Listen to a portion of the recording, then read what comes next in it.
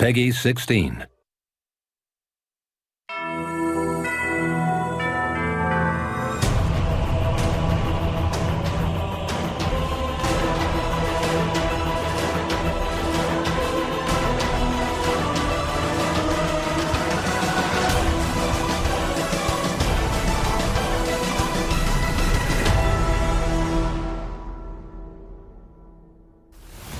Hello everyone, and a very warm welcome to the EU HCS Super qualifier. We are indeed today going to be seeing who is going to be heading to that Super, and obviously very important to find out who is going to be heading to Kansas City on the back of it, and that's exactly what we're going to be doing today on broadcast, and it's so lovely to have you joining us. My name is Lottie Van Praag. I'll be with you all day steering this ship, and I got crew on board as well. We do have some familiar faces in the Halo community. Of course, I have three wonderful casters and analysts who are going to be on the desk all day with me. I got Onset Brav and I got Clutch. Folks, I'm really excited about today. I think it's going to be really interesting to see who is going to be coming up to join those 8 all-important EU top teams to have a chance in this Super and to continue forward. But first and foremost, Onset, how you doing today, fella? How have you been? Are you excited? Doing good. Looking forward to seeing some EU Halo. It's something that's obviously very, very close to my heart. We know the 8 teams that are kind of already solidified their places in pools for the Super.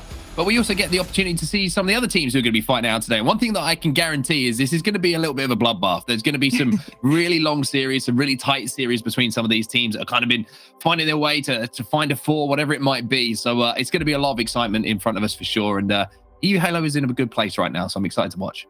It is. I'm disappointed though that you haven't got a Union Jack flag behind you. I'm just gonna say it right now. I know you're patriotic, but sorry. I know.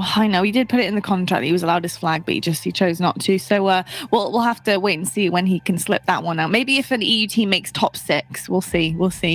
Bravo, it's so good to have you joining us. Are you excited about EU today? Because obviously we do have top 8 previously qualified in different circumstances, but we're seeing really right now some of the teams that are going to come in as the underdogs and potentially make certain runs coming into the Super later on. Yeah, super excited. It's great to be alongside you guys again, and for the first time online covering for Infinite the EU action. It's going to be great, like Mark said. And speaking of the Union Jack, you got a lot of UK competitors here, some teams that are also looking good with some French and German players as well. So we'll have to see which teams are able to sneak into the mix. Yeah, indeed we will. I'm excited to see who we kind of have on offer here and who are going to be our top teams coming in on the back of this one. Clutch, I'm really excited about this, and I think coming in and looking at teams that we may have not seen before, or some people might be new to some of these team kind of organizations, or even just some of the players themselves. Are you excited to see how the pack kind of shakes out and who starts to become on top and maybe kind of run away with things?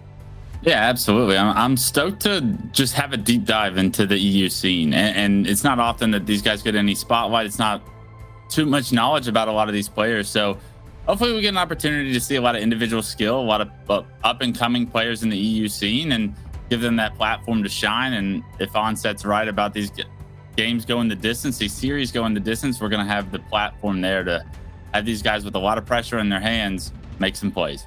Indeed, I think you said it really, really well there. This is 100% a deep dive into the EU scene. This is going to be exactly all you need to know about up-and-coming teams potentially in the EU scene and seeing what they can do. But with that being said, let's take a look at our 2022 season to see exactly what these teams and players are fighting for, where we are at right now. And our roadmap here, of course, it's going to be absolutely amazing. As you can see, we have just recently had our Anaheim HCS Regional. That was in California. Then we've had our Supers. We're filling them out. We've already had our Latin region, ANZ region. We're having our Supers happening right now, and that's all importantly going towards Kansas City and who can qualify for Kansas City. That is going to be our major. That is the world stage, and that is where we are currently at on our roadmap. And of course, everything leading up to our Halo World Championships right at the end of the year as well in Seattle. So really, really excited and so much to look forward to all season long.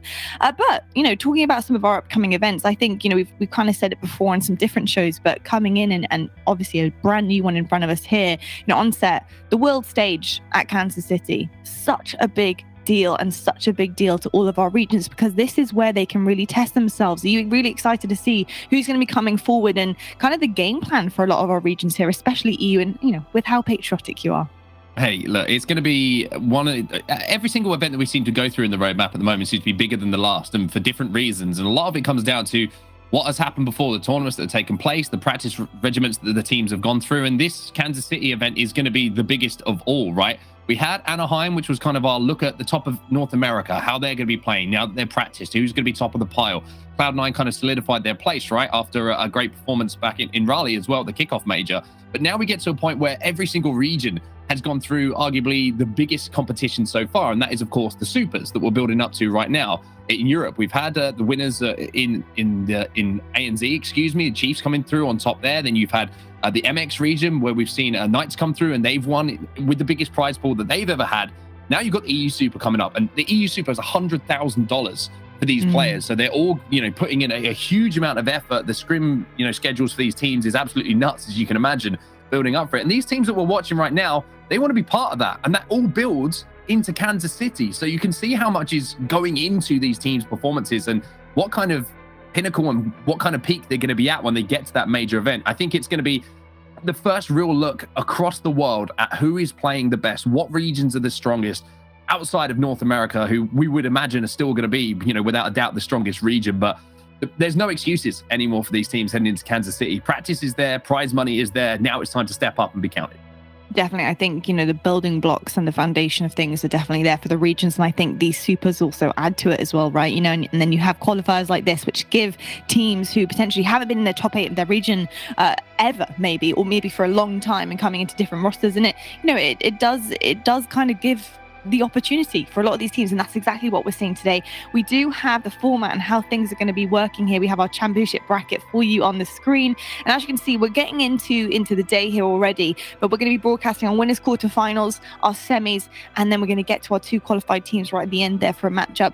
But obviously there is no winner today. There is no winner of the rest of this format. This is purely to qualify for the Super. It's really, really important you guys pay attention to that. We also do have 4 coming out of this today, so make sure you're aware. 4 are going to be qualifying for pool play for the Super by the end of it. We already do have 8 teams qualified, whether that's from the kickoff major or the HCS points. So we have those already. We have also a lower bracket as well for you guys. So you can see that there is the potential to bounce back if you do fall short earlier on in the day. So we are going to be playing through our elimination bracket as well. So there's a lot to play for here. And I think that's kind of an interesting mentality coming forward for this, Bravo. And I kind of spoke to you guys about this before we went live on air, is about, well, do we have a grand final? Do we have a winner? No, the winning point is qualifying. That is the most important thing. That is the pinnacle here. What is the mindset going to be like for these guys and those top 4 positions today? Yeah, exactly. It's a little bit different than you come into a standard tournament where you're looking to only gun for first place, right? When this is a qualification tournament like this where we're going to end at top 4, I think there's certain teams that just have their sights set on what they need to do today to make sure they get through.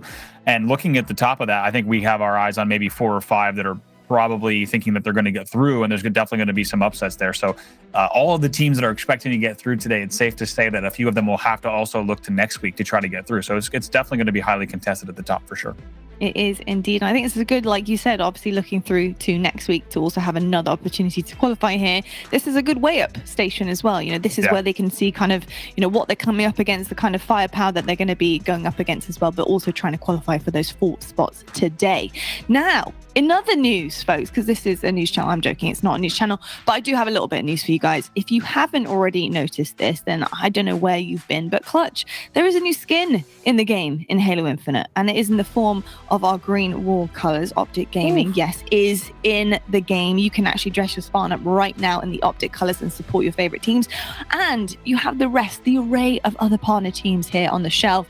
Clutch, I know that you tend to wear the colors, the team who are winning currently, but it's pretty hard not to put on this brand new Optic Gaming skin, isn't it?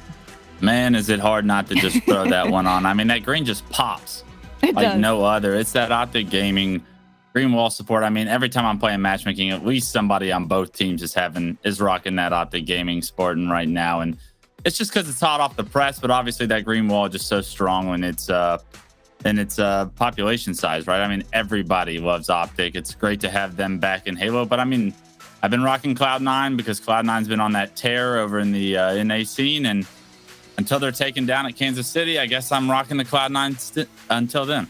Halo, I respect it. I respect it. And Halo, if teams don't want to win just for the glory, then they need to win to make sure Clutch has their skin on in his Halo Infinite lobbies. Okay, I'm just saying right now. I'm just saying. wait, if Na'Vi win the EU Super, by the way, will you wear the Na'Vi skin? That doesn't count. Come on, oh my goodness! Come on. Okay. Get this guy. It's not even gonna happen. Wow, all right. Disrespectful. Clutch supports the pinnacle, the world stage results. So that's where you got to climb. That's where you got to climb. But if you folks at home haven't got a chance to look at how good these skins look in game on the Spartans, then please check this out.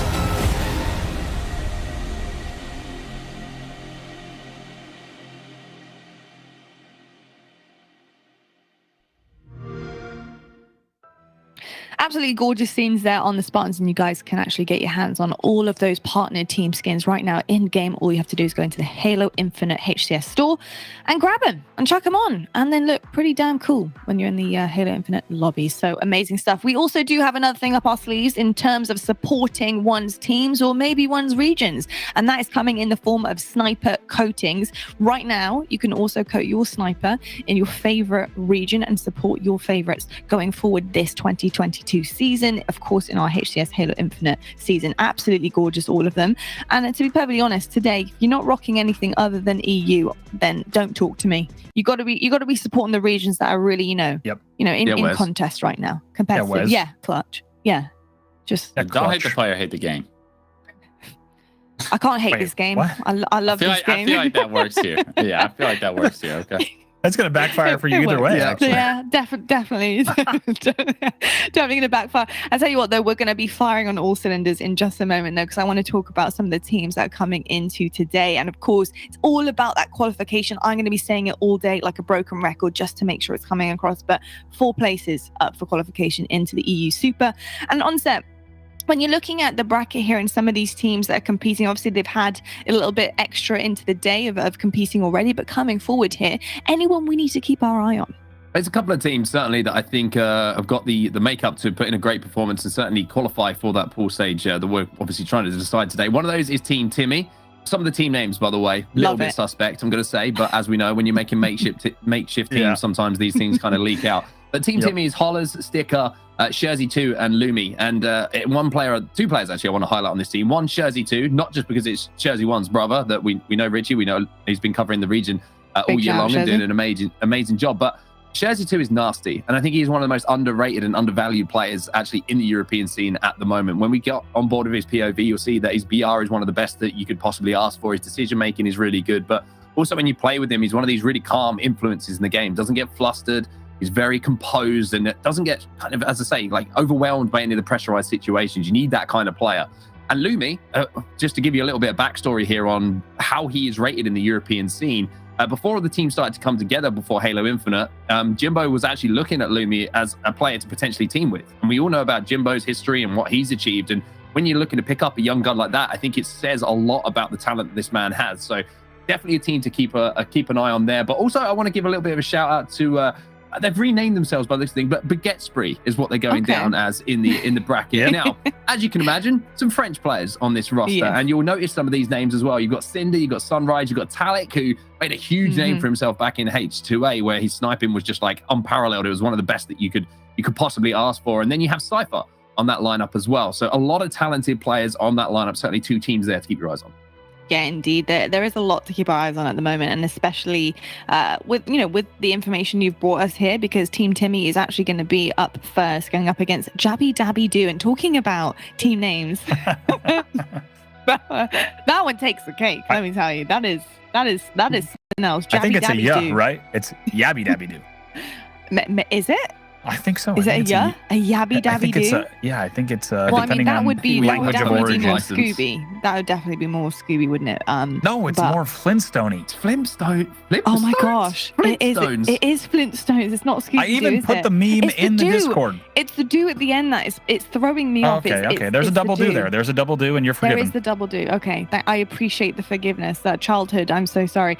We're looking right now, though, of course, at our series layout to see exactly what's happening. I'm excited for the first map. I've got to say, Oddball Recharge, I feel like this is quite testing. It's going to be testing a lot of the objective play and how the team works together and the cohesiveness here on the screen. So I think, looking at this, Clutch, talk to me about how you're feeling with the series layout, because I think this is going to be an interesting start and one that I think we're early on going to understand who's really kind of paving the way here with these 2 teams.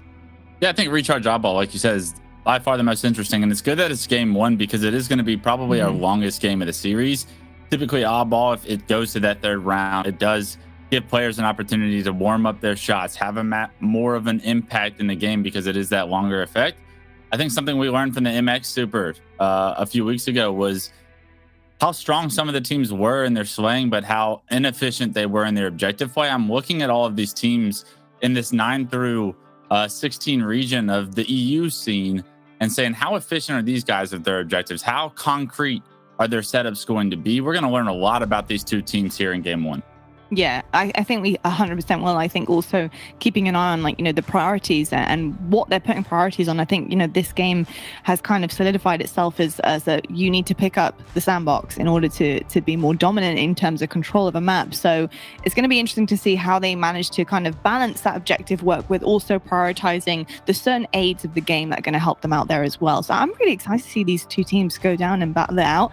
And again, my first look right now at these 4 qualifying teams going away at the end of this. And with that being said, I'm going to throw over to Clutch and Onset to get this one underway. So Yabby Dabby Doo versus Team Timmy. Let's get it. I'm glad you said it, Lottie, to be honest with you, because it's going to be a difficult kind of serious name to get out there a few times. Whereas I'm looking forward to the game-winning call, and you've got to shout Yabby Dabby Doo, by the way. I think your accent's really going to kind of embrace that. Yeah. We get like a little sneak preview of it, or are you just going to save it for the moment? We'll save it for the moment. If I try, I won't do it justice. And when it comes out in the moment, hopefully I do these players justice. But I mean, it feels like every time we take a look at these regions and we see some of these teams, they do this on purpose to us, Mark. Oh yeah, 100%. I mean, it seems like as soon as you get outside of that top 8 where the orgs are involved a little bit, right, and the players have got a little bit of history, it's like everyone's like sat in the lobby. They're like, what do we call ourselves? What do we call ourselves? Nobody wants to say anything that they think is going to be ridiculed. So that you just go for the most ridiculous thing. And that way everyone's just like, yeah, that'll do. But anyway, that's going to be where we find ourselves. It is going to be Yabby Dabby Doo versus Team Timmy. 2 of the greatest team names you could possibly ask for. And we're starting off on Recharge here, Wes. And I think you're right. It's a great opportunity for us here to see how these teams are going to play. This is arguably, in my opinion, one of the strongest teams, Team Timmy, that we have in the bracket today. We'll have to see how efficient they can be on this game type. And I know you certainly got your eyes on that. Yeah, absolutely. Want to get this one kicked off. And already the battle for camo has shown us how important some of this start to these games can be for both these 2 teams. I think that's one of the things that stuck out in the MX Super for me was how strong the starts were as far as the impact on the rest of the game. And already you're seeing Team Timmy get that camouflage secured. You are indeed. It's going to be in the hands of Excentra. Let's see what he can do with it. A couple of kills going down at the moment. Nobody really able to get control of that oddball, but Yabba Dabba Doo on the back foot. As I say, no one has control of the oddball. You can actually see now they've managed to pick it up. Now, one player to actually highlight on Team Timmy is Hybrid. Hybrid, who went over to League of Legends a long time ago and had a lot of success over there. And previously actually teamed with Ninja back in Halo 4, I think it was, right at the end of the game's life cycle. So obviously he has a lot of history with the game. Is a very talented player himself. Made the comeback here on Halo Infinite to the game. And we're looking to see what he can do as Jersey 2 is going to introduce himself to someone with a sword. Yeah, a lot of respect for someone that's able to balance two different games completely at a competitive level like Halo and League of Legends. So very excited for that as well. I do believe the graphic up top is going to be a little misaligned. So blue team is going to be Yabba Dabba Doo. There it is. It's fixed instantly. Perfect. As we get in here, we have sword on screen. Knocked to no shield, but he's able to stay alive. Team Timmy falling behind early though, Mark. Not something we would have expected when these two teams were matched up. Yeah, I agree with you. I think it's been a really good hold here at Pipes at the start of this game from Yabby Dabby Doo, and you can see that Hybrid's going to be the player who is having the odd ball in hand. Now, if there's one thing you don't want if you're trying to break a setup here, whereas especially around Pipes, is a player holding it with that sword in his hand. It's almost a guaranteed kill, but maybe it's going to be the bait. It is not a guaranteed kill. Beautiful little bit of baiting coming in there from Team Timmy. They played that one perfect. A little bit of an overextension from Yabba Dabba Doo. We'll see if their setup is still going to be able to hold strong. Unfortunately, the play ball comes through, but the shock rifle proves to be true. And that's going to award not only a little bit of opportunity here to gain some time, but complete map control once again in Yabba Dabba Doo's hands. This round one has been all Yabba Dabba Doo so far. It has. There's a kill, though, coming in for Sticker. Not only did he get the kill, he also managed to pick up, the sword and, of course, a little bit of direction towards that oddball. Sword's still in the hands here of him, but gets taken down. The ball is still in the hands of Yabby Dabby Doo as well. The play ball does come in from Hollers right at the end there just to get away from that setup. But you're right, Wes. This has been all one-sided so far, and you can see a camo in the hands once again of Yabby Dabby Doo here. And this is looking like a very poor first round of oddball coming in from Team Timmy. Yeah, Team Timmy needs to pick it up, but that was a good play ball by them. They would have had an opportunity for Yabba Dabba Doo to get more time and build this lead even further here in this first round, but a good play ball comes through, so that camo kind of negated because it's just run out as the new setup is coming in. But two members go down for Team Timmy in the meantime, so Yabba Dabba Doo still able to keep map control, even though they were over at blue. This ball got reset. You think it's going to be an opportunity for Team Timmy to get back into this, but we'll see how this plays out. It looks like Team Timmy have picked up the kills that they needed to, at least to try and advance on that oddball. Now they have their hands on it.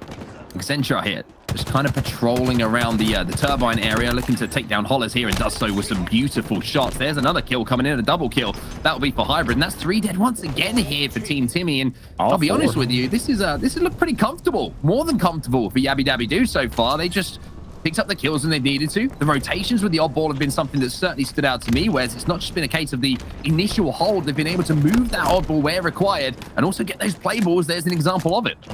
Yeah, so often in Infinite, I feel we see players struggle to slay while also getting significant ball time. Hybrid is having one hell of a first round here. 7, 4, and 5 with 53 seconds. Absolutely popping off so far in this game. 71-8. Finally, we're going to see the ball transfer over here, but it looks like it's just going to be a play ball for Team Timmy. It's kind of a little bit of a last resort, so to speak, for the Papa Roach fans out there. But Hybrid now looking to continue his little run. And I think you're right. It's been a perfect example of how to play objective. A lot of newer players to Halo Infinite and whatever it might be, you see the player with the oddball in his hands. It's kind of almost used as an excuse to not pick up that time, Wes, but you can do almost as much damage and certainly pick up a lot of kills off of the damage done by your teammates just by dropping that ball for a few seconds, as we see yet another rotation here towards blue.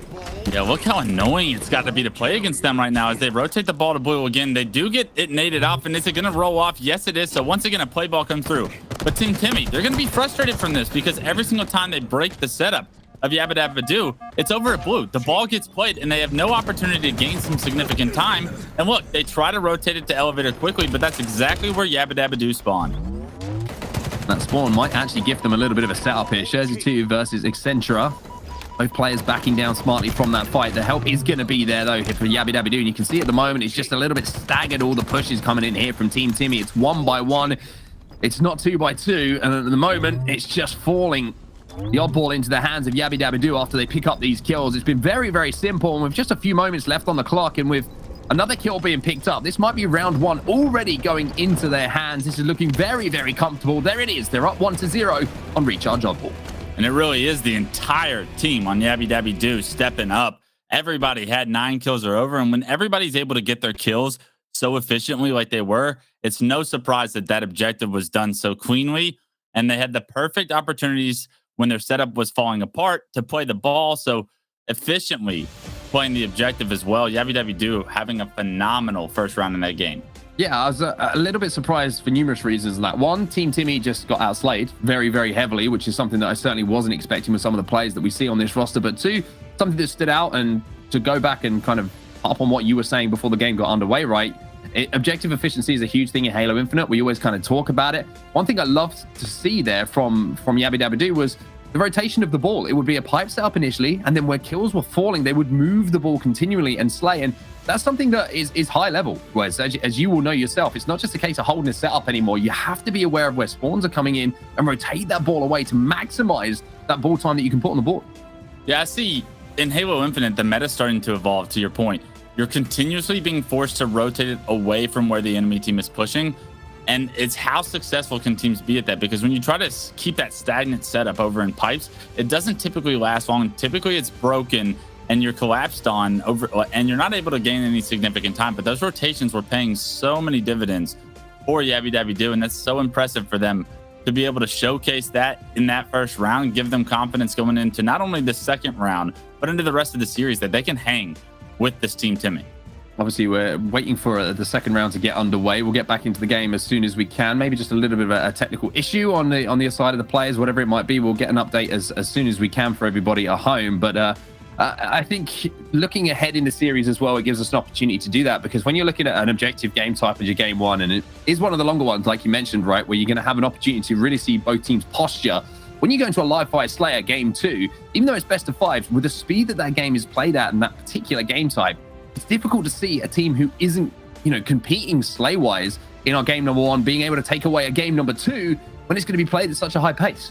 Yeah, I think the biggest thing is we talked about Team Timmy being one of the favorites coming into this weekend to try and qualify. And if they're to go down and lose game 1, which looks like everything we saw in round 1 points to that being the case, game 2 is a Slayer. And a lot of times Slayers are 50-50 shots, especially between two evenly matched teams.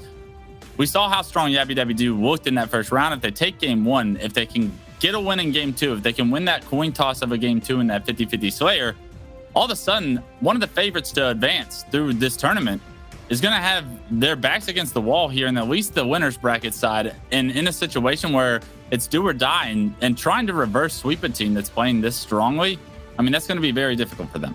Yeah, it certainly is. And it's not a kind of situation you want to find yourself in. Unfortunately, we're hearing in our ears that right now that the observers have crashed in the game. So we can't get back into round number 2. We're going to find out exactly what happens and bring the results to you as soon as we can. We'll rejoin the series on live Fire Slayer. A little bit disappointing, I have to say, Wes, that we don't get to see that second round and how it plays out, and potentially even a third round. But to your point, I think it's something that all teams are going to be feeling the pressure on, especially when you are looked at as a favorite in a bracket, right? If you fall down early, all of a sudden you're like, oh, we might be looking ahead to next week to have to reassess how we are. And you don't want to be leaving it down to that last moment to try and qualify for the Super. As we mentioned, the Super, $100,000 prize pool on the line. You want to be there as soon as possible, and you also want to have the best seed as possible.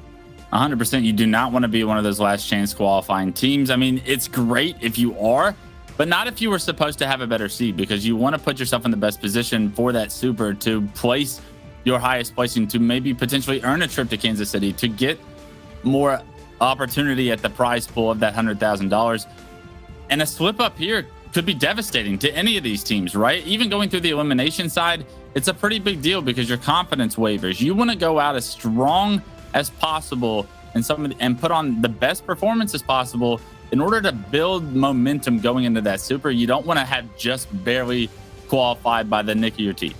Yeah, I completely agree with you. And I think we do have a little bit of time here, and just another update for you. If we do go into round 3, we will reconnect to the lobby and hopefully bring you that. But again, we'll bring you the update as soon as we possibly can. It gives us a chance to look forward to the EU Super, right? We're going to be flying out to Sweden very, very soon to cover all of that. And it's going to be a lot of fun to do so. But if you're just joining for the first time, maybe you're one of our NA fans who's kind of watching and interested to know what's going on in EU Halo at the moment, let's talk through the 8 teams that have already managed to qualify. And those teams are Ascend. No surprise there. Been completely dominant online. I know you're a big fan of them, Wes. We have Quadrant, another French team who have been playing very well. You have Navi, you have Mocket, you have Blackhand, you have Methods of Madness. And then I'm going to be very careful with this team name. I think it's you know what? I'm not even going to go there, but some of the former Call of Duty boys on that lineup, and then you have Team Twisted in there as well. And I want to kind of give you the floor a little bit to talk about Ascend, because we've been talking a lot away from camera. We do actually, talk to each other away from camera a lot of the time as well. Sometimes. And you're a huge fan of how this team plays. What is it about this team that you love so much? I can see it in their playstyle that they know what they're doing at the highest level, right? It's just a matter of performing consistently for me for this Ascend roster. I feel like they have the individual skill. They play at the correct pace that's going to be able to compete with the North American rosters, especially some of those top teams. You're going to have to find your footing in those pace games. And a lot of times, some of the other regions just fall short of that the second they step into the same server. But this Ascend team, I don't see that being the problem for them. The thing for them is keeping composure, playing consistent. If they can play to their potential, they are a good team that can get into the top 6. I truly believe they are EU's best hope to get there. But that being said, there's a couple other teams that are pretty solid as well. Yeah, it certainly is. I'm sure that Quadrant will be like to be in that conversation. The same with Na'Vi.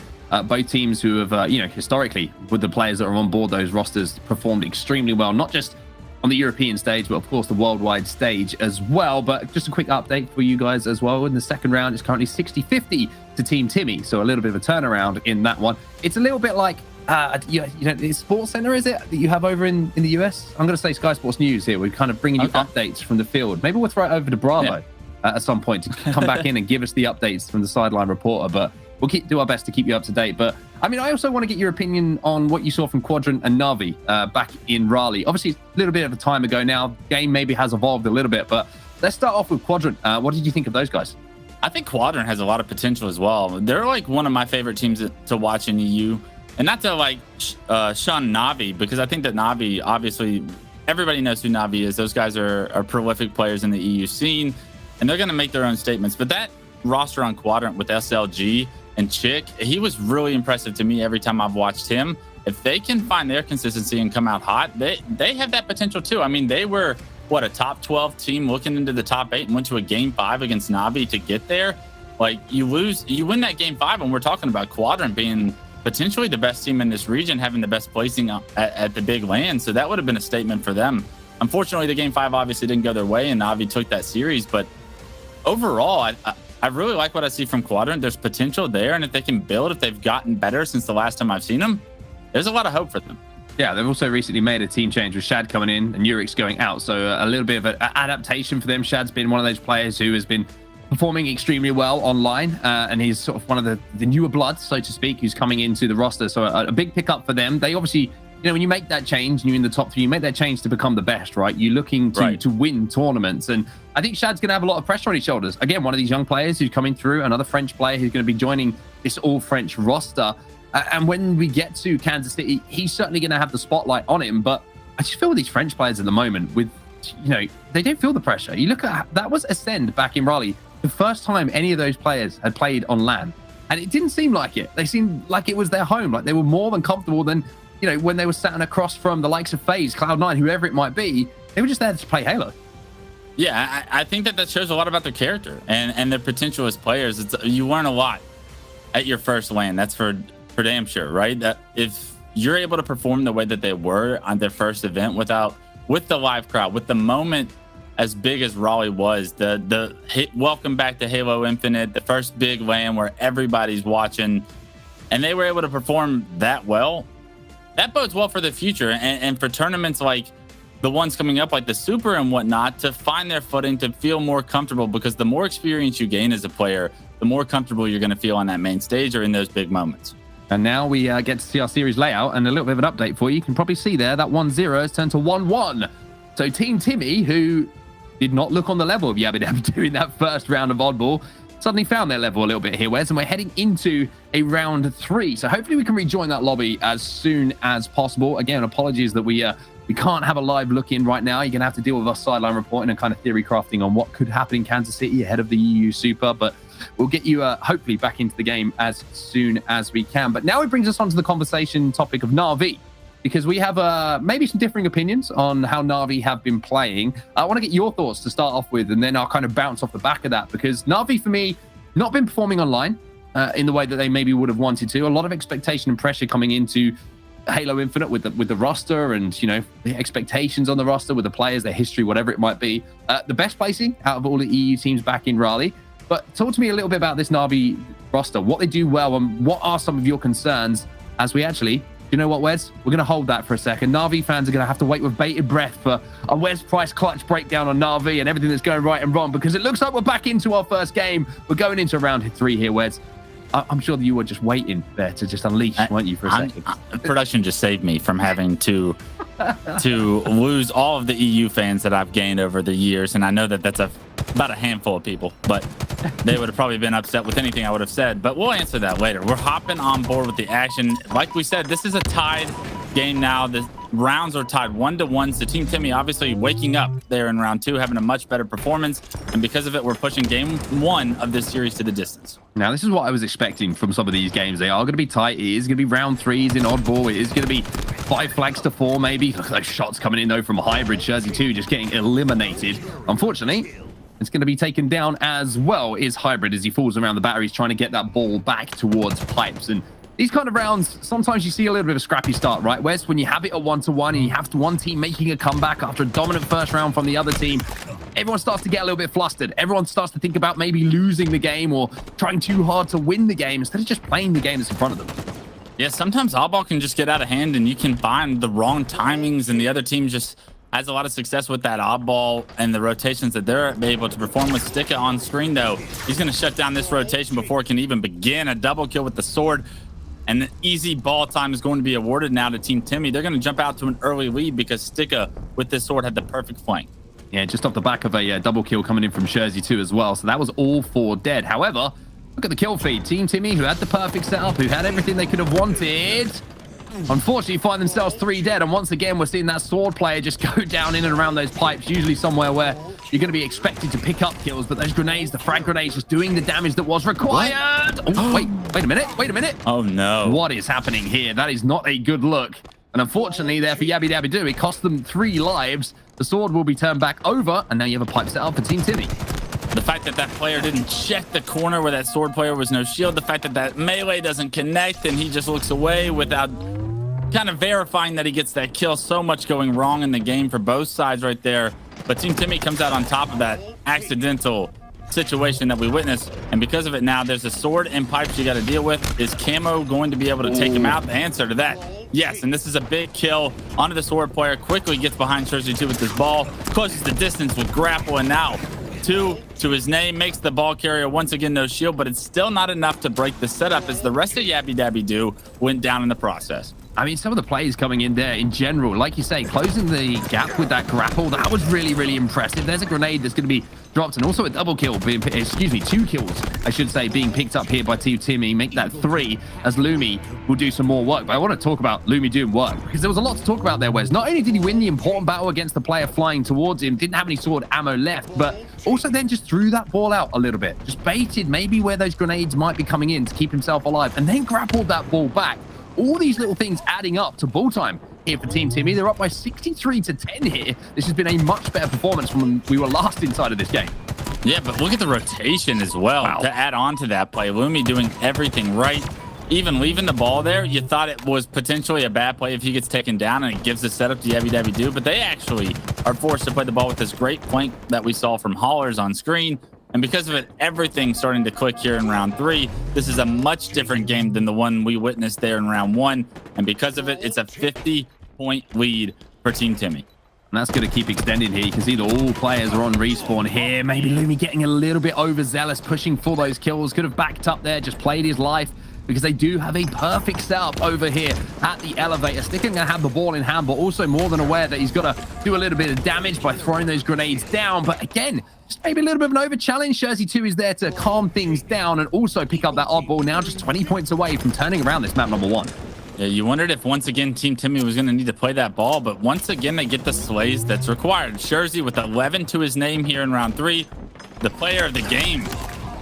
Gonna make it 12 on screen. That's a beautiful job by him. Can't quite hit that shock rifle shot, but the damage is being done, and it's led by Jersey. I mean, he has had such an impact here in round 3.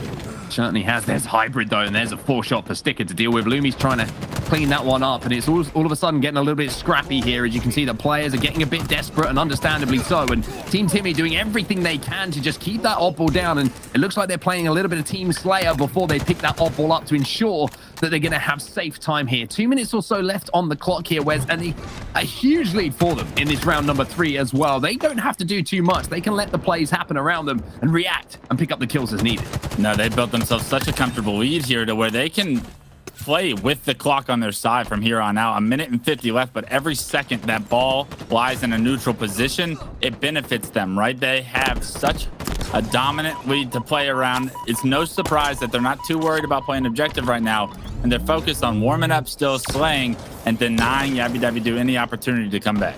Yeah, Sticker not getting any shots to connect right now with this shock rifle. If I'm him, I'm thinking maybe pull out that battle rifle, or maybe he's just taking the time to warm up. There's a little body shot onto the back. There's the grapple to try and chase down the kill, but unfortunately, got a little bit too hungry for kills there. Gets taken down and turns the shock rifle over to Yabby Dabby Do.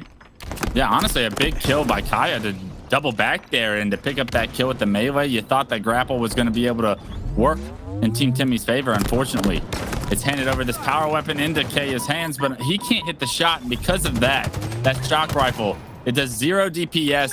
And with it, it looks like Yabby Dabby Do's complete setup is broken. 4 go down, and Team Timmy once again looking to close this one out.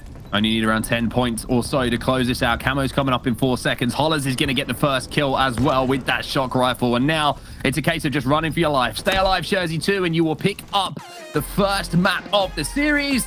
Team Timmy turn things around from being 1-0 down on Recharge Oddball to take the first game 2-1. We didn't get an opportunity to see the entire game stats because obviously they had to reset the lobby. But I mean, at the end of that game, when you take a look at the kills, go down the list of all of Team Timmy, everybody having 12 kills or more. I mean, that's an incredible performance from them to change and rewrite the story that we were talking about after witnessing that first round and having no opportunity to see the second round. Team Timmy really stepping it up, waking up and finding their groove there, especially in round 3. And it was a job done by everybody. Yeah, it was certainly a turnaround, like you mentioned, from what we saw in that first round. Now we head over to our game number 2, and we kind of touched upon how this might have turned out should the results of round number 1 kind of carried through that first game, and Yabby Dabby Do find themselves up by 1. But now it's a very different situation mentally, inside of the game for the players on Yabby Dabby Do, because being 1 down in the series after being 1-0 up in that first game, looking so dominant, you're probably thinking, hey, let's get through this game, let's get to the Slayer, we're 2 up in the series. But it's a little bit of a different look now. And just a reminder to everyone as well, it's not best of 3s today, it's best of 5s. So it is an opportunity for all teams to find their footing in series and make these comebacks. Even though it's just the first round comeback and a first game comeback, I should say, you're going to see a lot of this today. A lot of turning series on their heads, turning games on their heads. And that was a perfect example of it from Team Timmy in game 1. Yeah, absolutely. I actually love the fact that we were able to see that in game 1 because it just showcases the new skill set that Oddball has in Halo Infinite, right? That round-to-round case where you have to outplay us in multiple rounds. It allows that reset. It allows teams to find composure throughout those breaks and to potentially create those comebacks because Yabby Dabby Do won by a significant margin there in the first round. It was completely rewritten, the story of game 1 there in rounds 2 and 3. And because of it, Team Timmy now has that lead. That oddball change was so significant to how the momentum of teams can shift game 1 and the starts to game 1 and the slow starts as some of our better teams get on. We witnessed that in the first game of the series. Now let's see what game number 2 has in hand for us. We kind of touched upon it, Live Fire Slayer, how it can be played at such a quick pace, how there's a lot of ability for huge individual players with some flanks coming in as well. I think the Mangler is going to be used. I'm not sure. We'll have to see if there's a GA between the 2 teams about that, because that has been something obviously that's been prevalent in professional play right now. Didn't see too much of it in the game number 1, so I wonder if there is agreement between the 2 teams. But it's going to be Heatwave, I think, is something that is becoming more and more prevalent on this map, especially flanking around those pillars, flanking around those dummies, where you could do so much damage with that thing in your hands. Yeah, I think the amount of power on this map definitely will fluctuate depending on if that GA comes into play, Mark. I think if the Mangler is no longer in effect, you're already seeing NA pros start to say the impact of the shotguns are so much heavier because they're so much difficult to deal with. We're starting off game 2, though, in Sticka. He's got himself 1 to his name already, and it looks like it's going to be total control for Team Timmy early on as well. They've also managed to pick up the sniper rifle. You can see all players are kind of flushing out towards the power up, which is going to be popping in a few seconds as well. Lumi's been tasked with just watching all of this open field around the scoreboard to see if they can cover any angles. The only problem is it looks like they might have left this plant free, but there's a free kill being picked up by Lumi. The player just drops into his sights. It's one thing to see the player. It's another thing to make sure you hit the simple shots. He does exactly that. They should pick up this camouflage, and now he's going to have snipe and camo. I love how Team Timmy has positioned themselves to give their sniper player this camo. It was an understood assignment here from Lumi to grab this camo after picking up that kill, and we'll see what he's able to do now that he's secured this one, trying to locate some players. And I like the fact that he's backing up towards tower in such a good position to land an easy kill here. Finds the first body shot, wisely backs down, doesn't over challenge, gets some good information too. So Lumi playing at a very high level right now. Picks up another comfortable body shot as well. Now he's just playing point guard for his teammates. As you can see, another player going to be charging. Camo just runs out at the last moment there. Had a last shot lined up, probably thinking he had a few more seconds to do it. But look at the score right now. It's going to be Team Timmy who are doubling up 8-4. The snipers certainly has had an impact, on that scoreline, with Lumi hitting some comfortable bullets and picking up some pretty comfortable kills. What a great job to stay alive in these situations. So much pressure, so much focus on Lumi, but he's able to play his life so well. Stay alive, not only that, but pick up a kill in the meantime, anchor this top tower position with the snipe, and because of it, Team Timmy off to a very early lead, 10-5. I have another opportunity to hit some nice shots here as well. Good call out from a teammate. There's a killing spree for Lumi. Another player is going to be weak bottom tower. Lumi once again somehow managing to avoid all of the shots and the grenades that are coming in around him, and just survivability very impressive from him. Misses this body shot, but should be able to clean up the kill, you would imagine, with a beatdown. Manages to do exactly that. 13-7, even with Lumi on somewhat of a spree here. As you can see, he's currently 6-0 in this game. It's a little bit closer than it was a few moments ago. And look at this, he's out of dodge, keeping his life, just playing so well, making sure that, hey, when you're surrounded by Yabby Dabby Doo in that situation, he got out of there without having to give a life away. And because they're not able to trade anything back, 15-9 now is the scoreline. But you really saw what Team Timmy wanted to do with that power weapon early on, and that's get it to tower and control that tower base. A good double kill from Hybrid with this camo on screen, but I love the fact that we saw a setup in Slayer and we saw it be used so efficiently to Timmy's advantage. Got to give a huge amount of props there to Hybrid as well. Not just the double kill that he picked up, but the fact that he was last player alive for his team momentarily there with camo, and then took the 1v1, which was a risk to say the least. If you lose that, then you go 4 dead, you lose camo, but only that managed to pick up a double and give his team a little bit of room to maneuver out of their spawns and around the map. Even though he did exactly that, Yabby Dabby Doo still find themselves down in this game. 19 kills on the board here for Team Timmy as we jump on board with Hollers, who's found himself a snipe, and he's found himself a headshot. Yeah, a nice headshot to finish that kill off for that player. And unfortunately, as he's losing teammates left and right, he's surrounded, so he's forced to back up. But wisely, able to get out of the sandbag area, able to play his life, stay alive with the snipe, and relocate potentially towards this tower where we've seen Team Timmy have so much success earlier on.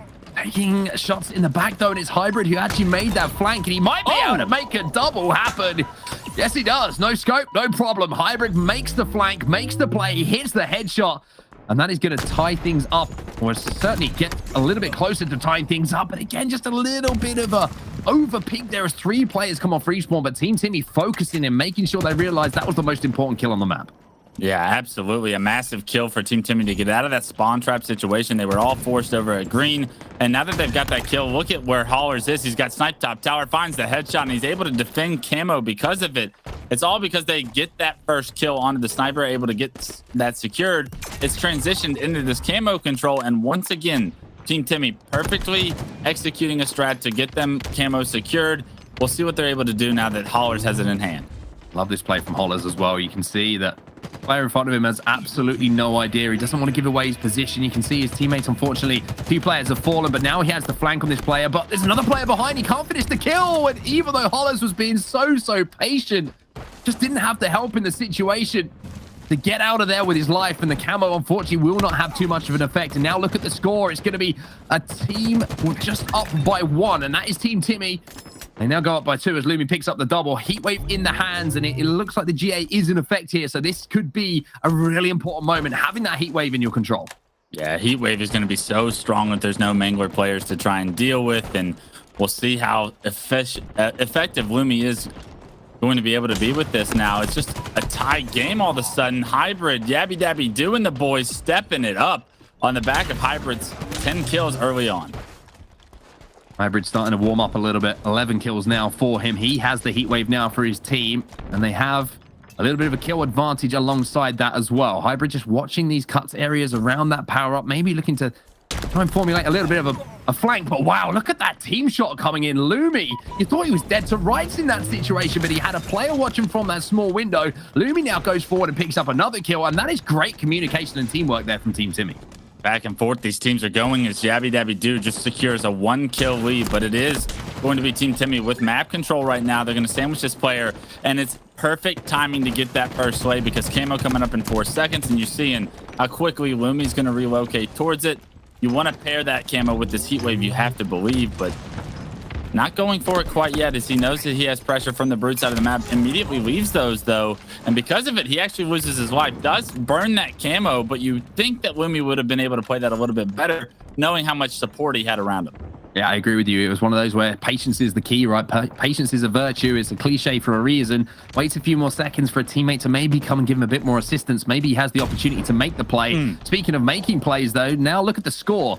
It's 37-32. What a turnaround it's been. And Hybrid has the heat wave. And you can see on your screen that Master Boaz has the sniper rifle in his hand. So a complete turnaround in this game. And it's been down to those power weapons and how they've been controlled. Yeah, look at that. The first time YabiDabiDoo is able to deny camo from Team Timmy, it immediately works in their advantage. They find themselves up 7 kills now, 39-32. Master Bose, he's going to fall all the way back to tower, anchor this position. If it's anything we've learned from Team Timmy, he's going to have a real opportunity to put a punctuation on game 2 for YabiDabiDoo. Love this rotation, though, just staying alive. But no, he gets hunted down here, and Sniper Rifle might actually turn over. There's a battle going down back tower. It's Hybrid who's going to win it. Can he get that Sniper Rifle? No, Jersey 2 comes in, and now he has the opportunity to drag his team back into this game. Not only has he got a sniper, he's also got that heat wave. So much power in Jersey 2's hands. What can he do with this power is the big question, because he has to act quickly. He's losing teammates left and right, and unfortunately, you got to figure out a way to impact this game. He knows players are back tower. He drops behind, able to find one as well, gets the killjoy. And now with full map control, you'd think this is Team Timmy's opportunity to get right back into this, but they're down 5 kills and not a lot of room. A nice no-scope on the player that repulsed up top. He expects it, and a good read from Jersey 2 to continue to close this gap. With great power weapons comes great responsibility, and he's holding the responsibility in his hands right now, and he's saying, boys, just stay alive. I've got one more bullet in the chamber here. We've got camo coming up as well. Let me try and get us back into this. Let me try and give us an opportunity to win this game and get that power up. But at the moment, you can see he's coming under pressure for bottom tower, so he has to give up that line of sight onto the camouflage. Now has to make the play. Can he connect? Oh my word, the long range shot does connect, but now he's got to flush forward to try and kill these players on that power up. Has the opportunity to make a play here for his squad, but only 3 deaths to play with. Yeah, unfortunately, the entire time we see Jersey 2 hitting these shots, he's losing teammates left and right. And unfortunately now 48-45, 49-45, and one more kill, I believe, is going to do it for YabiDabiDoo. Just need the one. The power up is still up, but it's not going to get picked up because the game will be put in the back pocket here for YabiDabiDoo. We're tied up at 1-1 now, Wes, and I mean, it was a great effort, a comeback towards the end of that game, but that mid-game swing with the sniper rifle and the heat wave really was the difference between the two teams.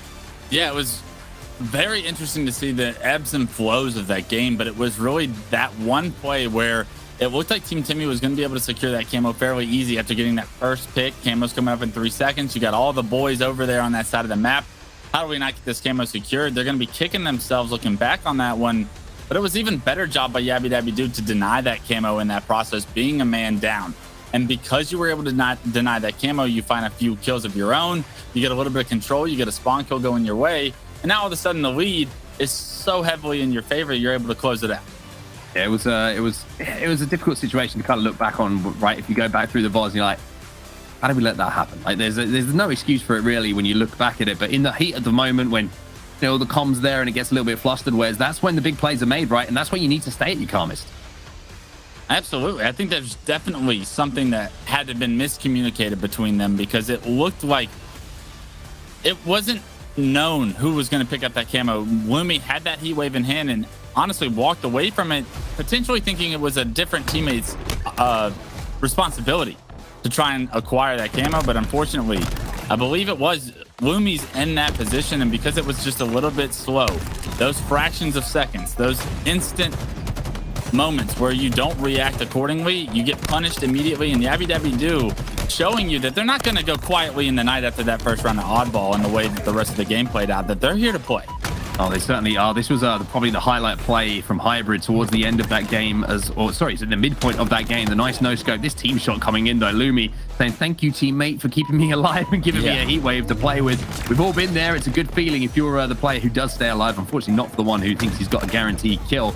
Jersey 2, right at the end of the game as well, did everything that he could just to try and drag his team back into it, especially with one of the craziest long-distance heat wave shots that I've seen in quite some time that connected on that player on the power-up, but it wasn't enough. Like we mentioned, Yabby Dabby Do tie up the series at 1-1, and now we head into Capture the Flag Bazaar, where communication between teammates is probably a premium here with how difficult it is to get that flag back to your base, Wes. And control of the power-ups and power weapons is going to be so vital to these teams' successes here going into Game 3. Overshield and rockets are typically the way you get flag caps on the board in this map. We'll see how well that camo or that overshield and rockets control can transfer from Game 2 over to Game 3, because it really was Team Timmy controlling a majority of the power in that Game 2. They just didn't have the success that we potentially would see with those camouflages. Much easier to have success with the overshield, I would think, because you're able to just play your normal game with just a little bit extra layer of shield.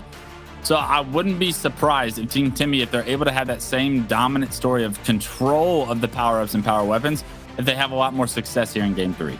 Something I want to touch on there is one word that you used as well is control. And I'm not talking about power weapons, power-ups, whatever it might be. I'm talking about one player on the team stepping up to control the troops, so to speak. It's difficult to do. A lot of these teams that we're going to be watching today aren't kind of solidified rosters, right? There's a couple of late pickups, maybe some duos who are finding a third, a fourth, whatever it might be. So you need someone to take that responsibility, Wes. And when you are coming into a lineup and you kind of maybe not naturally seeing that in game, how difficult is it to actually step up as that player and say, hey, boys, just listen to me. I'm going to make the call to the plays. Let's go with that. And if we have the success, that's great. If not, at least we died doing something together.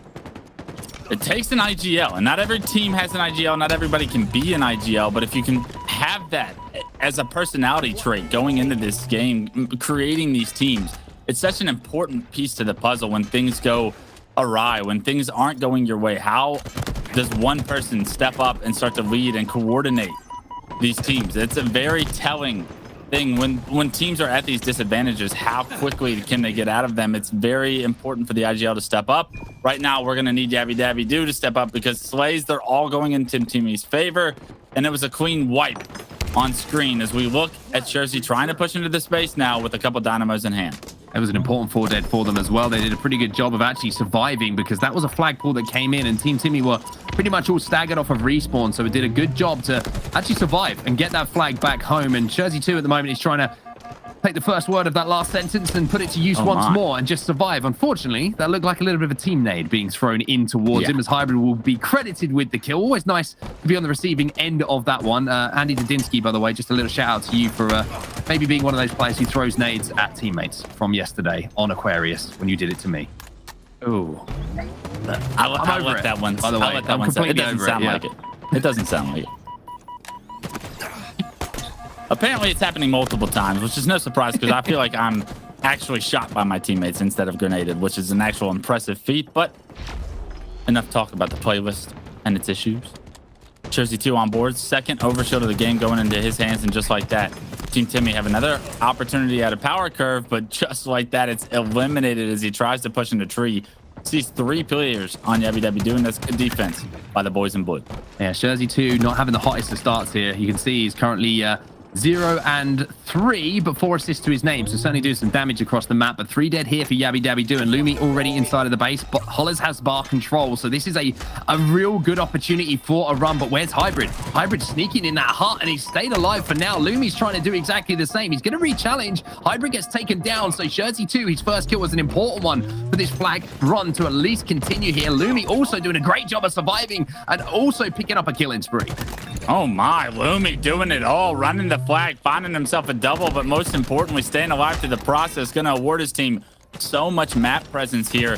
It's probably going to award them a flag cap if he's able to continue to play his life. He's being such a nuisance, and look at this, how distracting he can be. Rockets are up, but that's not what you need to be concerned about, because the flag is about to go in right now for Team Timmy, and they're going to take an early lead here, 1-0. might have an opportunity to actually go back-to-back here as well if they can survive. Sticker goes up to the heavens and almost falls down with a bulldog in his hands to really put the bite onto one of his opponents. But Sticker there, I mean, break that down. Excuse me, Lumi there. Break that down for us, Wes, because everything he did in that play was almost to the T. It was perfect for what his team needed for that flag run.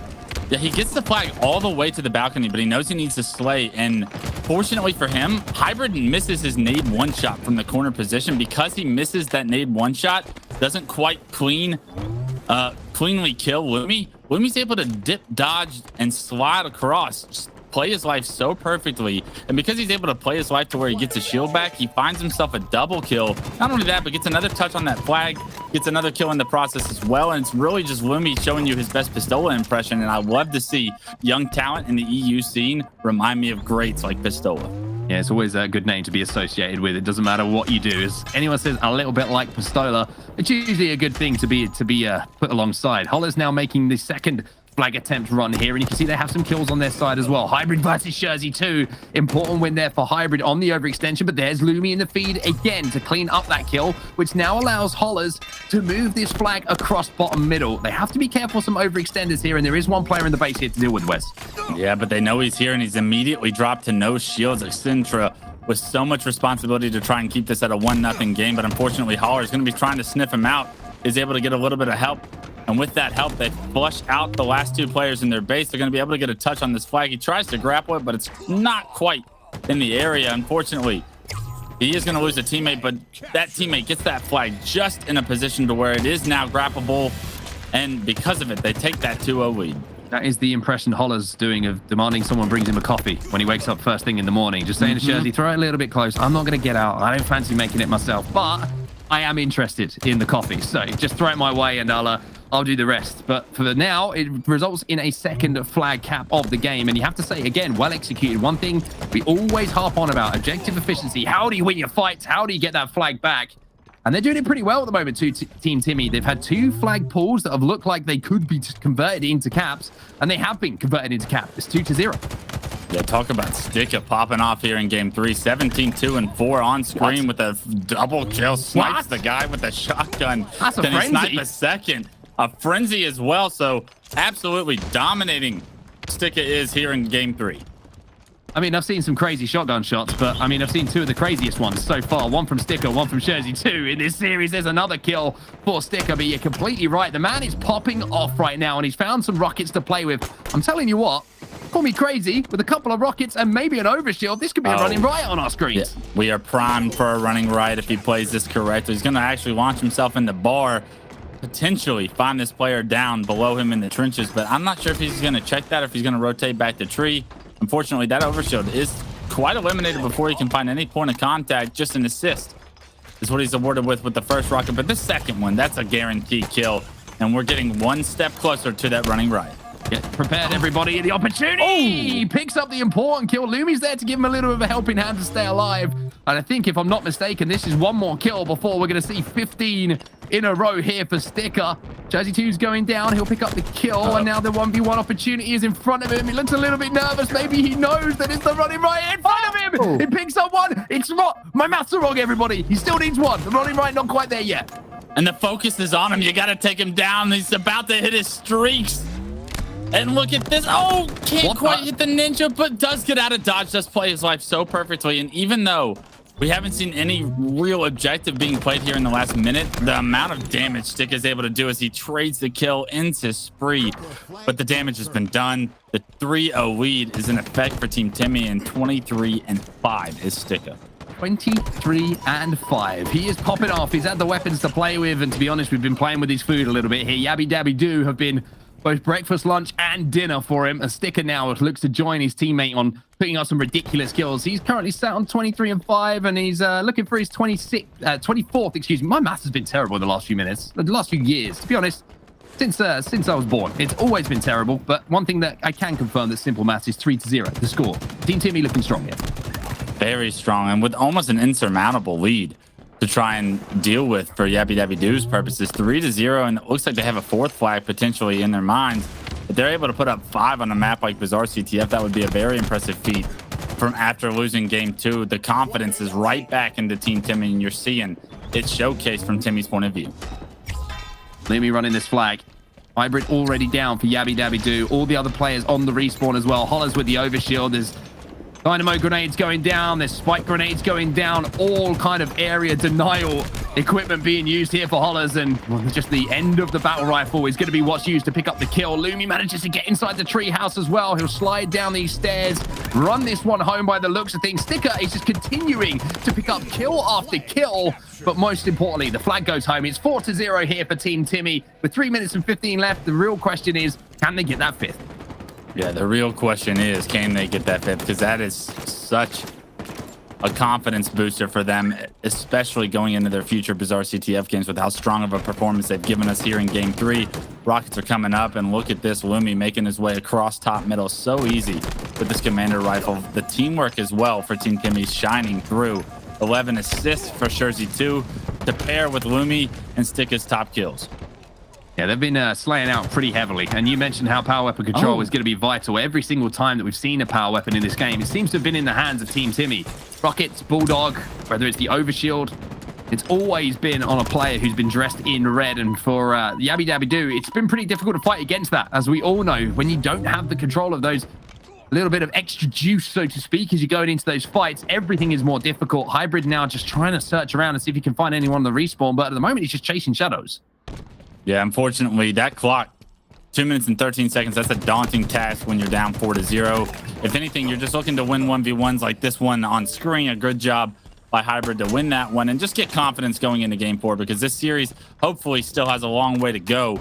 Trying to take that to a Game 5 is Yabby Dabby Doo's purpose at this point, because right now it looks like Game 3 is all but over. Great kill again from Sticker. He's looking for his 30 bomb here. I can't believe you look at the death screen, his death stat, excuse me, as he picks up the double. That is 35 and 7. 30 kills for Sticker, only 7 deaths. That is ridiculous, extraordinary. As Lumi once again is the player with a flag in his hands, and he just says, you know what, Sticker, you kill everyone, I'm running the flag. Overshield as well, and that's really the dominant storyline that we saw here in Game 1. A good job by Bose to be in a position to shut this down with that combat shotgun. Unfortunately, good shots by Hollers to take him down from that position. You don't want to give up your life there. And another killing spree for Sticker. No surprise here. Before we hop on board with him, he's already killed 4 in this one life. 31 to his name, and he's going to punch the 5th and final flag of Game 3 in for Team Timmy. And it's a dominant, clean wipe from Team Timmy in Game 3, 5-0 on Bizarre CTF. A statement, nothing short of that. 5-0. We don't see it very often on Bizarre CTF, but we do see it now today here in Europe. And I think the perfect answer back after what was a little bit of a disappointing Game 2 for them. But it's been a hard-fought series. That's been the first game that we've seen that's really separated the two teams so far, Wes, where we've seen not only dominance in, this was the final score, of course, but also just across the entire game from when that first bullet was fired. Yeah, that was a much different Game 3 than we saw in Game 2, right? I mean, Yabby Dabby Doo won the Slayer, honestly, in a convincing fashion there towards the end, but in this game, the Slays were not there for them. I mean, look at that. Master Bows, 6-20. You got Accentra at 6-21, and those are difficult stats to have. One of those might be an 8. It's difficult to see from the Discord point of view, but, I mean, it really is everybody on Team Timmy laying not only damage, not only kills, assists, taking damage and playing their lives so well, but it really is power-up control and overall map dominance on Bizarre CTF. I think it was like a 27.5 KDA there for Sticker. I mean, that is, that just speaks for itself, really. I don't need to do any explaining. You're all smart enough at home to know that that's a big number. Whereas Lumi was also doing some great work as well. This was a great indication of not only, being able to pick up slays, Wes, which is, a great importance, to do when you're running that flag, but also recognizing where those kills were going to be coming, knowing where he could position himself to stay alive from potential respawners, where he could position himself to put damage down onto those players.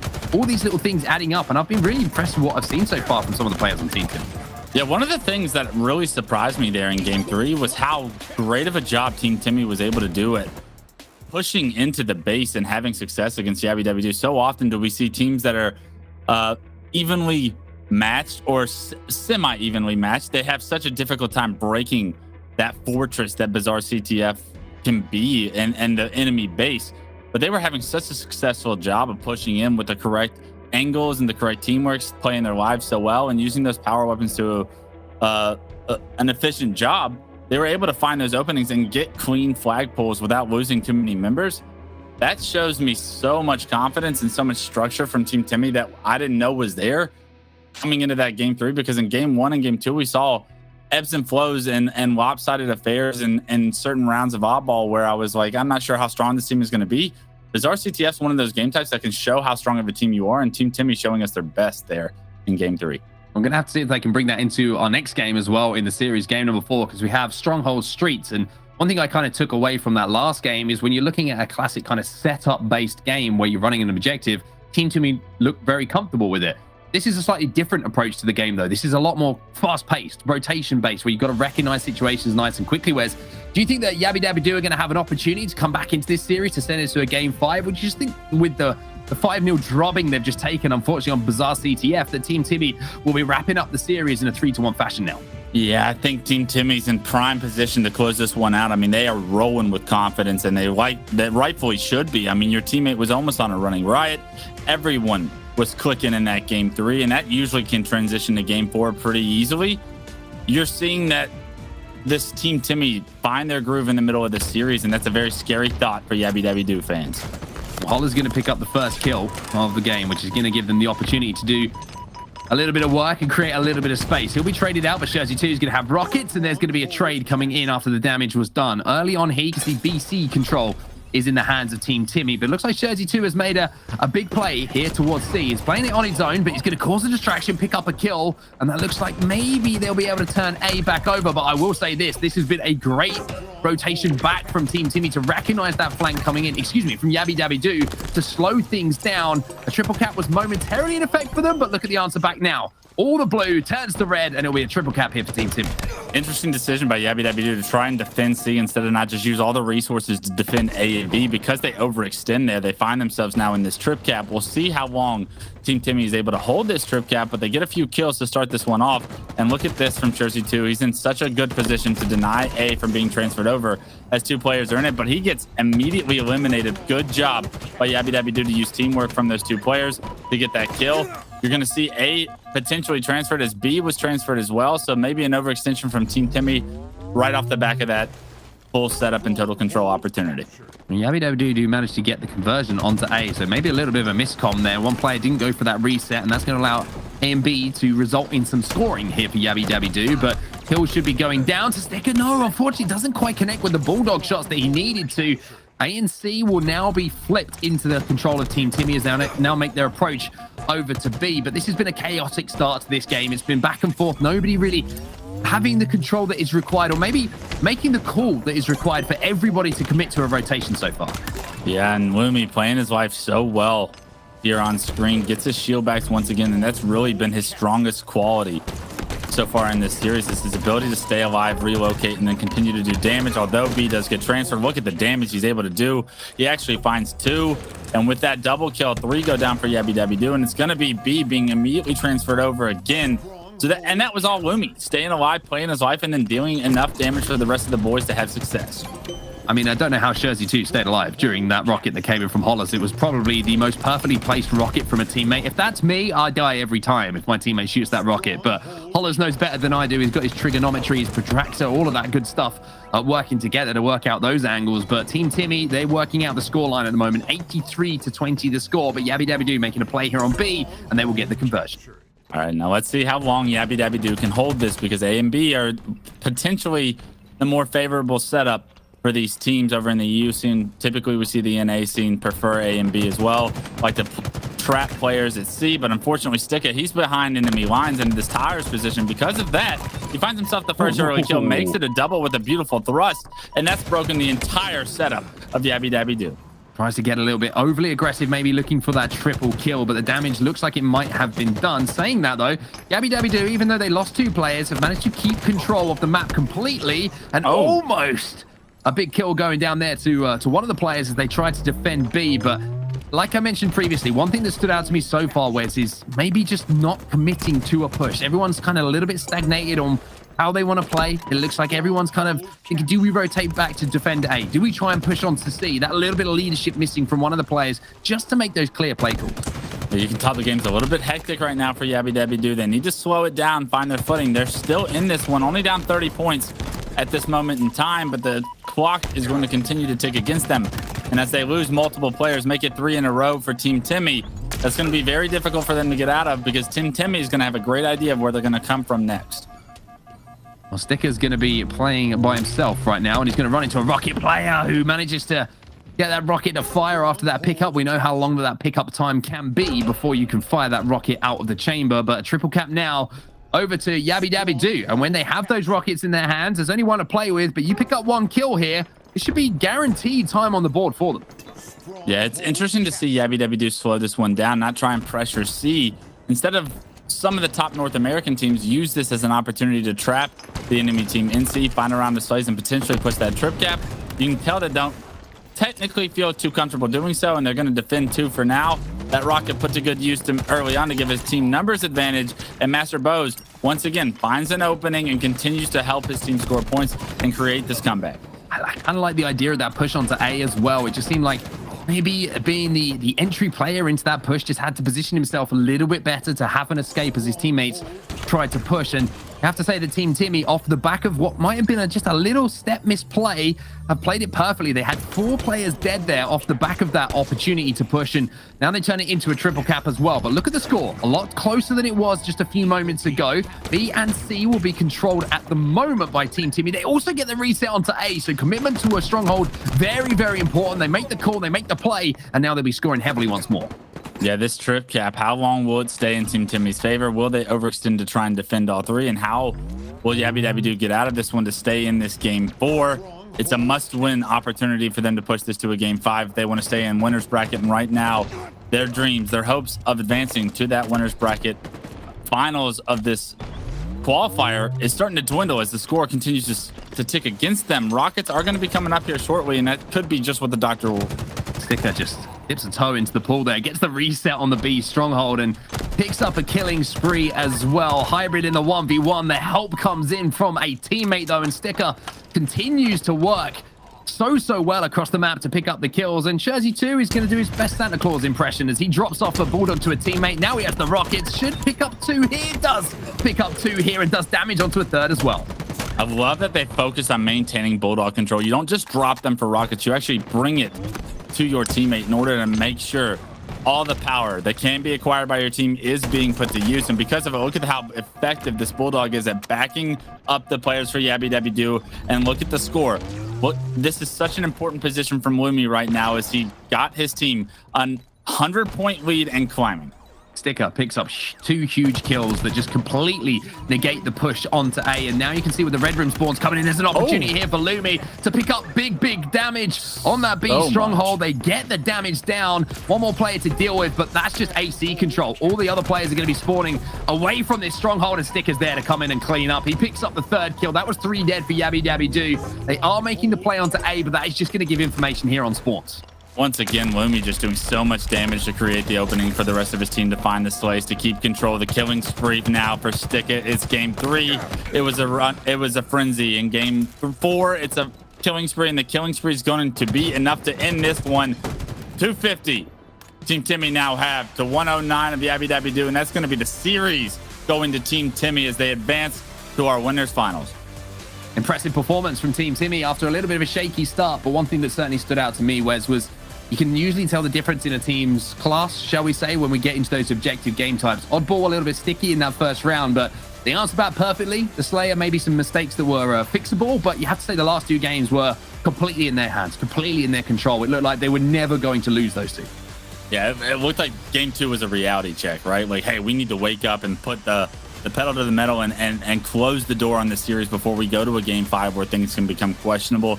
They did just that. And in game 3, they made this statement. They put a punctuation on how dominant they feel as a team. And that 5-0 scoreline for that Bizarre CTF is going to be remembered by this team as a strong showing from them in order to produce more strong showings in the future. You go in confident to your next Bizarre CTF, that's for sure. Yeah, I want to give a big shout out to Sticker as well in that series, as well as Lumi, just kind of highlighting that there's a lot of young talent here in Europe that, you know, through the years have been grinding away on Halo 5, just maybe waiting for the opportunity in the wings like a lot of young players are, but you know, that chance to step onto one of these more established rosters and really make a name for themselves. on the international scene as well as the top level of the regional scene. But these two players for sure wants to keep eyes on Wentz. Were you impressed with what you saw from those two? I was impressed by all of Team Timmy. I think it was really Sticky and Lumi that showcased a lot of their individual skill, and maybe they have an opportunity to make some noise going into the Super, because this is still going to be one of the back 9 through 16 teams that qualify if they are to punch one of those tickets. There's still 8 teams in Europe that are technically going to be seated higher. I'm not quite sure there's 8 better teams in Europe than the one we just saw on screen. And if the rest of the boys can find some consistency there, they create some upsets at that Super and potentially take home some prize money themselves. Yeah, it's a great thing to keep in mind as well, isn't it, right? Every single series, you're getting closer and closer to competing for $100,000 and the opportunity to play in that Super. And that's what this is all about, of course. And in the meantime, we're going to bring everyone else back in because we want to speak to you and get your thoughts on that series. Because Team Timmy, we said they were a team to look out for a lot. And they provided us with some excellent gameplay and almost a running riot as well, which is always a good thing to see. Damn, I was so disappointed when I was like, I know he's going to jump out of bar. He's trying so hard to get this running riot happening, and the trade came in. I was like, no, oh my goodness, a second more. A little bit of confidence. I think the pressure got to him with that potential running riot happening there. But insane stuff, I think, overall. And I think it was an interesting story as well, Brav. I want to get your thoughts on this because I think, we came into this with Team Timmy on our minds. He was, they are a team to watch coming into it. An interesting start because that wasn't the story in that first round of Odd Ball at all. It was pretty dominant actually from Yabby Dabby Doo, and I was a little bit worried here with the type of series we're going to be seeing. So quick question about that first map, what were the main differences, do you think? I know we didn't get to see the round in the middle, but between the first round and the last round of that Odd Ball, what were the shifts in this Team Timmy for you? Yeah, I think it's not too dissimilar from some of the things we talked about at the Mexico Super, where you sometimes have teams that are really talented and some of the best in the bracket dropping those first rounds. I know Clutch was talking about it too. There's rosters that both he and I have been a part of where it doesn't matter the strength of the team, for whatever reason, you just come out flat game one. And that just kind of happens with some teams. And I share, though, that same concern. As soon as I saw that first round, I was like, man, I'm not sure what's going on with this team because there's high hopes for this roster today. But I think they were able to find everything they needed to and gel at the end of it. And I think the guys said it well. When you look at the bizarre scoreline, and then when you also look at the end of that last game as well, I think they put a really convincing bow on that series, and I think they're going to look ahead to the rest of the bracket for sure. Yeah, I couldn't agree more with that. And I think we did also see an exceptional example of the kind of teamwork I think we wanted to see out of Team Timmy. And that was, of course, in Bizarre CTF. And I think that's always a really good indicator in terms of where a team is at and with their teamwork and especially objective efficiency. On set, we talked about Sticker there. I mean, just absolutely incredible plays from him, especially gaining rockets, gaining Ovi, then taking over their bar and really just putting a lot of pressure on their flag base. And that then in turn, able his team to be able to pull flags and kind of get that across the board there. What does it tell you about their teamwork? Because I think it's enough to say about how incredible an individual is, but to then actually transfer that to the rest of the team, being able to also bring objective over, what does that really tell you about how this team is coming together? I mean, it's great when one of your players is popping off and when he's got all the power weapons and most importantly, he's putting them to use because it just creates space for you on the map. It's like you're not going to be under pressure off your spawn. You can walk through your tree, you can walk through your bar, you can walk mid-map, and you can kind of just do what you want because you're always going to have 2v1 scenarios if your communication is good enough, right? So it wasn't too surprising to see me being in that position to pull flags a lot of the time. The one thing that did stand out for me was, one, they got into positions where they got the flag halfway and they didn't have the kills. How everyone reacted so quickly and was able to not only kill the people coming off spawn, but the overextenders as well. Just great communication is all that comes down to. Being effective and making sure that you've got names, you've got numbers, and making sure that you find those players and you deal with them as quickly as possible. Indeed. And Clutch, lastly, I think we saw Team Timmy make huge adjustments, I think also mid-games at certain times. I think obviously some mistakes were made in that Slayer. And I think we actually heard from Scherzi that the last couple of Slayers that Team Timmy have had, they have made crucial mistakes and have actually lost out on those maps, which are very important. If you are going all the way to a Game 5, that is the map you're going to be finishing on. I want to know from your perspective with this team, the adjustments that were made with this team in order to take the win in some of these games. Were they enough? Are they enough to go forward, do you think? Do things need to kind of be rewritten for this team in terms of some of the adjustments that they're making and potentially bring those in earlier on? I think for today, they're going to be all right. And I think that they're going to be able to have an opportunity to work on what their flaws were and what went wrong and go over that. And the comfortability of being as strong of a team as they are entering this kind of a tournament, I think that they're going to find themselves having a lot of success today. But like you said, Lot, I think that there is going to be some importance needed going into the Super that they qualify for when they qualify for it. It's going to be very important to see this team improve in those marginal areas in order to take down some of the juggernauts we have in the EU scene if they have the hopes and ambitions that I believe they have as players, and that's getting the ticket to Kansas City. Without a doubt. I think it's an interesting balance there, seeing the fact that we're seeing very dominant performances in some areas and then lackluster performances in others in certain parts of the series for these guys on Team Timmy, because they're full of greatness. You know, you can see so much potential with this team, and then other times I think a couple of small mistakes let them down, and I think adjustments need to potentially be made sooner. But an incredible first showing from Team Timmy, and congratulations proceeding on through the bracket. We're actually going to head to a quick break, but when we come back, we're going to actually be following our elimination bracket a little bit closely. So we'll be back on board with Yabby Dabby Doo, so our casters will have to say that a ton more in the game versus Swedish Vikings. You don't want to miss them. We'll see you right after this.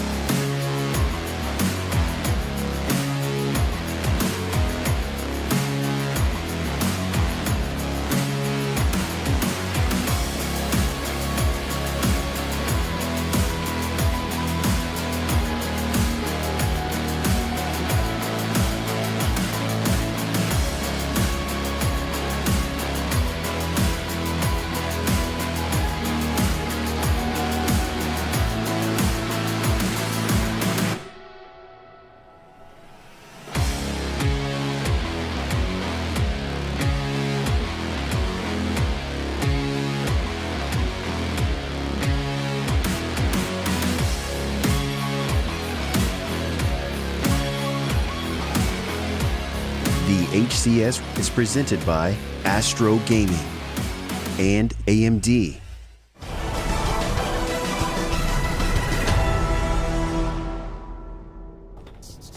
Hello and welcome back to the EU HCS Super qualifier. Now, before the break, we saw Yabby Dabby Doo versus Team Timmy battling it out. First map of the series honestly showed a pretty back and forth fight on Recharge Oddball. We actually saw Team Timmy take it away after getting it to round 3. A live fire slayer as well, as you can see, was pretty prominent, with snipers being a pretty big feature of this gameplay. But I gotta say, Yabby Dabby Doo managing to pull that one away, denying the camo, using the heat wave to pull it back, and taking that one away from the hands of Team Timmy. Then we had Bizarre CTF looking pretty good with a commanding 5-0 to Team Timmy. Very aggressive show put on by Stick. You can see right here, controlling the bar nicely. He had rockets in his pocket. He had everything that he needed, but did deny everything from Yabby Dabby Doo to pull that one away. And then our final map was going to be an incredible one here on Street Strongholds. Very, very prominent, dominant performance from Team Timmy, pulling that series away with only letting a mere Slayer slip up in their path. But incredible showing from both of our teams here. We're actually going to be following Yabby Dabby Doo, pushing on through the elimination bracket, heading into gameplay versus Swedish Vikings. This is going to be really interesting because, bro, we actually have some Swedes on the side of Swedish Vikings. They are legit the Vikings here, coming through and trying to qualify here for the Super. I'm really excited about these, both of these two teams. Talk to me about them. What do we know? What do we know about Swedish Vikings going into this one? Yeah, they absolutely have true, proper Viking blood here on the stage for Swedish players. And Scherzi also let us know with some updates from this side. The remnants of this team did finish top 8 all the way back to Open Series number 2, but they really have not been able to hit that same level since. So looking to see what the Swedish Vikings can do. A little bit of hometown EU crowd here, of course, with our DreamHack team. Shout out to the entire team back in Stockholm. But we'll have to see if the Swedes are ready to face Yabby Dabby Doo. That is very true. And obviously, Yabby Dabby Doo, it's not, I'm never going to get tired of saying that name. Coming off the back of I think a pretty disappointing series against Team Timmy. Some portions of that, were kind of in their reach. You looked at the dominant first round of Oddball. You looked at the Slayer, just a couple things that they really need to clean up on in terms of objective wise. But also having a little bit of momentum. They're fairly warm. They just, they kind of realize what potentially they need to do to clean things up. And, Clutch, what can be said for that going in now against Swedish Vikings? Yeah, I think there's an opportunity here to get the ship right going into the elimination side of the bracket. And it was really the shining light of Hybrid throughout that series that gave me hope for this Yabby Dabby Doo team to find some success later on in the elimination bracket, because he was playing very well. And if everybody can pick it up and Hybrid can continue the dominance that he was able to perform with in that series, he's going to give this team a lot of opportunity and a lot of space to work with. So I'm looking at Yabby Dabby Doo to turn this ship around. And what better way to do that with that Game 1 Aquarius CTF? If you can rewrite the story of how your CTF game went in the last series, which was pretty ugly, and you can come off with a victory there in Game 1, you give your team that much needed momentum for the rest of this elimination bracket run that they need to go on in order to have success this weekend. Indeed. I got to say as well, Onset, looking at Yabby Dabby Doo and the way they kind of played versus Team Timmy, there were moments where I saw some decent teamwork coming forward, and I think that did aid in that Slayer win, obviously denying the camo and then using the heat wave to really control the larger part of the end of that game. But there were also moments where I saw them kind of isolated as players. I think that, there are moments where they were trying to take somebody off sniper on the tower and they just couldn't do that. I think in turn it took 3 of them individually coming up one at a time trying to battle that one. So I think in terms of their teamwork and their cohesiveness, what do they need to do, especially looking at the Bizarre CTF game, which it requires utter teamwork to be able to get flags across the board there. Where can they really clean up? I think they've got to work together a lot more. I think a good example of it is what you just said, right? 3 players individually pushing tower. I mean, it says all you need to know, right? Why are you not pushing as a 2? You just got to wait a few seconds sometimes or spawn on Halo Infinite. You got to survive a little bit longer and then walk something out as a 2, as a 3, and kind of overload one side of the map. You've got to remember as well something that a lot of people don't realize is, without having collisions sometimes with your teammates, you can actually walk out something as a 2. And sometimes people only think it's one player. If you're almost walking on top of each other, and you kind of surprise people a little bit. Something that United try and do quite a lot over in North America. So you gotta work together a little bit more. You can't make these individual plays. Sometimes if you get a call out of one shot across map, you gotta let that go. You gotta find your closest teammate and just try and create something with them a little bit more. And I think power up and power weapon control is something they messed up on a lot of the time in that last series. They just handed it over to teammates that weren't even contesting them. a lot of the time. Maybe because they were in the death screen, maybe because they just didn't have the communication to put themselves in positions, but certainly just take the time to talk to each other and say, hey, what are we doing here? We're walking out left, walk out left, and then just make the decision together. Yeah, indeed. I couldn't agree more, honestly. It was kind of prominent coming across on the screen for us, I think, with this Yabby Dabby Doo team. Talking, though, about Swedish Vikings, I don't know much about them, but I do have my intel, that being Shuzzy one as well. But he actually did mention that Swedish Vikings back in Open 2 did actually manage to finish top 8. That's a pretty significant leap in this region of Europe. That is pretty big. So the fact that they haven't been able to hit that since is obviously a problem. But Brov, the fact that they do have the potential, they have done that before, is something that they've managed to do. Does that give you a little bit of promise when coming into this qualifier? I think it has to. I think also when you think about the fact that you already have your top 8 qualified for the EU Super, right? The results that they had earlier on should dictate that they absolutely are going to make it into the Super, and they're hoping to do it here in this week. So certainly with the performances they've had, it would be a disappointment if they didn't make it through today. Yeah, without a doubt. And it all starts here, obviously, elimination bracket. You go hard or you go home. I think that sets a little bit more of a pressure on the shoulders of both of these two teams. I think Yabby Dabby Doo coming off a loss against Team Timmy, they're going to be firing on all cylinders. They're out for blood here. This is their tournament life, or so to speak. Obviously, we don't have a grand final. We don't have a winner. But, 4 people are winning today. They're going to be qualifying for the Super, heading into that one very shortly. So I think there's a little bit more of a pressure here. And I think, Clutch, I think if anybody's new to Halo looking at this as a viewer and from a viewer perspective, elimination bracket, a little bit different from the winners bracket. I think winners bracket, you can kind of take a tiny bit more of a risk in terms of your tournament journey and your play and how you balance things and trying different things. Elimination bracket is not quite the same. This is a little bit more of a safer trip in a series. How are you expecting some of the teams here today being bumped down in this elimination bracket, knowing qualification is on the line? How are you expecting them to play?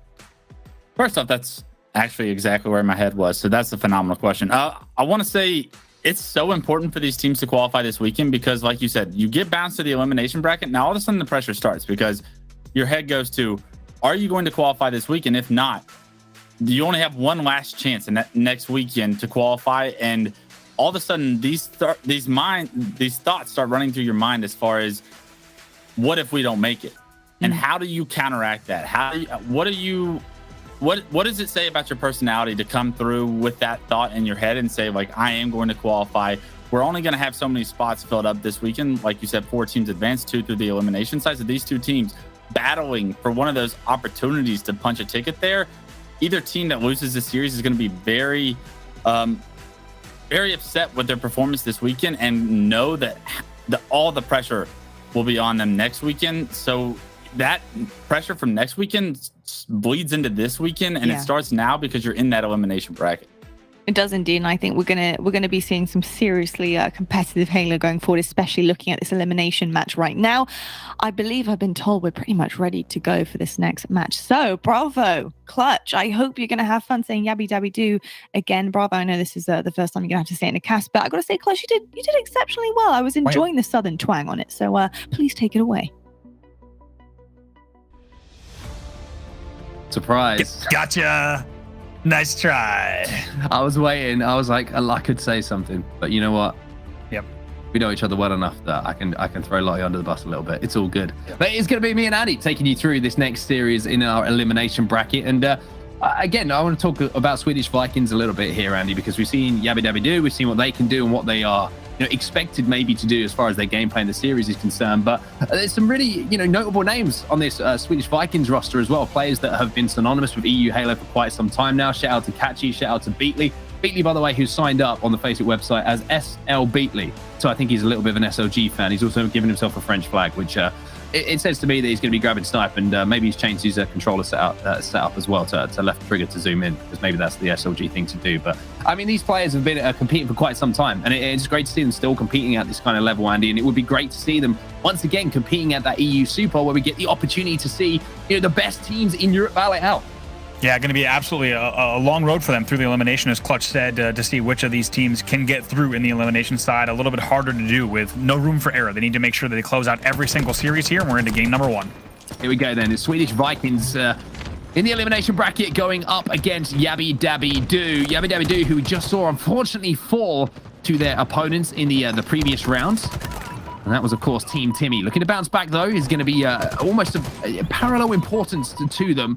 As early on here, it's actually going to be a couple of trades across the board here. Swedish Vikings looking to be aggressive on the other side of the base, though, and looking to put pressure onto Yabby Dabby Doo almost immediately. Yeah, great game type for both these teams to be in the elimination bracket. It's going to give them a second to get set, right? It's very different from some of the other game types where if you start and you go 4 dead, you're in trouble right away here. With a longer CTF, they might have an opportunity. But speaking of opportunities, it's going to be Exentra here with the camo for Yabby Dabby Doo. Let's see if he can find some players to do some damage to. Beatley's going to be the first one in his sights. Does some decent damage, but gives away his position as well. We'll get cleaned up, but there is MC versus Arbiter, who pops up on those straight stairs to negate the camo player. That's 3 dead, though, for Swedish Vikings. An opportunity maybe for Hybrid to get a pull here and get this one moving towards the closet, but there's either a respawn or a player being a little bit sneaky. Can't connect with that beatdown, and that flag should be dead for now, but it looks like another touch has come in. Yeah, it comes in right there and look like they're going to force Util, even though there was a player there. Util, we like that decision a lot. They overload Util, though, so 2 dead for that side as well.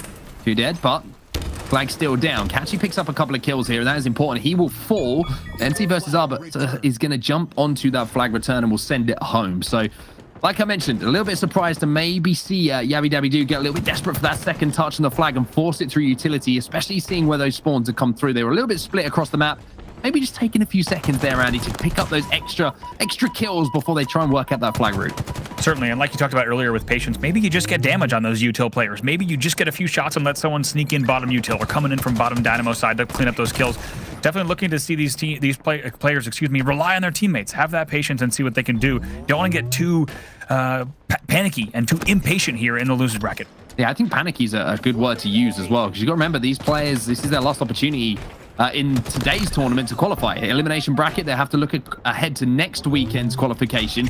So they are going to be a little bit panicky. They are going to maybe over-challenge a few battles that maybe they wouldn't have wanted to as they try and make plays. But Catchy is not over-challenging. He's winning his fights. He's got that flag back, and they also have camo top mid here, Swedish Vikings. This could well be the first cap of the game going in for them. Yeah, should go in any moment now where we had 3 dead and the kills kept coming in. There it goes. Now Swedish Vikings up 1-0 off of a very, very convincing cap. They're also going to, as you say, have camo control as well. It's a heads-up play by Catchy. He knew when to drop and shoot. Speaking of, Beatley also so wise, knowing exactly how and when to engage and disengage in these battles back at his own flag. Got a teammate with him as well to try and clear out these players on the pink side. Good teamwork coming in. Beatley did have that camo to give him that little bit of cover, but immediately you can see the communication is there here for Swedish Vikings. The speed at which Beatley just took his reticle from the middle of the map towards the car side, reacting to that call out to do some damage. That'll be 3 dead, unfortunately, for him and his team as Yabby Dabby Doo look to get aggressive onto the base. Excentra already there for the flag pull. Yeah, there were 2 dead at the time of pull. So let's see how they do that. That's going to be 2 dead again for just a split second. So this flag definitely has a chance. Let's have a chance, but is there anyone there to get that pull? Catchy's there for the return, but the return is one thing. It's only going to send it a few feet away from where it was momentarily, and Hybrid is going to try and take this sneaky angle towards car 1, but maybe once again, better off serve just running that one into utility. Yeah, certainly, even though the flag goes pretty far, it's going to leave it pretty exposed. They haven't gotten the kills they needed yet to continue this run. They have 2 dead on their side as well. That flag probably should come home. Should come home indeed, but should come home and does come home at very different situations. There's a beatdown from Hybrid. He gets almost a touch on it as well. And I think he might be right here. One more player is in position to maybe get the touch on it. Not going to happen as, once again, it's MC versus Arbiter who is there to send that flag back home. 2 jobs he's had so far that he's done extremely well. Yeah, absolutely now. Gonna wait and see what they can do here. 2 dead for both sides momentarily, but the 3rd kill will come in for the side of Swedish Vikings, so another opportunity for map control. We'll have to see if map control turns into a flag pull, though. Catchy trying to do some damage with that commando rifle. The teammate's going to be around the bottom of the map, but they don't really have much of a semblance of map control here. A couple of shaky shots coming in from Catchy will be taken out, and once again, another camo goes into the hand of Swedish Vikings. To Yabby Dabby Doo. Now, one thing that I want to point out, the camo's kind of been split across the board so far, Andy, but it seems like whenever they've gone into the hands of Yabby Dabby Doo, something has happened towards that flag getting moving. They've been a little bit more efficient with the decisions they've been making towards that flag. Certainly, and speaking of efficiency, already in the util here. We'll see if they need kills here, though. Flag carrier does die. Who is around to grab it? I don't see anyone in util. They're going to have to double back here to get a touch. They are indeed, and it looks like they are going to get that touch. There's a teammate there to support. Nobody top middle to stop this flag going in, so we'll be tied up at 1-1 here in our game number 1 of the series. Beatley will take down the man who managed to put that flag in, and will also manage to sustain a little bit of top middle control here. So all the control seems to be in the hands of Swedish Vikings, but unfortunately, Hercules is the furthest player up. Unfortunately, he's been taken down. Yeah, taking a look here, Ketchy already 11 kills on the board. Beatley trying to do his thing as well. Ketchy staying alive on the flag. That will start a pull as well, because they did get the 2 they needed. 2v2 on this flag run, but Ketchy not able to get into the util, so that will slow things down just a bit. Yeah, really important double kill coming in from Master Boaz there, just to slow things down. The flag won't be in too much danger of being capped. There's a couple of grenades being exchanged. MC versus Arbiter is going to move into exchange positions with his teammate to clean up the kills, or 1-for-1 trade across the two teams. There's a thrust, there's a beatdown, and there's going to be MC versus Arbiter. This time not returning a flag, but this time picking up kills to maybe think about pulling a flag himself. Yeah, pretty wild this game. 1-1 and a fantastic start to this series between these two teams. If you're just joining us, Swedish Vikings versus Yabby Dabby Doo. Fantastic team names on both sides of the stage. This is your elimination bracket. These teams still trying to qualify for those last 4 spots in the EU Super that are on offer this week. And as we said, a fantastic start between these first two, still tied up 1-1. 5 minutes and a half left in the game. Well, the camo goes into the hands of Yabby Dabby Doo. I've mentioned how it's been effective for them. For now, it's going to be eliminated, as unfortunately for Kadeb, he walks around that corner and gets eliminated himself. The flag was moving, but hasn't got too far right now. And as they pick up the control of the car side and those dynamos, it should be another easy return going to Swedish Vikings here. They have complete control of utility. 3 players now overflowing this side of the map. This is a real big opportunity to get some kills on the board and get that flag moving. But for now, it looks like they're a little bit stuck getting the flag moving and picking up the kills alongside it. Yeah, Beatley getting kills without even getting shot at whatsoever here. So they're being pretty efficient. That flag, I was going to say, has already gone on the other side of the way for Yabby Dabby Doo. So the flagpole will eventually come in for Vikings, but it's late here. Both flags out for a moment. Yeah, decisions to be made here for Swedish Vikings, and it looks like they're not making them quick enough. You can see the flag is going to be picked up. Now it's just about getting that return. 3 players jump on it, and yeah, I think miscommunication, a little bit of hesitancy and pulling that flag out coming in from Swedish Vikings cost them in that situation. A sneaky flag pull that came in from Yabby Dabby Doo on the pink side ends up being converted here. And I think when they watch that one back, Swedish Vikings will think, man, we should have just made a decision a little bit quicker on how we wanted to approach that situation.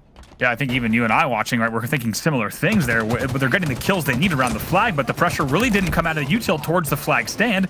They were pretty hesitant there. And then I was so surprised to see when we switched POVs that you already have a Yabby Dabby Doo flag in the utility. Pretty weird series of events based off of the POV that we saw. So if Swedish Vikings do want to stay alive here, they're going to need to clean it up just a bit. Yeah, one thing to always do if you're a player who's in and around that flag and got a couple of kills and you see a flag being run, at least toss it out to the front of the base. At least give yourselves an opportunity to pose some more questions to the opposition as they're trying to run that one home. But for now, a little bit of direction going towards that camouflage top middle. It's going to be Yabby Dabby Doo with it again. I think that's now, if I'm not mistaken, Andy, 3 in a row they've managed to pick up. Yeah, it is. The last time we saw camo in the hand of Swedish Vikings is when they had that cap and they got the camo grab off of the back of the cap. We really haven't seen them with camo control since then. And as you said, Yabby Dabby Doo also been pretty efficient and wise with it. We'll see what Hybrid can do here, maybe running a 3rd flag. Might have the opportunity to do exactly that. He's inside of the base. He is going to be challenged here, and MC versus Arbor will get the beat down to pick up the kill. So Yabby Dabby Doo, the players are falling, and that will be 4 dead momentarily. Excentra's come off the respawn, so he's going to be the furthest back. You can already see him right at the back of the flag, and if they've spotted that out, they should get an opportunity to know where their spawns are coming in. Hybrid jumps out towards the pink side. Fringe spawns also coming in. Flag pull now coming in. More importantly for Catchy, this is an opportunity for them. Certainly only 1 dead on the run, but that's still enough to maybe get this flag the distance here, especially if it hits this slide. Very nice slide into util. Catchy, master of the Twitch chat. And now master of running that flag. Unfortunately for him, Master Boaz has just gone absolutely huge in utility. He's managed to somehow sneak across the map and get a double kill and get a return. And again, just miscommunication coming in from Swedish Vikings. They had all the pieces there to put together to form the perfect picture of a flag cap, but they just couldn't pick up the kills they were required to. And now on the counter cap, Master Boaz, the man who stopped things himself, has a 1v1 in util and manages to get away with his life as well. This is the Master Boaz show. We hope you're enjoying it here. Right now, he is running the whole map, getting the returns he needs, almost gets the touch that he needed. Eventually, he'll fall. A nice double kill actually comes in there on the other side from the side of util for Swedish Vikings, and they thought about a run. Okay, Deb, last player alive. Just trying to do everything he can to prevent this run from going in.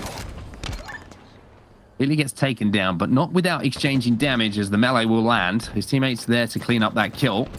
And that was a shot all the way across the map. Coming in from MC versus Arbiter, which is, I will say, one of the most difficult game attacks to say in the history of competitive Halo. But Hybrid now is going to be jumping up towards the top util. He's got a little flank on 2 players, but there's also a player in front of him. Beatley has to deal with, and Beatley's going to hit some nice shots to take him down. Very nice shots indeed. A little bit of a grab top mid. I think we're finally going to see a pop. It's going to be catchy. They do have a camo again, but take a look at the clock. Only 1:42 left. Now is the time to move. They need to get a flag on the board to tie up the game. 2 players going to be top car, and that means that Catchy's going to take his time to maybe think about just jumping on the return. Doesn't want to leave anything to chance. I like how he's playing this one as well. Knows he has camo, so was kind of baiting that flag return. Maybe thinking he could bait out a couple of grenades and then take a flank, but in the meantime, this flank's going to be pretty effective for him. Picks up 1 kill by those dynamo grenades. Hybrid picks up another, and this might be an opportunity for Catchy to only rotate back to his flag, but excuse me, might be an opportunity for him to get a flag pull out, but on the other side of the map, his teammates get taken down. So Hybrid now has this one back to util, and this could be a 3rd flag going in with just a minute remaining. This is really dangerous, especially if that flag goes back. Hybrid maybe going to wait, try to hit a slide to the flag. That one will go down. Let's keep an eye on any teammates that are around. They've already lost 1 on the flag. Is anyone there to cap? 3 versus 3 on the map at the moment. There's the flag pull coming in from MC versus Arbiter. He's going to go for that flag return, and he will get it as well. The goal line stand medal tells you everything you need to know about how close that flag was to being converted here for Yabby Dabby Doo. And for what could have been a 3-1 scoreline, might be 2-2 now, as this flag's already back into util.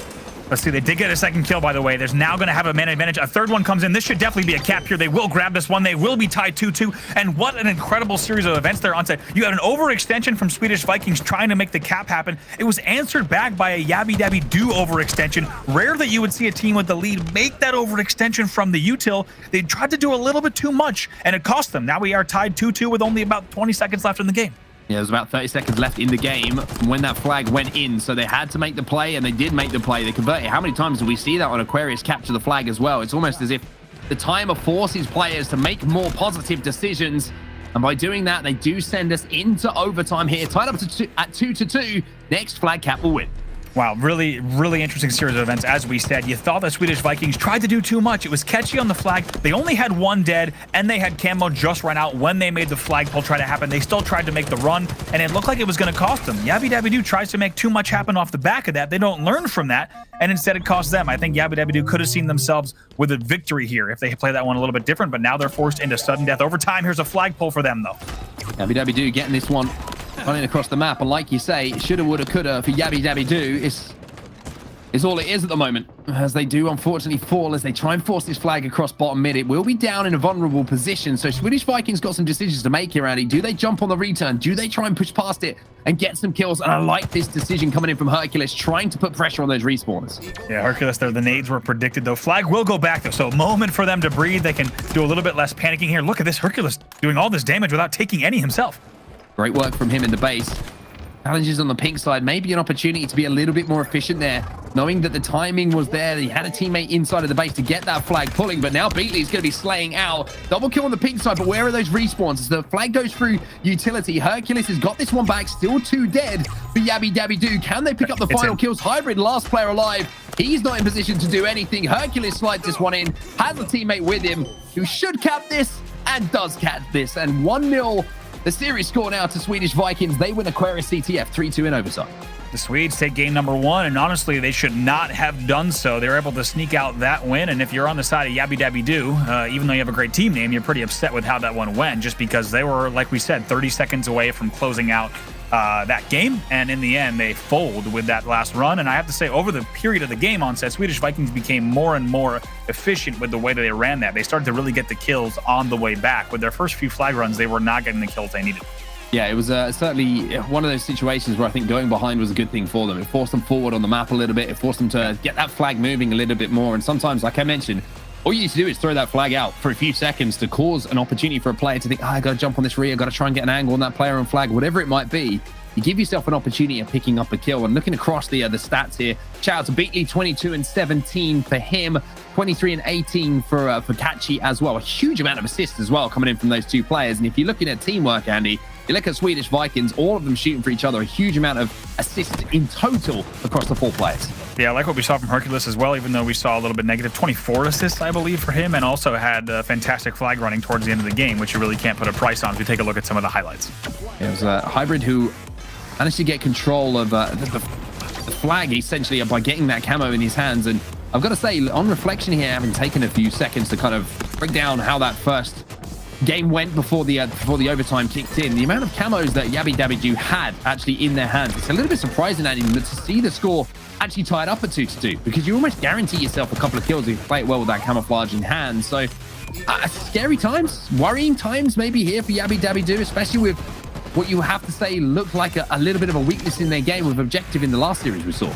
Certainly, I couldn't agree more. I think right now they find themselves down 1-0 in a best of 5, facing elimination as well. The one good thing that's on their side is they need to remember how well they played that at times, and the fact that they essentially had that game won with only 40 seconds remaining. You know, yes, it's a choke. However, I think they can look at what they did in that game, say, guys, we're on top of this. We had a moment where we folded, but let's focus back up. Let's look at the rest of the series here as we get ready for Slayer on Recharge. Well, Slayer is where they had some success in the last series against Team Timmy. So Slayer Recharge is where we're going to have the opportunity for them to do some pretty cool stuff with the shock rifle in their hands. And it's also, of course, where they took that first round of oddball against Team Timmy in the previous round. So they know their way around the map. They know how to pick up the slays. And I think for them, it's a case of maybe just rebuilding confidence here, Andy, because it's one thing to go into a series 1-0 down. But if you kind of put this series on the back of the last one, that's 3 games in quick succession now that they've lost back to back to back. They need to bounce back now. Otherwise, I see this series potentially being over.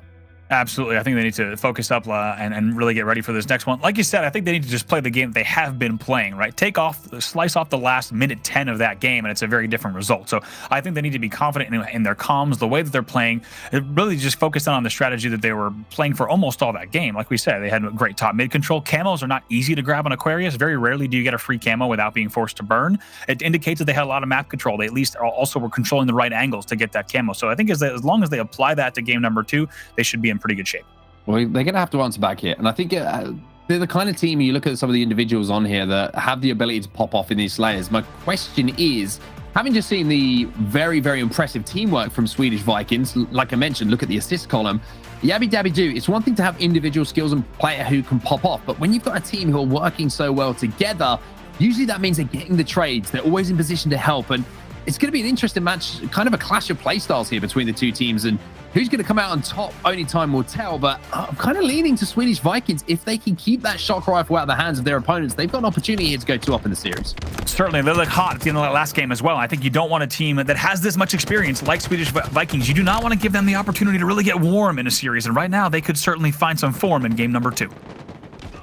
Swedish Vikings 2-2 right now, and that big kill from Beatley is going to secure him the camouflage. So 1v1, sometimes you're always going to have them in Halo. As much as you do try and avoid them, sometimes they're the pivotal ones, and that was a pivotal one coming in for Beatley. However, he's been spotted out almost immediately here. Repulsor shots come in, and that is a hell of a spot coming in from Kadeb. That is what you need to do, but Beatley somehow managed to get the trade in that situation. Not sure if it was a little bit of a teammate coming in, maybe a little bit of a death nade, but it means we have a score of 6-4 at the moment. Swedish Vikings up by 2. We haven't seen too much of that power weapon so far in the kill feed. You have to wonder where that shock rifle has found itself. So efficient from Kaideb there, approaching that camo. Eagle eyes the camo, also drops down to finish while repulsoring at the same time to avoid anything like a close range melee battle where things could get a bit sticky. Really nice work against that camo. We wonder where this weapon was. Well, it's now down on the floor as 3 players flood through Turbine from Swedish Vikings, and that's the teamwork. That's the swarm I was talking about. Now Beatley has control of it. The score is 10-5, and they have the opportunity to extend that. Beatley trying to line up some of these angles and pre-angles, if you like, just hard aiming these corners to see if anyone's going to cross towards goal. But at the moment, it's Accenture in the feed. He's currently 2 and 3, and he's brought this game a little bit closer. Yeah, nice work from there. Actually gets flanked from Elevator. Beatley not expecting that. As you can tell by the POV, the rescue and the help comes, but not before Beatley gets taken down. So it's a good flank from the side of Yabby Dabby Doo to keep things close. Oh, it's a good shot from Catchy, though. I was going to say, the importance of that trade cannot be underestimated and understated just due to the fact that that weapon was down top control. So Catchy, recognizing that trade was vital to gets the trade and also manages to pick up the shock and get the kill off the back of it. So all these things kind of roll forward and create the momentum for the team as Catchy now left in a little bit of a sticky situation. But it's one thing to find yourself in a sticky situation. It's another to find yourself hitting shots like that. Perfect double kill from Catchy. That's what you want to see. turns a sticky situation into a shocking situation with the shock rifle. He's not done yet. It's a killing spree as well as they start to pop off the Swedish Viking Mafia, 17-13. 17-13. Catchy, the one-man army at the moment. I mentioned that shock rifle and how maybe Yabby have got the individual players to pop off, but Catchy reminding us that he's got some talent in the end of those thumbs as well, with some big shots to turn the tides into their favor. Master Boaz doing a little bit of a do-si-do around the double stacks at the moment. MC versus Arbiter is being put in the blender right now, and if he loses this fight, he's going to tell his teammates that it was online stuff. It's going to be probably the best result for everyone, to be honest with you. As both players get taken out, no one can be blamed. No one can be blamed. I'm also surprised there was a repulsor next to both of them as they danced around the floor, and neither of them got it. And the whole time I was thinking, my God, a repulsor would be really helpful for this entire fight, but both of them just absolutely dancing around in a crazy bottom mid online battle. As you say, probably the best that ended the way that it did here. Take a look at the score, though, 19-21. This one's a lot closer. It certainly is, and Hybrid has the sword in hand as well. So going to be a player weak in front of him. He goes for the beatdown, manages to actually connect with a headshot first. Slides around the corner, but Master Boaz is already finishing off his dinner. As now Hybrid can push across the map. And this is what I mean about getting these split spawns, Andy. We talk about it all the time. You have so much map mobility if you can get those split spawns. But if your timing's off, like we've just seen from Hybrid there, you can be left in a situation where you're kind of pointed down the barrel of 3 different BRs coming off a respawn, and it doesn't look as comfy. Target practice there on the remote detonation, not really paying off with that commando. They will not connect, but talk about the series of events that we just saw. Swedish Vikings were up 17-13, and now this game is 23-23, so Yabby absolutely answering back here. Shock rifle's down bottom middle, and it's the battle for the camo that's going down. Essentially gets taken down with some good shots coming in from Hercules and his teammate, but as you can see, that camo is still down. There is a player giving us a little bit of deja vu as we're once again dancing ourselves around the double stacks down bottom middle, and finally it looks like the camo will be picked up. As I say that, the camo is down again. It's officially cursed. Yeah, a little tough spot to grab there. We'll see who the first team to send someone. Maybe MC versus Arbiter might beat your guy. No, he'll go to control, so we'll have to see where the play is made on camo. You have to assume based on death screens, the teams will know that camo is still down there and has not yet been burned. Uh-oh, that's not what you want to see when you turn around a corner, which is 2 players flying at you from Yabby. It's 28-28 at the moment, and that camo, I think, is still down on that box. I'm not sure if anyone has managed to pick it up or if anyone has put it to use as yet, or even if anyone was aware that it actually was down in that situation. Ooh. It looks like maybe it has disappeared. Maybe someone's got it in the back pocket. Who knows? I was going to say, for the first time ever in casting Halo Infinite, I have to wonder if camo had a despawn, and I assume that it does, and it might have actually despawned there. We do not see camo in play on either side there as we look across all observing screens. So now we'll take a look at some shock rifle action. Shock rifle action, and it's in the hands of Yabby. Hey, Deb. 2 players in front of him. Run, my friend. Run. Put those running shoes on. Run now. Unfortunately, he doubles back. That's an onset play, that one. Doubling back and thinking you're going to take on the world. But in these kind of tournaments, Andy, unfortunately, that's going to cost you your life and a power weapon. It's true. Also, it would have been a full onset play if he hits the shots, because my man hits those shots. I see you do it every time. 32-32 in this game. It's been quite back and forth here. And to be honest, on the side of Swedish Vikings, this is not what you wanted to see when you were up by about 6 kills earlier on in the match. You have the sword, though, and I want to see MC versus Arbiter just play the corners a little bit more here. Don't get overly aggressive. The one thing you don't want to do with power weapons and control of the map is just throw it away to the other team when you don't have numbers on your side, when you don't have control of the map. So just playing this corner, although it might seem a little bit slow and a little bit kind of mundane, so to speak, it's a much better decision to make. Now we can try and make a play off the back of that kill that they've picked up as they have a bit more space to play with. Master Boaz, though, he picks up one, but there is the flank coming in now from MC versus Arbiter. Now he just needs to survive. Yeah, very nice job there. Maybe he gets just the corner of his helmet taken off by that control angle. He will actually go down. You thought maybe he was going to hit the repulsor, but with the sword out, did not need to. Catchy tries to avoid catching that grenade, but will still catch it straight to the face, so he will go down. So we're tied up 37-37 here on the home stretch. Yeah, really big moments here, and you can see all players from Swedish Vikings at the moment trapped around the elevator, so a couple of good grenades. And they could find themselves in a position where they're in a little bit of trouble. But here comes a really aggressive push from Swedish Vikings. There's one trade. Beatley's there as well. 3 players from Yabby are actually stuck inside of the pipes. And It looks at the moment like no damage done really to either team as far as a considerable swing in that scoreline. 39-39, but here comes Catchy. There's one. He tries to throw a grenade out of the end. Hybrid now in a 1v1 looking for that double kill against MC versus Arbiter. MC versus Arbiter is trying to survive for now, desperately avoiding frag grenades. Does have that shock rifle to play with as well. Master Boaz, though, gives the lead here. As I say that, it will still be the lead. As now we see it tied up on 42-42, but there's a flank from Kaedeb. Yeah, Kaedeb, big flank. He's actually going to pick up 2 in the feed there. That shock rifle's also down. We'll see what he could do in the end here. Hercules, though, is the one that grabbed the shock off screen. You saw that. Hercules is the POV we need to watch right now. Great swap from the observing team, as he will have the opportunity to just catch someone's head on the crosshair. Kaedeb is going to just walk past the timing. Oh, it hurts to see, but Beatley is going to use those frag grenades to pick up a kill to give them just a 1 kill advantage. Hercules has to try and find some angles here as Hybrid will tie it up once more. 45-45. This is so big for Yabby Dabby Doo. They need to play this very carefully. They do not want to go down 2-0 in this series. Swedish Vikings, though, they get the 46th as well. They do indeed. Arbiter and Catchy pick up kills in quick succession to give them the 1 kill lead, but Hercules still just can't find the angles that are required. He just singes the hairs on the back of that player's neck. The camo was popping as well, and I'm pretty sure that Swedish Vikings were in position to actually pick that one up. Master Boaz is going to use the grapple to escape. It's actually Beatley now who's making the push. Hercules gives him the help. Kaedeb, you're not long for this game. He gets taken down as Catchy with the perfect shots, and the camo looks to win the game here for his team. Oh, he might push in and do it as well. Gets the help. Only 1 more kill to go for them. 49-46. It will come in. It's a final score there of 50-46. Swedish Vikings will take the game and also lead the series 2-0. Find themselves now just 1 game away from keeping their run going in this elimination bracket as well. And I've got to say, it was the definition of a back and forth game. Nobody really had established any kind of lead for the majority of that game, Andy. But the final moments, the ice. I love it when you've got a player who's like, I'll get camo, I'll win us the game. Catchy's movement in those last moments was beautiful to see. He got that first kill, turned around. Master Boaz had no idea he was there. And then I like the aggression on the challenge as well. When you've got numbers, you can challenge, right? Because you know your teammates are going to be there to get the cleanups. And Catchy was the man who actually stood out at the end of the game when the stats come up on our screen. And 18 kills to his name. Those big shock rifle plays he made in the middle of the game also instrumental to getting to 51st. I mean, really adding up. He goes +7 and they win the game by 4. Talk about big numbers there, especially when you have 2 teammates going neg, 1 teammate going even. Catchy really putting the team on his back, also leading unsurprisingly in the damage category as well. Fantastic plays, late game. That's what you want to see, as you said, from your camo player. Do not be afraid. If you have a camo player, look at this play, though. We ought to talk about from Kaedeb. Great work there against that earlier camo grab against Beatley, but like we said, an early lead here for the side of Swedish Vikings, but they started to get a bit nervous because Yabby Dabby Doo put up a great fight all the way up to really the 44 mark.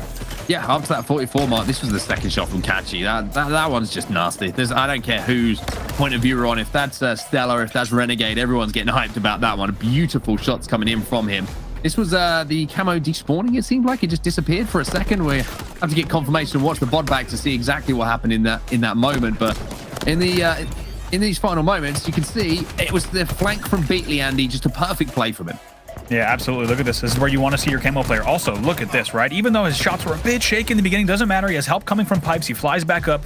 Great stuff there. Anytime you look over at your camo player screen and you see that they're in a position behind enemy lines already, Owen Wilson style, you know they're going to do the job. They're going to get it done. And that's exactly what they did there, 50-46.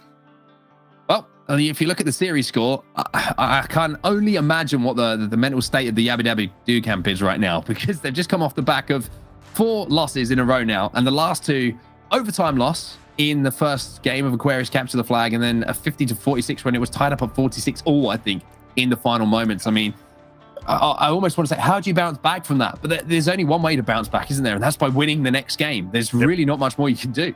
That's it. It's one foot in front of the other. It's looking at this next game and really focusing up here on Streets. That's all that they have to do. That's all they can think about. But you're right. It has been heartbreaking losses for them back-to-back now, where this series could easily be 2-0 in favor of Yabby Dabby Doo. They need to bounce back. They need to do it now and only think about this game coming up next here on Streets. If they do that, looking at the results, 1, yes, it's heartbreaking, but 2, there's no reason they can't reverse sweep here based on what we've seen. This is their chance. They need to clutch up.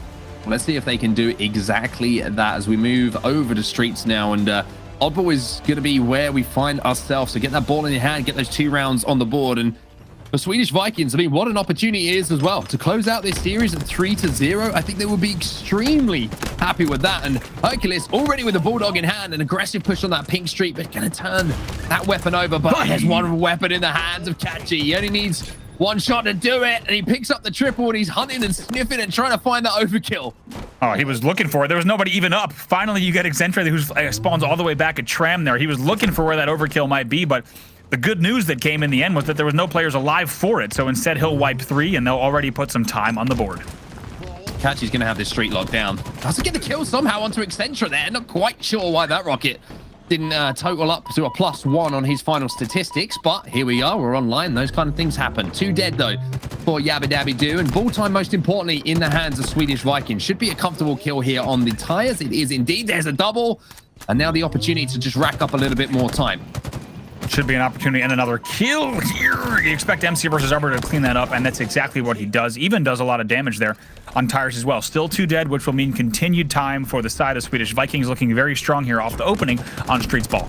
Excentra taking some damage from Beatley, who's doing it all at the moment. Odd ball in his hands, battle rifle in the other.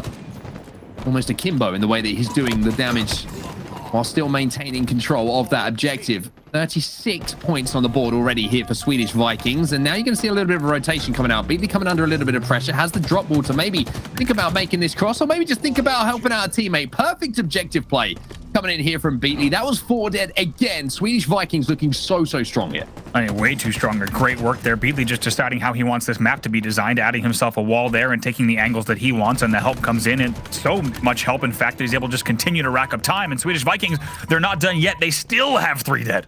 Yeah, they do. This is, unfortunately, we're starting to see Yabba Dabba Doo just fall apart a little bit here in this round. The amount of times that we've seen them just getting killed by, free shots, essentially the 1v1s being lost. Kachi moves in again. Oof. That's a killing spree for him. And Beatley at the moment only has 1 kill. The reason for that, he's had an odd ball in his hand the entire time. He's just watched his teammates go to work as they now have another rocket launcher to play with.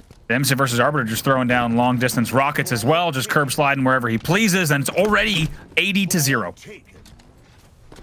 At the moment, it's just how quick's this game going to be over, because it looks like one team wants it over as much as the other. Yabba Dabba Doo seem to just be throwing their lives away. Swedish Vikings are just gladly adding the statistics to their total as Beatley, well, again, just do a little bit of redevelopment here, a little bit of interior, exterior design. I think you'd call that hard landscaping with the drop ball going down. And now they're just 10 points away here, Andy. This has been about as effective and efficient as you could possibly ask for in an oddball round. 3 seconds left. Make it 2, make it 1. Swedish Vikings up by 1 in what could be, as we move towards the next round, the final round of the series. Wow, 100-0 there. Hardscaping indeed, as you said, making it very hard for the likes of Yabba Dabby Doo to do anything in that round, and they're not able to put a single point in the board. I think you had a 10-3 performance coming in from the side of MC versus Arbiter in that first round as well, and now only 1 round away from closing out the series. What a start from Swedish Vikings. What a start here in the second round as well. 2 kills, 3 kills. Now just get the oddball. Last player alive is going to be on the pink street. He's taken down as well. Rotation towards Tram already coming in. And this is what I meant about the teamwork. You have to be impressed here, Andy. Every single player seems to know their role at the moment and is just playing so efficiently. This is incredible. Again, they keep getting, if not 3 dead, then 4 dead once again. We'll see what Ketchy could do on this flank, but this is a very dangerous flank position already, and looks like they're going to already see the first one fall. It's going to be 1, and even though you see a ball grab there, that'll be 2. And we'll see if they can kick them down the 3rd. No, they'll finally get slowed down, so maybe a few points on the board as they will get 2 dead on Swedish Vikings for, I might even say, the first time in this entire match on set. Yeah, I was impressed with the way the Kachi played that as well. I think he might have got a call out that play was a little bit weak on B stairs, so decided to pull out the battle rifle, right, and keep those 2 rockets to use maybe a little bit later on. You saw him connect with the second one. Unfortunately, the third didn't have an opportunity to fire that one, but MC versus Arbiter kind of tiptoeing his way forward. He's going to be met with a Bulldog. That's why he was being a little bit...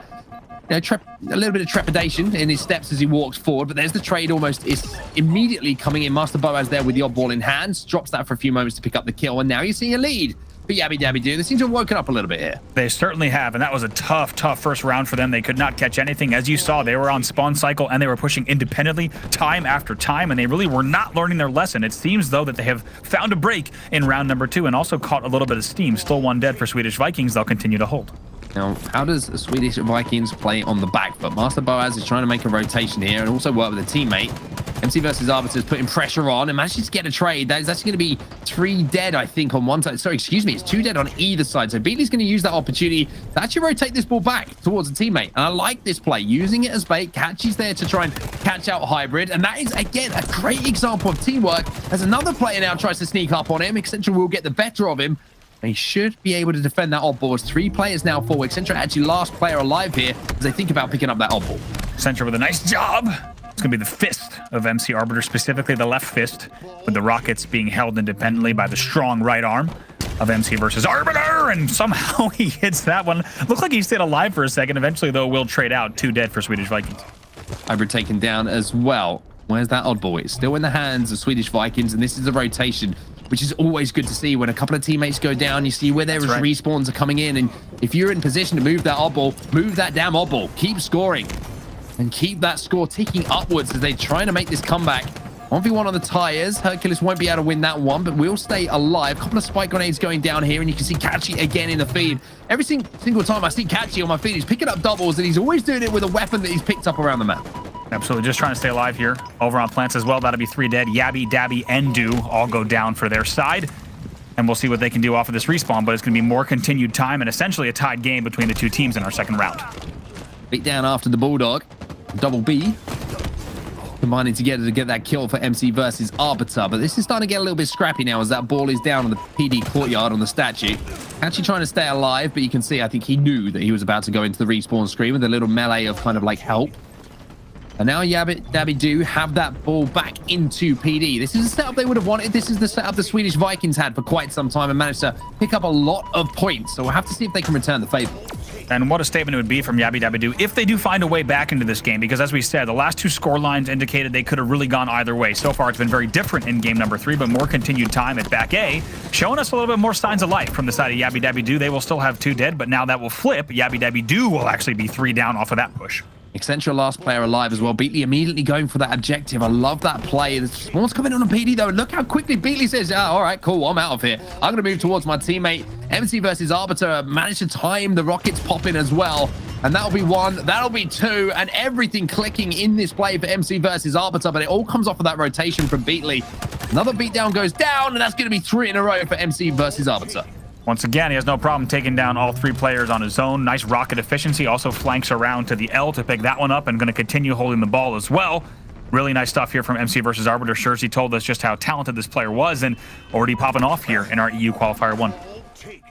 Catchy also been catching my eye a little bit in the way that he's been playing. Kind of a lot of flashy plays coming out of him, putting the power weapons to use. But Yabby Dabby Do aren't done yet, Andy. That's going to be 3 dead for Swedish Vikings. And with that, they have the ball back in their hands. They will be able to establish themselves a lead once more. It is a very, very slim lead, but when your tournament life's on the line and things haven't been going your way, any kind of lead you'll take. Absolutely. They still have Catchy dead. Look at the kill feed here. We'll see what Hercules can do up on Heaven. If he gets taken down, it could be a very different series of events off of this rotation. Hercules, though, stays alive at PD, so here comes the push from PD side. Nice team shot, though, in the back of A. Great team shot. Now Beatley has to try and do the job of cleaning up the kills. Manages to pick up one. Catchy will pick up another as well. Where's that oddball? The spawns are actually coming on in the cafe side here. So Beatley, having stayed alive and picked up those kills, has now allowed his teammates to pick up that oddball. It's a little bit of a kind of a little bit of a scrappy setup here, kind of a transitional setup, but they're making it work still.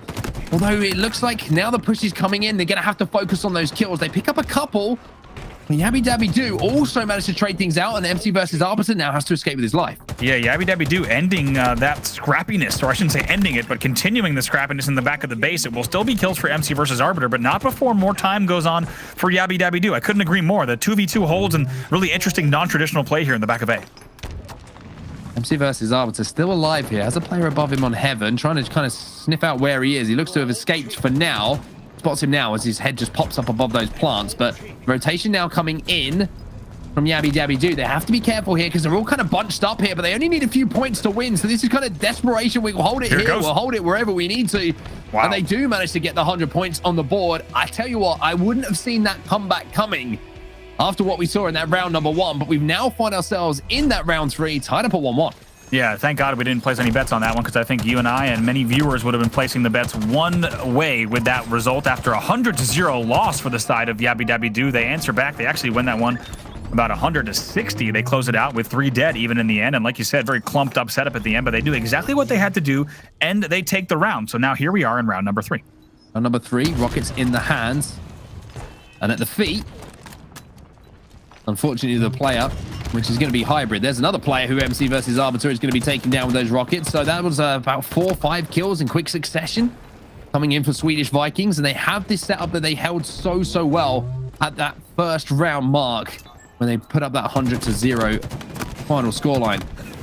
Looks at the moment like the pushes is coming in across the bottom mid, but this look a little bit more aggressive from Yabby Dabby Doo this time. Yeah, it was a good push, but answered back really well by the side of Swedish Vikings. Even though it was a nice simultaneous push, they're able to stay alive and keep all of their teammates alive as well. The last Bulldog shot, not enough out of Hercules as he, I don't know if we're going to blame observer mode there, but was a few feet to the left there with that second shot of the Bulldog. 3 dead for Swedish Vikings now. I'm always blaming observer mode if that's me, but I think we all know the real truth behind that shot. Unfortunately, just not connecting in the way that he would have wanted to is the best way to put it. Catchy now going to be moving up to the top of heaven, trying to shoot these players down, pushing on the red street. 2 players do fall, 3 players do fall. Oddball is also taken down. The player is still alive, though, around that red room, so they're going to have to collapse nice and quickly. Extra stays alive for now.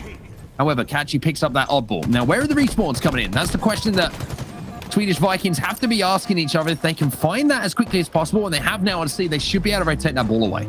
Look at Catchy just doing so much. He's holding down all of driveway. He's nading Balk. It's only front CNC stairs that the enemy team could have pushed out. That's it. That's all they had to watch this entire time. And as a result, they get 2 dead right away off the bat. Catchy doing so much here.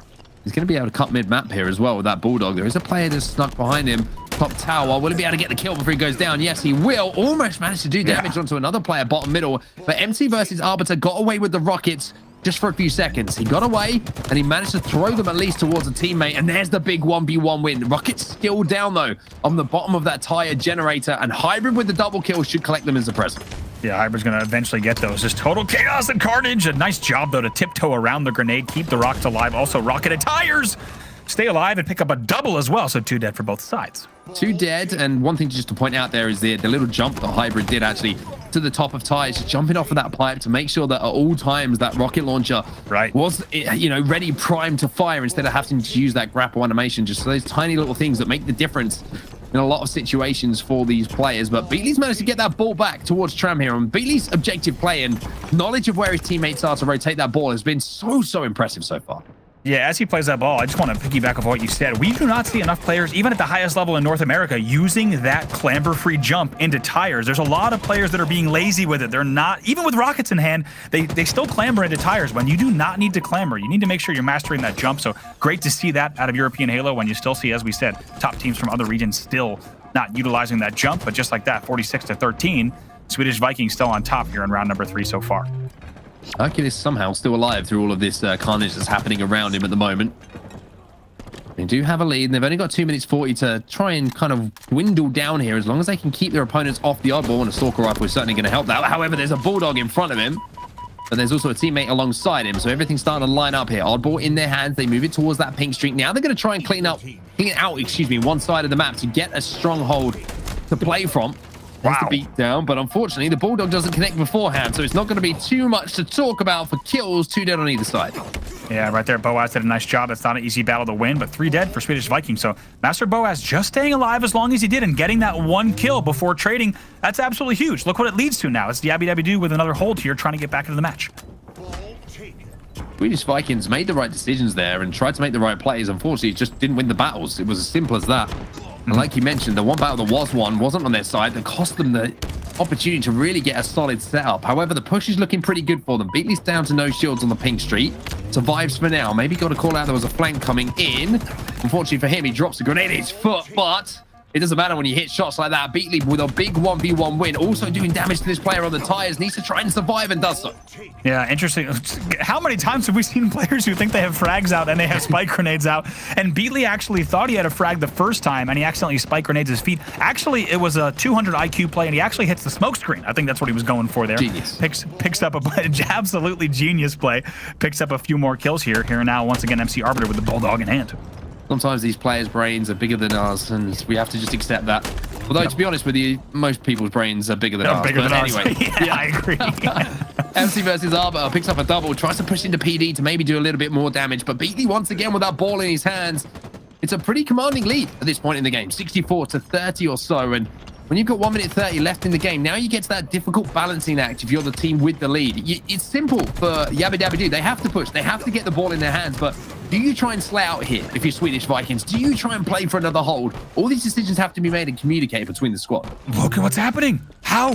Is Hybrid the last player alive for Yabby Dabby Do? That was a 4v2. And Swedish Vikings would not go down without a fight. Amazing resilience from Swedish Vikings through that whole play. It was just Beatley and Hercules in A and Tires, and somehow they turned what was a 4v2 into a lead, into more ball time for them. So amazing answer back. Yabby Dabby Do kind of folding there. They should have had that win in the 4v2.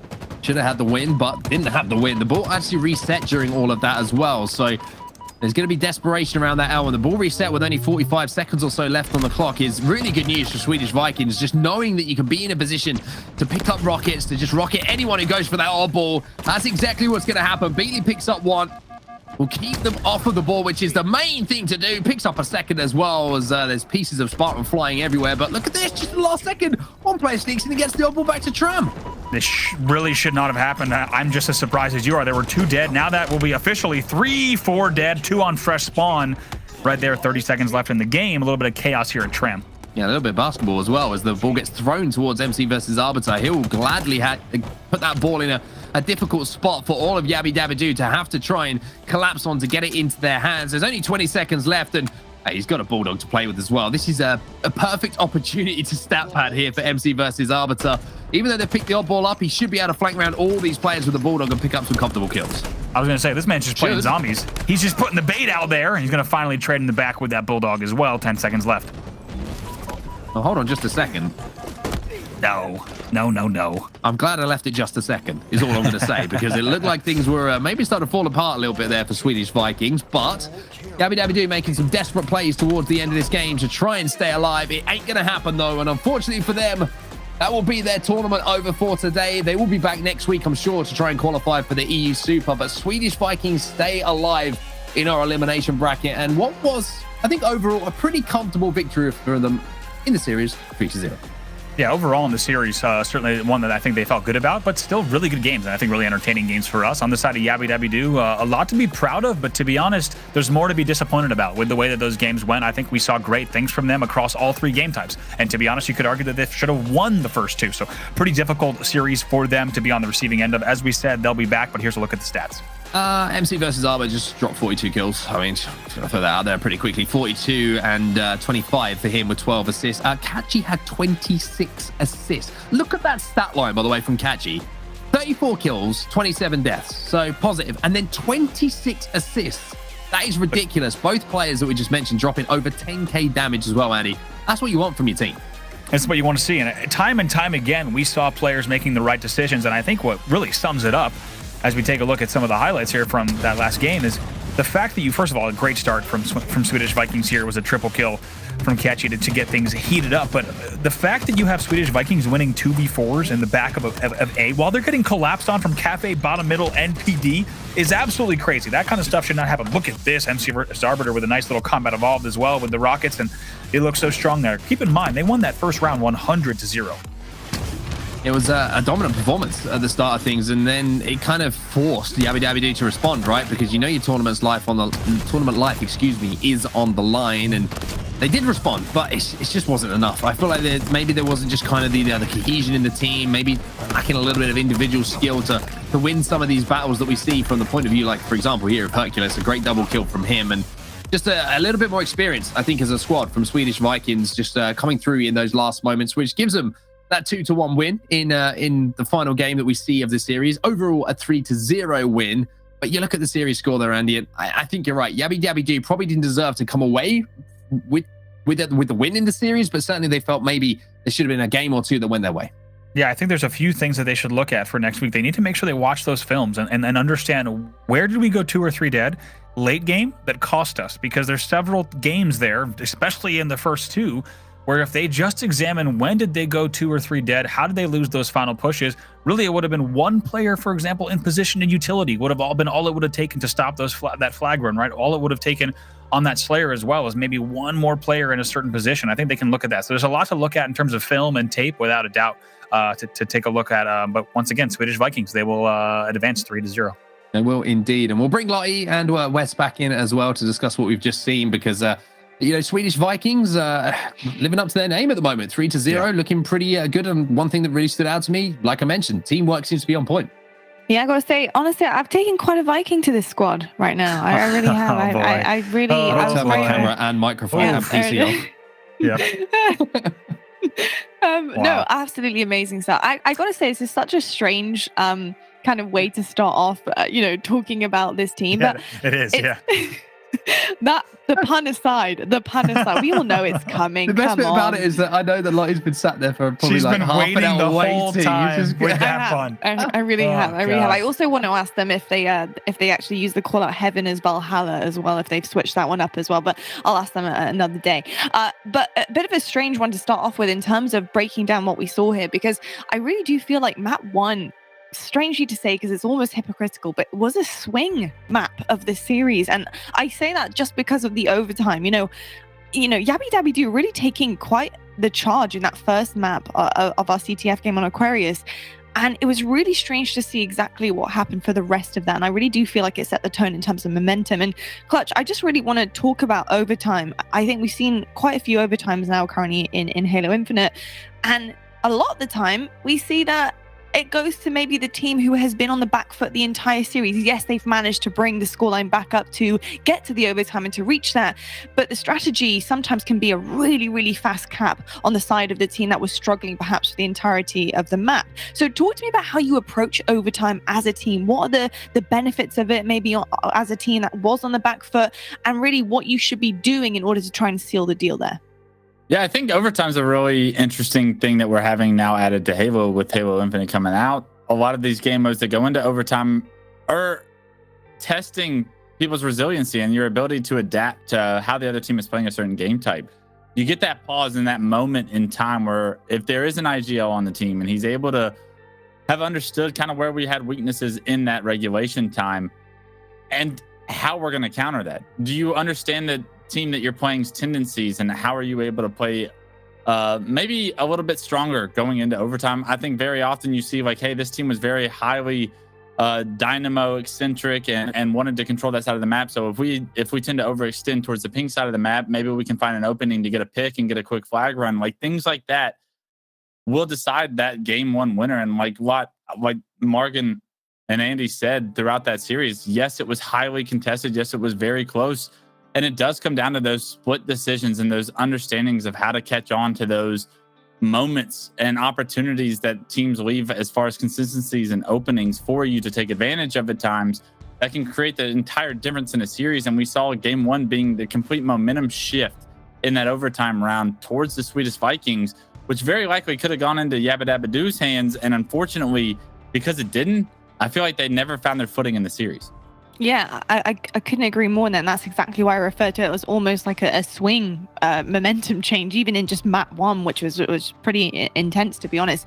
But incredible showing from Swedish Vikings. I just really quickly want to ask Brav a question about something that you and Mark actually brought up within that final oddball game. You talked about a setup, an untraditional setup at A, and it was kind of scrappy back and forth with both of the teams there. But talk to me and elaborate a little bit more on what you meant in terms of the untraditional play, seeing setups happening at the back of A. Sure, yeah. I mean, most of the times, right, what you want to see in this game is a full collapse where you wipe at least 3 dead and you're able to grab ball time and it's a little bit more comfortable. And then say the player that's alive on the other side is forced to retreat, wait, maybe force a 1v1, but generally you're going to get time off of solid setups. Instead, what Mark and I were seeing there in that game is where 2 players are alive back A and there's 2 players around PD plants and they're just dropping hold, right? They just have a Bulldog player waiting around a corner, staying alive from grenades, and the other player's just holding back A. You don't always see time like that in Halo Infinite. So it was interesting to see them utilize that. It was a scrappier game, showing that it can work, but you just have to make sure you're analyzing that situation appropriately. Maybe you drop for a few seconds, you grab some time. It was just a bit scrappier overall, but in the end, it worked out for the Swedish Viking Mafia for sure. It did indeed. I think they were panicking just a touch. You know, they saw what happened in round 2 and they're like, oh, comeback potential maybe. Oh no, need to get as much ball time as possible. And I think milking it in certain situations is the right thing to do. But it was interesting seeing that setup coming forward there as well. But insane stuff from Swedish Vikings. Absolutely amazing. But I'm really excited to see the rest of their journey as they go through this to qualify for our EU Super. Let's take a look at our bracket though and see exactly how that journey is going to be turning out. Because of course, Yabby Dabby Do, unfortunately, we won't be saying that name too much longer. It's not going to be happening for them today. They unfortunately do fall out short in the elimination bracket. Here is our championship bracket. Here is the winners portion of this, and you can see our winners semis are just about stacking up. We have Potential versus MNWZ, and then we do have Team Timmy waiting there from previously our first game of the day, and waiting to see exactly who is going to be joining them out of your all here and No Fear in Death. And I gotta say, that's a very intimidating team name, to say the least. Wow. No Fear in Death. Yeah, I prefer Team Timmy. Yeah.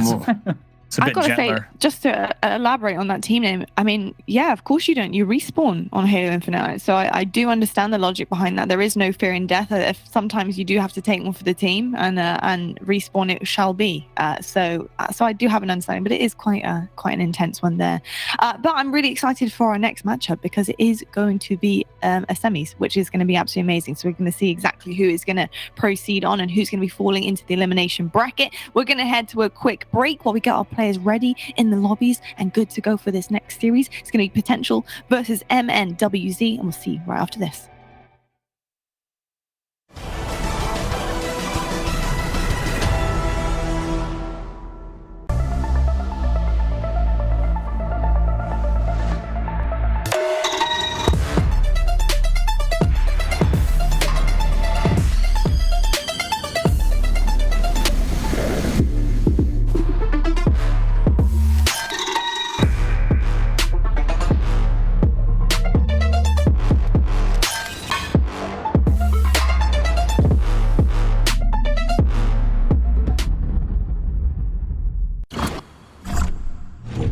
I've got you under my skin.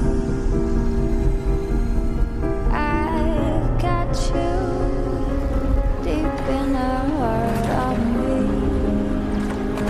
So deep in my heart that you're really a part of me. I've got you under my skin.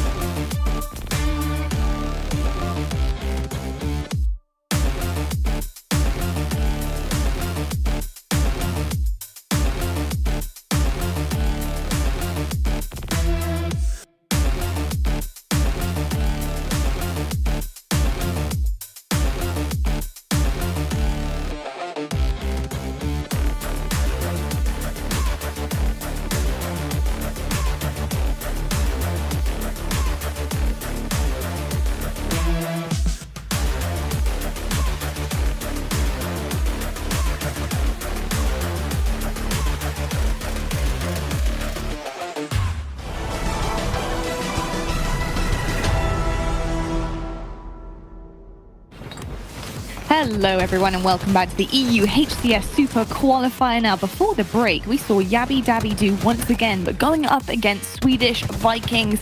It was a pretty epic series, I've got to say, and the first map was a tone setter. We actually did have a pretty close quarters CTF game, and that really did set the tone for the rest of the series here. Swedish Vikings managed to pull that one away despite being back into overtime. They absolutely crushed it. And then forward, it was a pretty dominant performance from the Swedish Vikings. A little bit back and forth in the Slayer, of course, but they were looking pretty good, firing on all cylinders. You know, Bravo, Onset, both on the mics here. And I gotta say, especially in this final game, Quachi, oh my gosh, absolutely popping off here for his team. Really impressed with Swedish Vikings and what they're able to accomplish here. So are you excited to see what they're capable of going forward?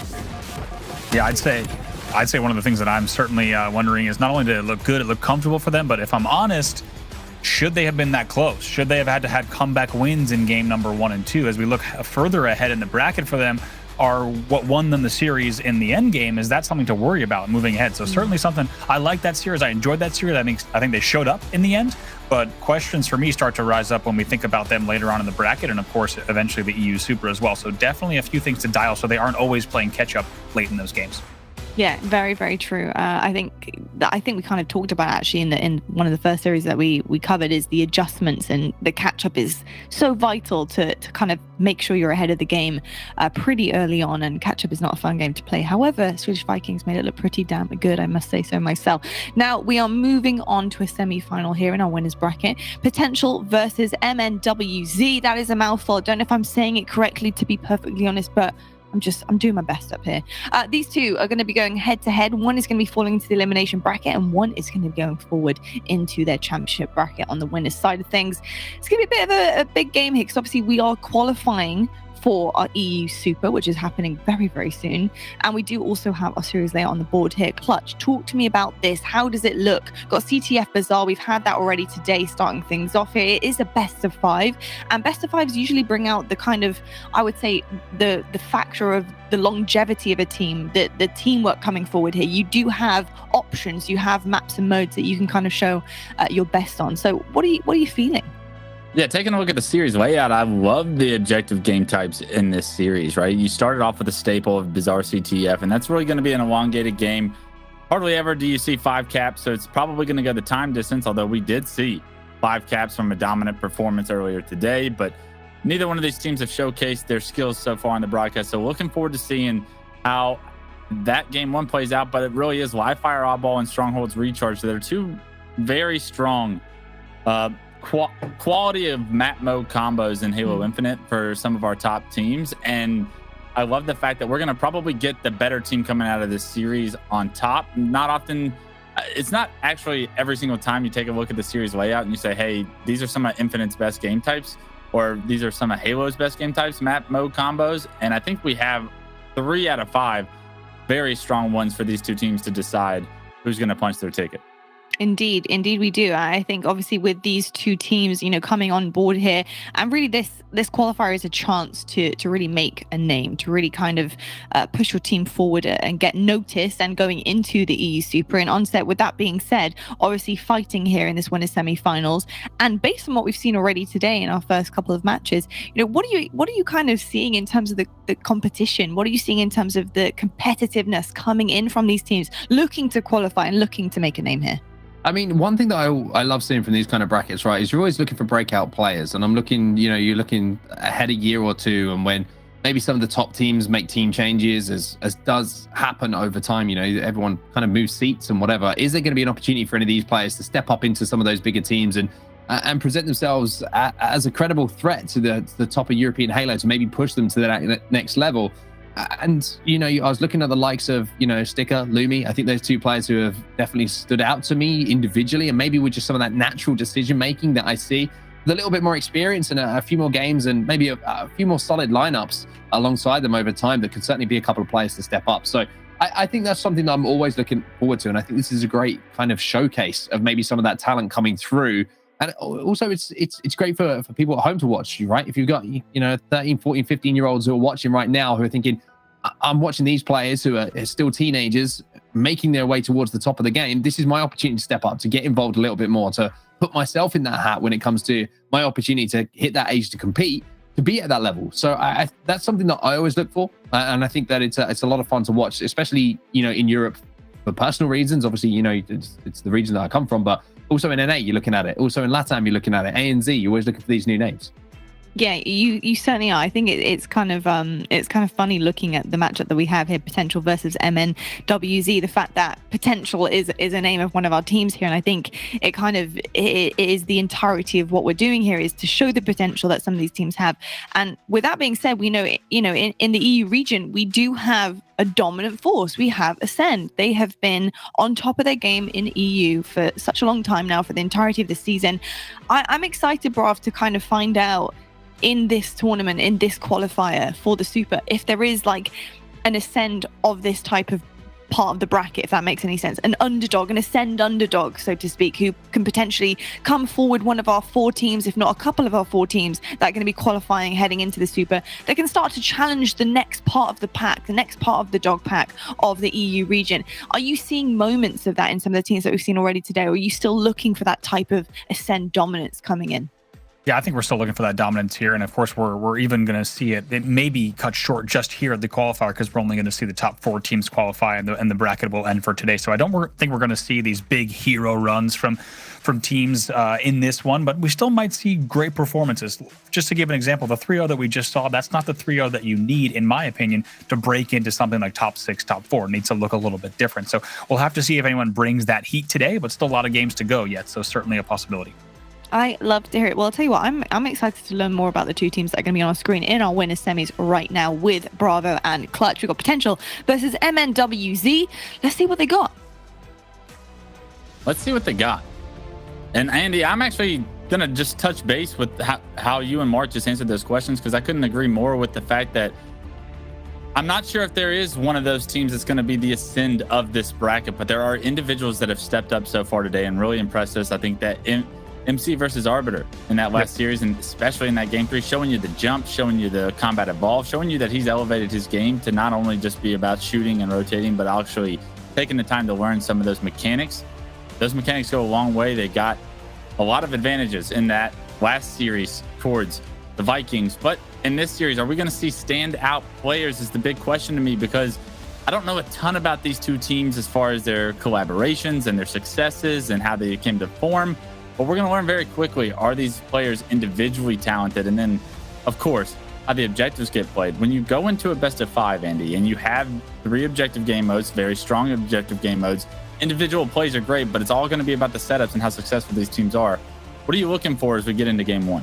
I think exactly that. I think I'm going to look for cohesiveness, cohesion, timing. It's just so big in this game. We'll see which of the 2 teams can do it against each other. There's going to be Potential versus NMWZ. Potential, by the way, rocking all UK flags here. And also on the side of NMWZ, got to note we have an Italian-German squad here. You got 3 Italian players, and also the Joker Ono also coming in with the German flag. So a little bit of European representation on the side of the NMWZ. We'll see which team can take it here.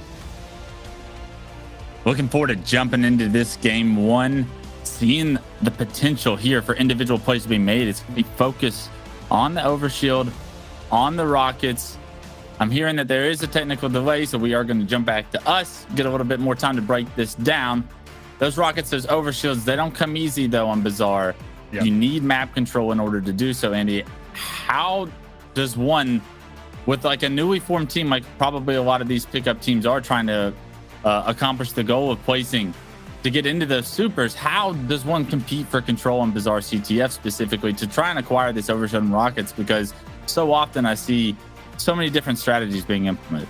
Yeah, I think it's all about angles and space, right? You need your team taking the angles that give you the space. When we saw that Bazaar 5-0 win, you saw something that you don't always see on Bazaar. You see a teammate that's able to fly off of bridge across top mid on top of the market to get a rocket angle. That tells you one thing, that your team has angles, they have coverage, they have players dead. So really you want to just make sure that you have the supporting angles, you get the first pick, and that's going to create space for you, and you're going to be able to run away with that space. That's going to be looking for, especially against a team like this. And I think one player that Jersey is pointing out to us throughout the day also is just Warrior O'Neal, like we said, the German player on that side of NNWZ, the player to watch for that team in Jersey's opinion, and certainly a player we're going to be keeping an eye on in this series as well. He's going to need to step up, and we'll see what he can do.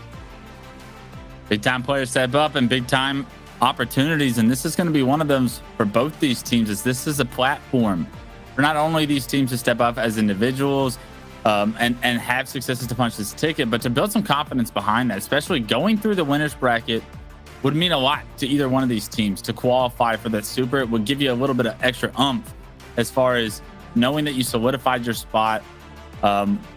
More warming, I would say, than going through the elimination side or even making it to next weekend and having to qualify then. Andy, talk to me about the importance of when you qualify rather than just qualifying, if at all. Sure. Yeah, the way in which you do it certainly matters, right? And I would say, and you're one who would know this so well, even the way you do anything ahead of a tournament really impacts how you do, right? There were times where I was coaching final boss rosters where we would land Sage Hill Reality and we'd win 100 games to 3. Yeah. And honestly, even though that you're scrimming against a team that at the time was a top 12 team, those results make a difference, right? So if you're able to, the confidence it gives you, it really makes a difference. So I think the same thing with these qualifiers, just like you said, coming through the winners bracket in a qualifier and putting things like bizarre 5-0s on the board, it really does help. And it also, that momentum is not just going to carry from the qualifier, but that momentum carries into your nightly scrims. And then you're also working on just making things a little bit better here and there. And then that practice is going to make perfect when you get into the super. So it really can snowball. I think the way that you finish here in the qualifier, keep in mind that super is still a solid, right, about 12, a little more than that, maybe 2 weeks away before that match starts. So just under 2 weeks, before that super starts. So you've got a lot of time between now and then. If you qualify here through the winners, you've got solid nights of scrims where you need to make sure that you're still keeping the foot on the gas pedal, because there's a lot of talent and competition that are going to be waiting for you in that super bracket. Yeah, I think big picture note is yes, we're in esports, but this is still a competition where humans and emotions will always take place, right? Like that's the big thing for me as well, Andy. It's like on top of how do these teams play and like how consistent they are, there always will be emotions that come into play. How are you feeling that day? Were you on fire? Like individuals will change the outcomes of series depending on how well they feel, how comfortable they felt in the series, in the server, on the team that they're on. I think gaining confidence in a qualifier like this, that's big, because if you go through winners, you go there with a little bit of extra like confidence as far as, hey, we're the best coming from the back half of the bracket. What kind of upsets can we create? Not we've just barely punched our ticket. So those human characteristics really do play a big toll into the extra motivation and the extra momentum that you can potentially build. It bleeds into practice, like you're saying, and it can really either get out of hand in either direction. As far as if it starts to rain, it starts to pour at times. You're seeing that with some of the North American teams that have been struggling recently at tournaments. Maybe it turns into their scrims and it bleeds through to even like how their team is cohesively built. You also see teams that place really well continue those placings really well just because they have that almost sense of false confidence, in the sense of like, hey, we belong and we can place even better if we can just step it up a little bit. I feel like keeping that mental game strong is so important for all of these teams as they try to qualify for that super, and then once they get into that super to compete against some of the best teams we have in the EU scene, especially the ones that are sitting here watching behind the scenes. Yeah, I think so. There's a lot that goes into believing that that you belong as part of the pack, regardless of what bracket you find yourself in. I think you could tell right away the teams that feel like, yeah, we deserve to be here. And even if they are the underdog with the lower seed, they're able to come out on top. They're able to stand toe-to-toe in the series and not have their confidence waver throughout the series. And I think another player that we're going to keep an eye on also on the potential side is going to be Desire. Of course, a player competed in Halo 5. We also saw him top 16 at Wembley 2017 as well, and able to see what he's going to be able to do here. So I think that's going to be our player to watch for the side of potential, without a doubt. So lots of talent on both sides of the stage. We know that this super is going to be quite UK heavy, but historically we've seen players from both Germany and Italy sneak through. If we saw a 75% Italian roster sneak through, I'd have to have Scherzi correct me, but I'm not sure if we've ever seen a roster with that much Italian representation come through. So we'll have to see what they can do here. Love the idea of breaking some historic records there and having all different sorts of countries and regions start to pick up and new talent to arise as Halo Infinite gets underway. As the HCS circuit continues to go downhill, we always see these new talents arrive. Will it be from some of these other countries and other areas that are less known, less common for having these successes? It's a big question. This is a big opportunity for these guys as they have, once again, another platform to get to those spots that they haven't been before. And it's all about getting opportunity to do so, because if you give people enough opportunities to create the upset will happen. It's just a matter of time, in my opinion. Looking at these two teams, as little as I know about them, I do know that MNWZ has placed within the top 12 in the EU region in Halo Infinite as a team of 3 before. You talked about it in the previous series as well, Andy, that since they've placed in that top 12, they almost feel that they now belong in that area. And they believe that they are one of the owners of those tickets that will be punched to get into the Super. But they're not there yet. They have to continue on with this bracket. Potential, maybe not having that same level of success as a team, maybe a more newly formed team with individuals that have some skill. What are the two different dynamics, and which would you prefer to have as far as like the previous success of knowing that you're a top 12 team, or maybe the unknown of like, we don't know our ceiling or our potential as of yet, with potential, obviously? Yeah, I think that there's certainly pros and cons and merits of each. But one of the even bigger things, I think, is the fact that if you're an up-and-coming team that does not yet have, say, established places on the board, and you're maybe known as online players, you're definitely a threat to the competition. I think they're going to not really understand exactly what they're going up against, and we'll have to see if that comes into effect. Of course, both sides of the stage with a lot of experience here in European Halo, but it's going to be NNWZ versus Potential here. We're getting now ready into game number 1. All right, everybody. Gameplay about to be on our screen. We have NWZ versus Potential. We're still on the winner's side of the bracket. We're going to punch 2 tickets from the winner's side, 2 from the elimination side, and both these two teams want to come out on top and build this momentum going into the Super. What a statement it would be for one of these two to make it all the way through that winner's side of the bracket. But in order to do so, they're going to have to go through the opposite here. And we're going to hop on board with Nisitted. Nisteo, we're going to go with for early on, but he's already got a kill under his name. So a great job by him to secure some balcony presence here. And with that balcony presence, they've already got an overshield to their name as well. And the overshield gets green gunned. How many times do we have to say it there? You got to be careful there. That plasma pistol is so often waiting around that corner, but it's going to be Warrior O'Neal. This is the player we talked about, the German on NNWZ, ready to play here. Your player to watch on this side of the stage. Also getting some updates from our Statsman Scherzi, your European Halo expert. Also letting us know the side of Potential. They have yet to register a placing greater than top 16. We'll have to see if they could do that here today. The potential's there, but will it get done? Regards on screen trying to push into his own base to try and get some control back, but Warrior O'Neal, the player to watch from Scherzi's presence, able to get that kill, able to get the flag on the move, and already across halfway unscathed. Does finally start to get shot, but just like that, I believe the player shooting him was taken down.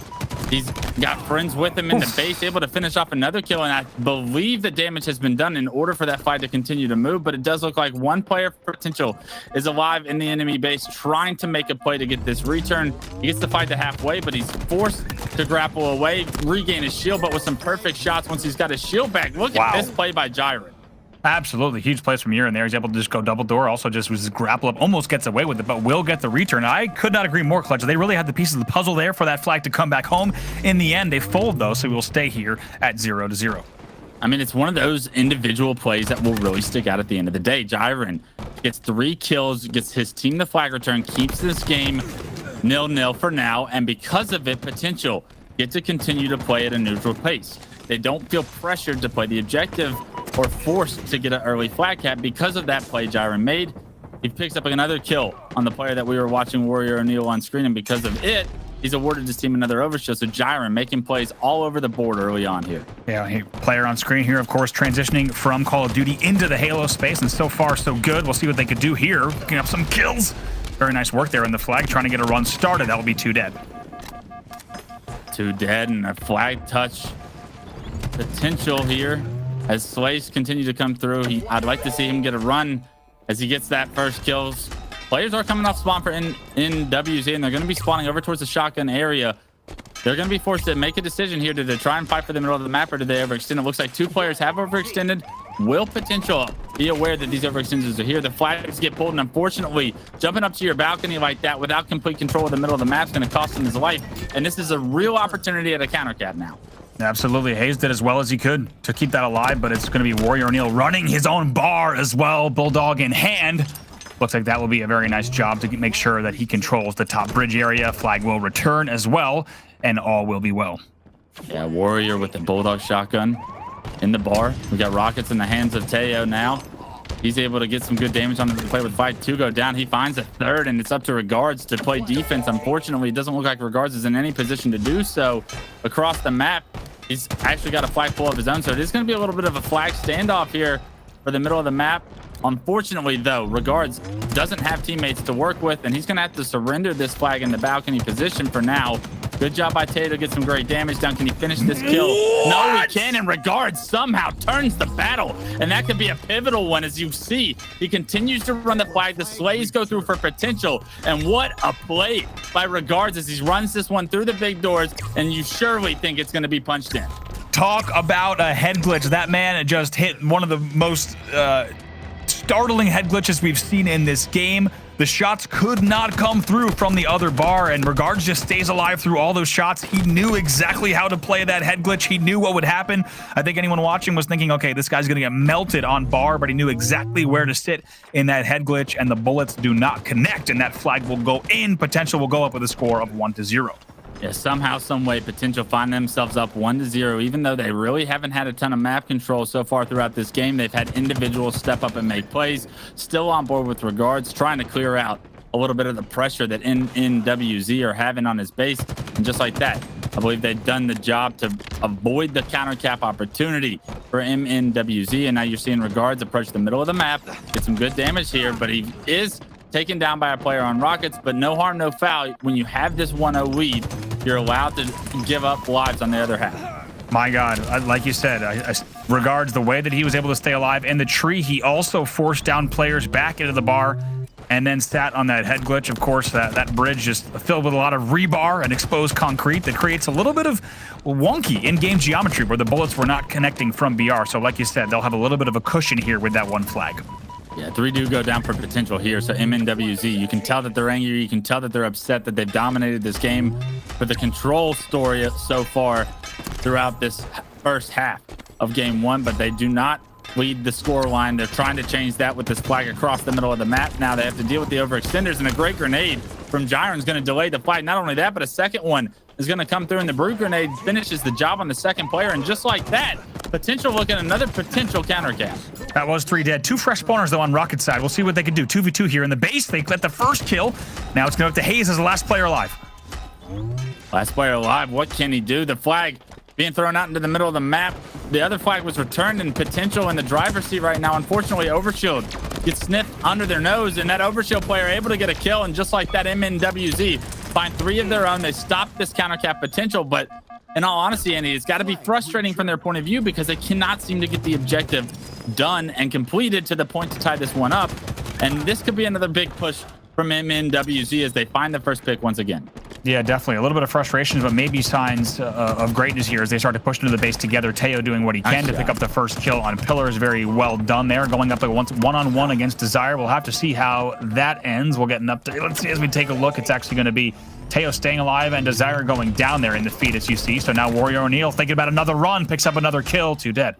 It's a 2v2 situation here, so Warrior wants to play his life. Now, there's a player on the balcony. He makes an easy rocket kill. The read from Warrior there to slow this down, to continue this flag run. Now somehow gets a double with a stick, I guess, in the kill feed, and that's a beautiful job by him to not only move this flag across the map, but to get a few kills along the way. You have to think this is MNWZ's best opportunity to get a cap, but once again, Gyron behind enemy lines with Regards' help is able to find 2 and hop on the return, and immediately, once again, find that return. MNWZ have done such a good job, Andy, of getting the flag halfway, but halfway is not going to count for any of the points.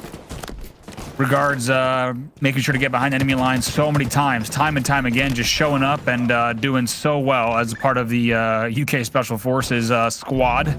And always on that flag return somehow in a 1v2, 1v3, doesn't matter. He's able to get that flag return. It's a very nice job. Here's take a look at Zami trying to push in, get some help as well. That'll be another assist as they'll get 1 dead and try to find even more numbers for their next push. But it will still be, as you say, 1-0 here in favor of Potential. Just look at the difference between the kills on both sides. Potential find themselves up 1-0, Andy, but I mean, it has been all MNWZ as far as the slays are concerned. It's unfortunate they can't figure out a way to stop those overextenders every time they run a flag, but this could be the one as Overshield gets into the hands of Teo once again. Will he pop it as he enters tree? The answer is yes, as he finds 2 players in front of him. Unfortunately, he loses a teammate, but he's going to trade that out with a double of his own. And because of that, this could give MNWZ yet another opening to get a solid flagpole. Yeah, look how hard they have to work, though, right? You see Desire and Regards will go down, but still, they melt that entire Overshield. Desire's off the respawn. Nice job from Teo, doing what he can. Frenzy on screen, but in the end, even though it's 3 dead, it's Hayes who stays alive. Can't do it, though. Might see a flagpole, but it's going to be a dangerous one. But the damage has been done. You don't have the numbers to really get this flag on the move any further, you'd have to think. But NNWZ actually do still have a second player on the balcony. Unfortunately, look at it. It's Regards. With the overextend, somehow he's in the enemy corner. He's able to stop that flag from being moved. And even stopping that momentarily is so massive for the rest of the respawners for Potential to get off spawn and help return this flag. It's going to be another return for Potential. Again, the defense is just so strong for this team when it feels like everything's going against them. But another kill comes through in the bar, and finally we're seeing Potential with a little bit of map control and an opportunity now to potentially take the lead 2-0.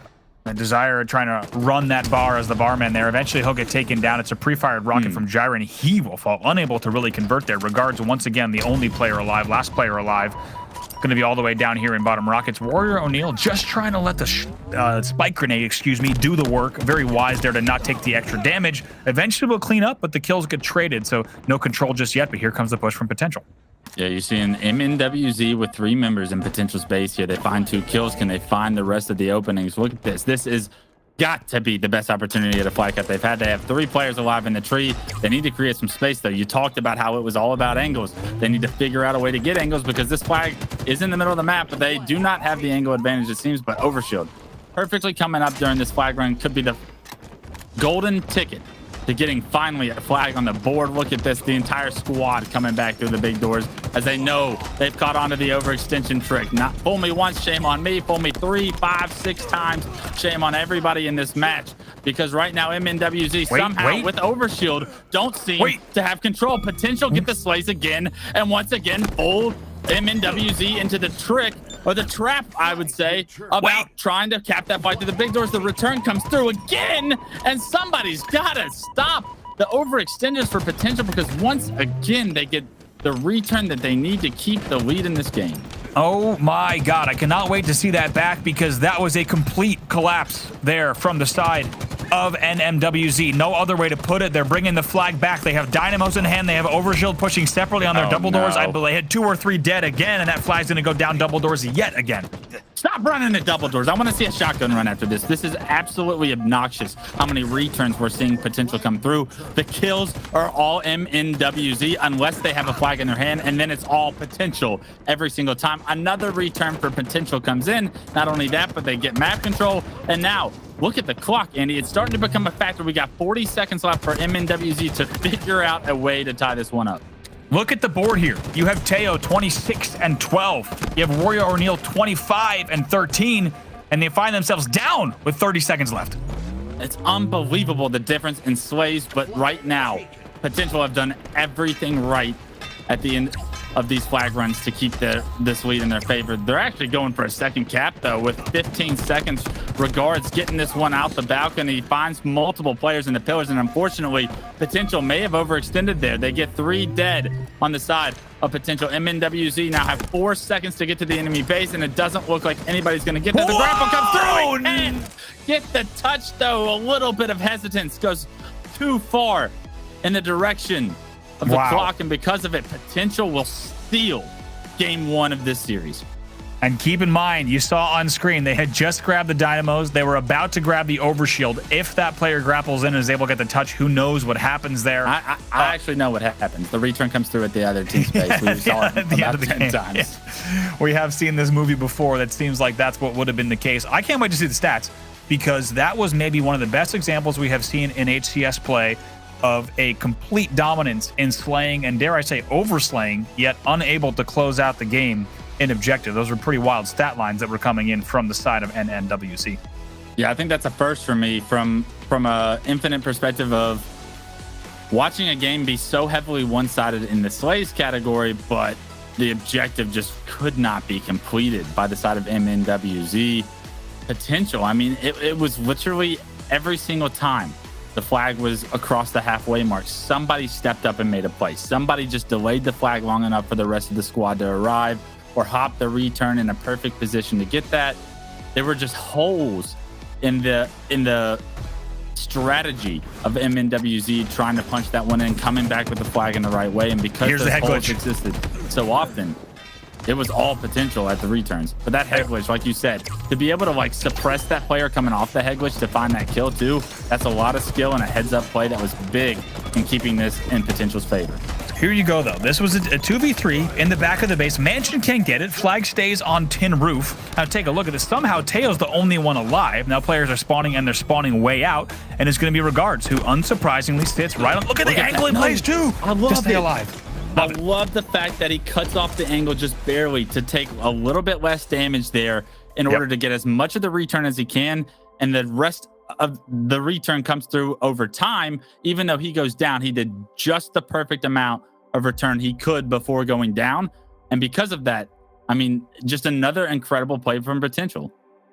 Absolutely. And keep in mind, you got NNWZ as our favorites here, as reported by, of course, not just all of Europe, but also Shurzy confirming the favorites. But you also have Jiren coming in from Fortnite, Hayes coming in from Call of Duty. So players coming in from FPS titles right now and stealing a little bit of the thunder that we've seen the side of NNWZ have in with their Halo history and their experience. And as we said, yet to see a top 16 performance on the side of Potential. So after that, I tell you what, they might not have known what to do in the slaying category, but in the end, they knew exactly what to do on every single objective run. And I was with you. When you have a flag coming double doors, and even in a 2v3 in that situation, expected to see that flag come home. It doesn't, so NNWZ will find themselves 1-0 down in the series. Now Potential only a few games away from potentially closing this one out. We'll go now into game 2. It's going to be Street Slayer. On the bright side, you don't have to worry about capping flags here on Street Slayer. It's first to 50 kills, and MNWZ showed us that they're very capable of slaying. We had a frenzy from one of the players, but no objective was done. The objective, very simple here on Street Slayer: get your kills. And if MNWZ can do that, they'll be able to turn this one around. We're on board with Teo to start this one off. It does look like Rockets were briefly in the hands of Potential, but they were immediately removed from Regards' life as he takes down himself. 3-1 now. Potential do jump out to an early lead. Desire, however, going to make this one a little bit closer as he goes down from another MNWZ player. Now, based on what we saw in game number 1, no surprises. This should really be an MNWZ. That's becoming harder and harder to say the more times that I have to say it. Yeah. Really should be a victory for them, but we'll see what Potential can do here. They're able to stay neck and neck with them, 4-4 off of the opening. I like their opportunities still in this series. You cannot let Bazaar flag frustrate you too long. You got to move on, but gratefully, these players are playing a best of 5 here today, so that game 1 going to matter a little bit less than it would in a best of 3. We'll see how they're able to rebound here. So far, just a tied game, 5-5. Jiren with this Bulldog shotgun in hand has a lot of power with this Bulldog shotgun. The bark is strong, the BR is stronger, and the double kill comes through for Jiren. Nice work there. Gonna try to stay alive on driveway. If he can, 1 dead for each side. So gonna wish he had a little bit more height there on the jump. Unsurprisingly, will get taken down on driveway there. So we'll have to reset just a little bit. But Regards, this is the player on Potential that made one of the game-winning plays. They're staying alive on that bridge. Also the one to even punch the flag home in the end. Has a lot to be proud of out of that game. Absolutely. A playmaker in game 1. Gets a kill, stays alive so far on this life. And because of it, he's awarded his team a little bit of space now as they try to push Arcade. You're seeing multiple members of MNWZ stuck back PD. And with Rockets coming up, this space is going to give Potential some great opportunity to acquire these Rockets. Nice work there in the back of Plants. Will get taken down. 3 dead for the side of MNWZ. Now 2 dead for the side of Potential. They're going to reset. See what Sammy can do with his Stalker rifle in hand. Solid damage, but ends up losing his life. And unfortunately for MNWZ, I believe Potential has gotten out of this setup. Does look like some stalemates have happened. Maybe a player disconnects, and just like that, we can see that a player missing from the lobby as the game not too out of hand, not too underway. Those second set of rockets weren't picked up yet, but unfortunate circumstances. It's a rocket launcher prayer circle happening. Gentlemen's agreement to everyone pray to the Halo gods that stability of the game can last as we get back into a game 2 here shortly. As soon as the players can get back into that lobby, we'll get the action back underway. But until then, you get an opportunity to look at the series as a big picture, Andy. And if you're MNWZ, if you're on it, you've been a part of teams that were the favorites in series. I mean, I call it the triggers down like effect, because triggers down was known for losing game one of every series they played. You guys would be playing Thrust and Company, and y'all would lose game one somehow. Not every series. On Friday. We lost Friday game one. We lost Friday game one. You guys were famous for losing. I was like, wait, what do you mean Pierce and Thrust just beat triggers down on Narrow's flag? Like, yeah, it was 3-0. And I'm like, yeah, well, that series is a 3-1 triggers down on Don't Need to Watch. Yeah, and famously, we managed to pull it out in the end. Famously, you guys were always playing in the winners finals later on Saturday night, so you obviously figured it out. What kind of mentality, what kind of conversations were going on after those game ones that kept you guys so strong and confident going into the rest of the best of five to make sure you didn't falter in a game two Slayer, which can be that coin toss of a game at times? Yeah, it's honestly just you shake it off. You don't start to question anything about your team's preparedness. You don't start to question anything about decision making or confidence in teammates, right? You don't want any of that game number one, especially if it's a little bit maybe sloppy, just kind of a little bit all over the place. You don't want anything from that to bleed into the series. So you don't have teammates saying, oh man, I wish they had done this, or I'm surprised that my teammate didn't do this. Instead, you reset. You say, we know exactly how to play this. The preparation's done. All the work is done. Now it's time, whether it's a Friday, a Saturday, or a Sunday here, as we have. It's time to play Sunday Halo, right? And that's it. I think that's what they need to do. I think they need to reset. We can see if that happens for them in this game number two. Yeah, I think it's mental confidence. It's definitely knowing your identity as a team is big, and we'll find out how much of an identity this MNWZ team has going into game two. It wasn't the greatest start for them there. They found themselves in a favorable position as the second rockets were coming up, I believe, but not. We still don't know. There was still too much left on the table for us to know how they were going to go in that game two. But if you're an individual and you have a killing frenzy in game one and you lose, typically if I go on a 10, and I've always said, if I'm on a frenzy, we better get a flag cap in that process. Some objective better be getting done. And I guarantee you we're going to be extending whatever lead we probably should have if I'm on a 10-0 spree. For them to not have that, are there any red flags there as far as our ability to play efficiently together? Because that's got to be a lapse in judgment as a team, I would think. Yeah, I think red flags, without a doubt. I think red flags that are going to be raised, but also the way that you respond to that is, okay, let's make sure that we're doing a little bit more small talk, right? Because obviously the kills are there. That means that the space was there. That means that the opportunities were there. What they needed to do is just close that down a little bit faster. I think time and time again, one of the most common themes for them on Bazaar was they would get 3 dead. They'd be mid-map, even with an overshield and dynamos, and they'd push tree, and they'd slowly trade 2. They took too much time. They didn't get where they needed to be, and they also traded when they didn't necessarily need to trade, or especially at times where they should not have traded. So they're going to need to clean that up in this game. We'll get an update from our producers here of exactly what the score line is coming in at game number 2 coming up right now.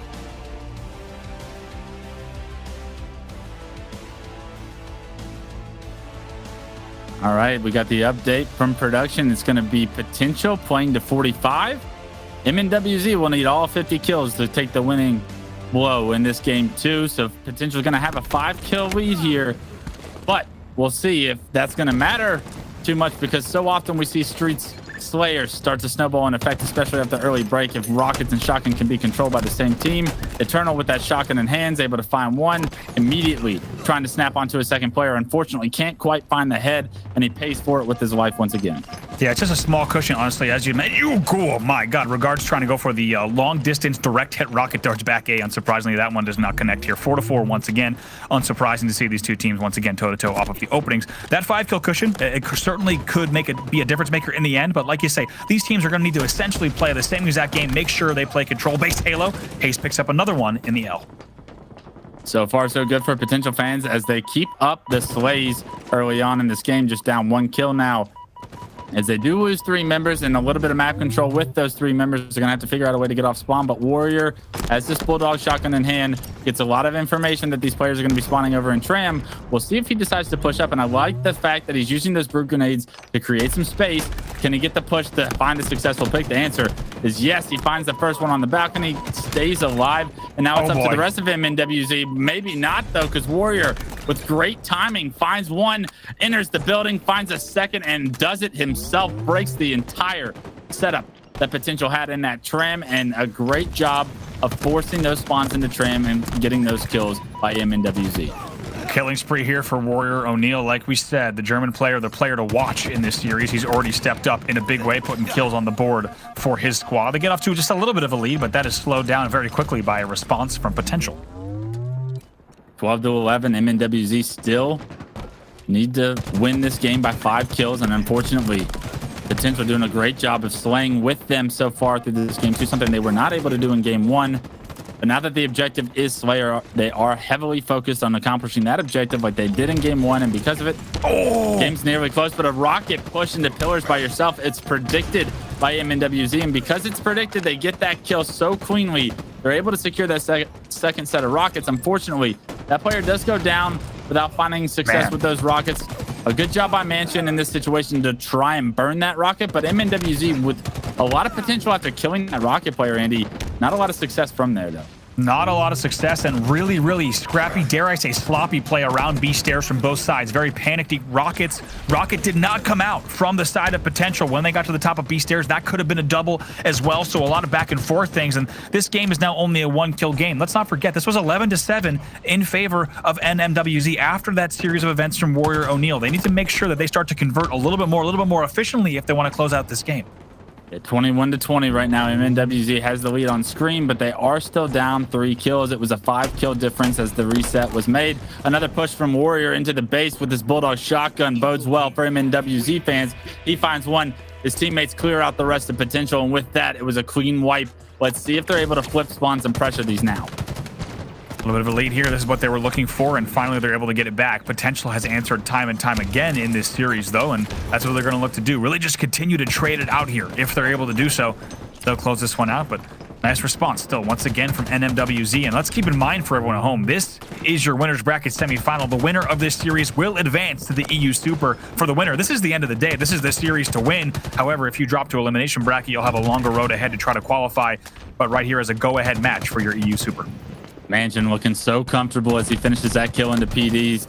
Immediately tries to help his teammates on pillars, spots a player on stairs, gets that player to no shields. Rockets coming up in 5 seconds, so pay attention to the kill feed, everyone. Every single kill at this point in time in the game could be the big ones that shift the momentum. It's a 10-kill lead now for MNWZ, but it's only 5 in reality. But the battle for rockets looks to be won by Potential. To thrust away the back rocket, make it a triple kill for Gyron, and another play being made on the side of Potential to keep this one within striking distance. How does that happen when Zami there is 1v2ing with the Stalker rifle at B stairs and even backs that player down, then even almost kills the player who's grabbing rockets? So much damage from Zami there, and still Gyron grabs the rockets and picks up 3. Really surprising to see that once again. If I'm honest, it's a little bit of the same events from game number 1. Little bit. You keep the door open, Potential will kick that door wide open as they look to take this series 2-0, and at least the lead in this series. However, right now the score at 5 kills to Potential, that's going to be 32-34. MNWZ still with the lead, but it's very narrow right now. Either team within striking distance of taking this one as we cross the halfway mark. A good push from Potential right here as Regards finds one. Can't get away with his life, however, but is going to be traded out. And that's a great job by HCS to trade that one out and stay alive, continuing to add kills in Potential's favor. Yeah, Hayes doing whatever he can to stay on the board there. He's even right now, 7-7 with 4 assists. And just like that, it's a 5-kill lead. Once again, they will maintain that on the side of NMWZ. And just trying to make sure that they extend that a little more. They do not want to head into the home stretch knowing that this game is essentially tied on aggregate score. That nade likely will not connect in the back of the base. Hayes will be taken down eventually. So 2 dead for both sides momentarily off the spawn. It looked like a good push from the start from Potential, but unfortunately everything went awry as that player with the shotgun stayed alive. Because of it, you're now seeing that lead once again be extended by 6 in game, but it's actually just a 1-kill lead for MNWZ now as we cross potentially the 40-kill mark. Nades are golden for Potential coming off spawn to create some space to deny that player on stairs. But now they look to push Arcade. Warrior, he's going to shut that push down with a little bit of help from his team. And there's a second player behind him, a double kill from Warrior, and those are 2 big ones to add to their lead. Love that play. We'll see what Gyron does with these rockets. That one will connect, but not. Yeah, great damage on B stairs. We'll see if it happens. Love that play that we saw from Warrior O'Neal, though, earlier. He kind of fakes the jump over B rail and then actually just doubles back to pick up that double kill. So they will maintain the lead they had. Just about a 6-kill lead here, but it's not enough. They're going to want to get a few more if they want to make sure they don't head to essentially a 48-49 scenario here in the late game if the score holds. Yeah, it's a 2-kill lead for MNWZ now as you're seeing multiple players stuck.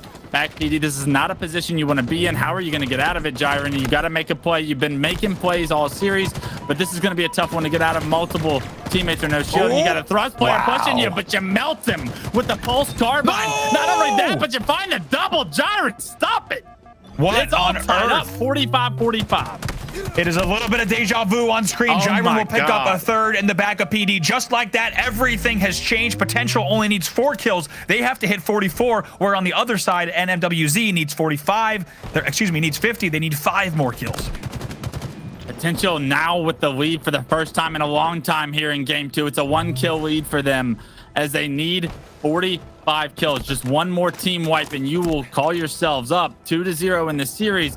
Look at how Regards is able to try and stay alive. He's trying to find the opening, gets good information. There's a player in Arcade, gets him to no shield as well. But most importantly, just denying space from MNWZ. Oh, punished.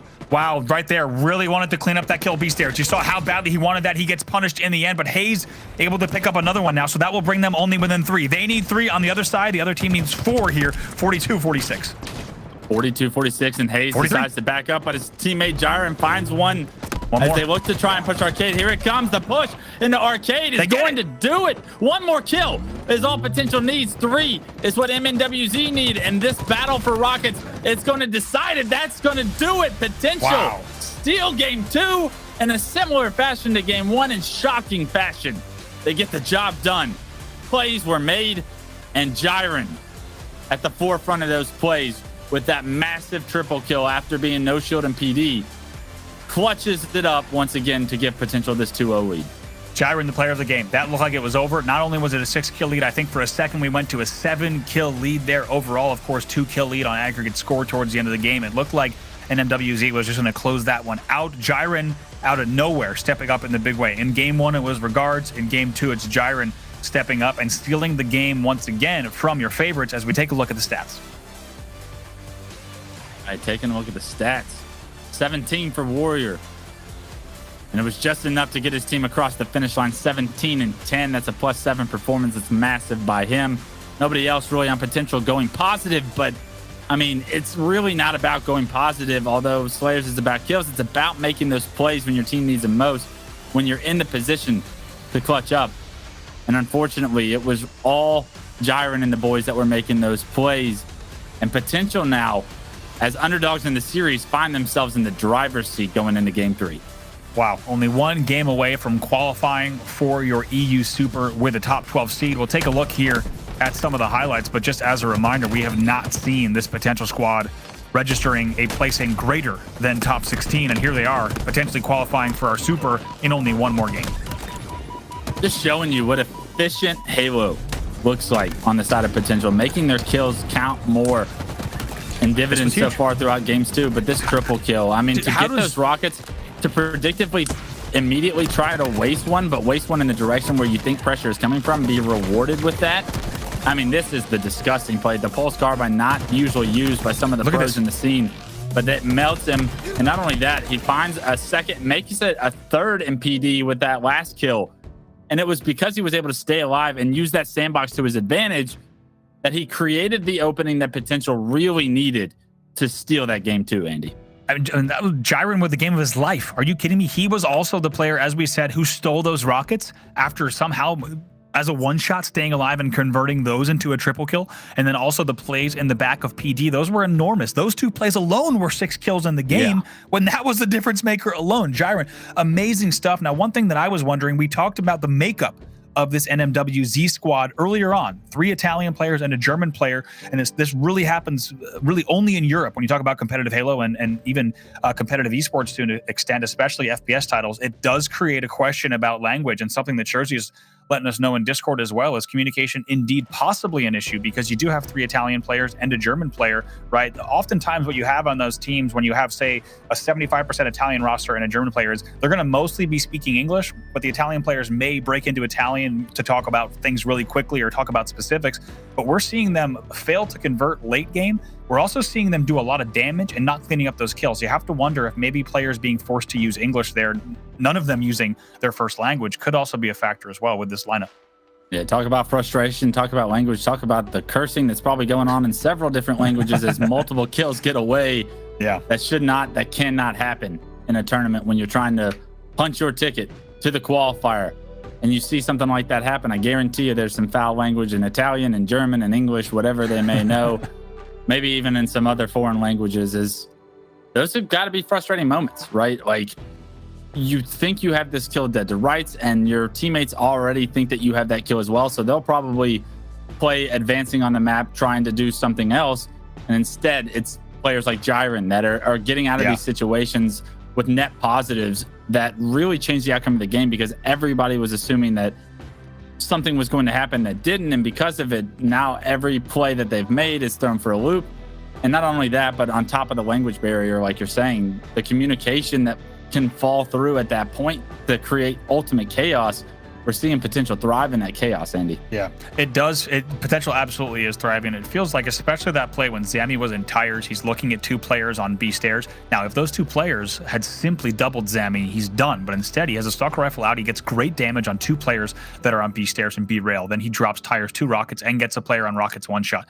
If Zami's doing that much damage on 2 or 3 players, you have to wonder what's happening on the rest of the map. Jiren gets away with the rockets, gets a triple. I mean, that's a series of events. That's a long laundry list of events that cannot happen. They all happened together. They all happened in succession. That kept the game close. So it does feel like all the pieces of the puzzle are there. However, they're just not closing. They're just not converting. And honestly, with the amount of small talk required in Halo Infinite, it's not surprising to see, right? You need to be able to dictate to your teammates, he's just around this corner, right? He's double back or things like that. You need to know exactly the small little nuances of communication. And I think we're seeing that not add up. So keep in mind, though, NMWZ as the favorite, they have a chance to bounce back here. This series could still go the distance, but potential keeps stealing these games out. And we'll have to see if they could do it in game 3 as well. So far, potential of squeak games 1 and 2 out. MNWZ have looked very strong. I wouldn't be shocked if this series goes the distance. I wouldn't be shocked if MNWZ really pick it up here in game 3. But they're going to need to if they want to continue to push this series into the distance, because this hole they've dug for themselves, it's deep.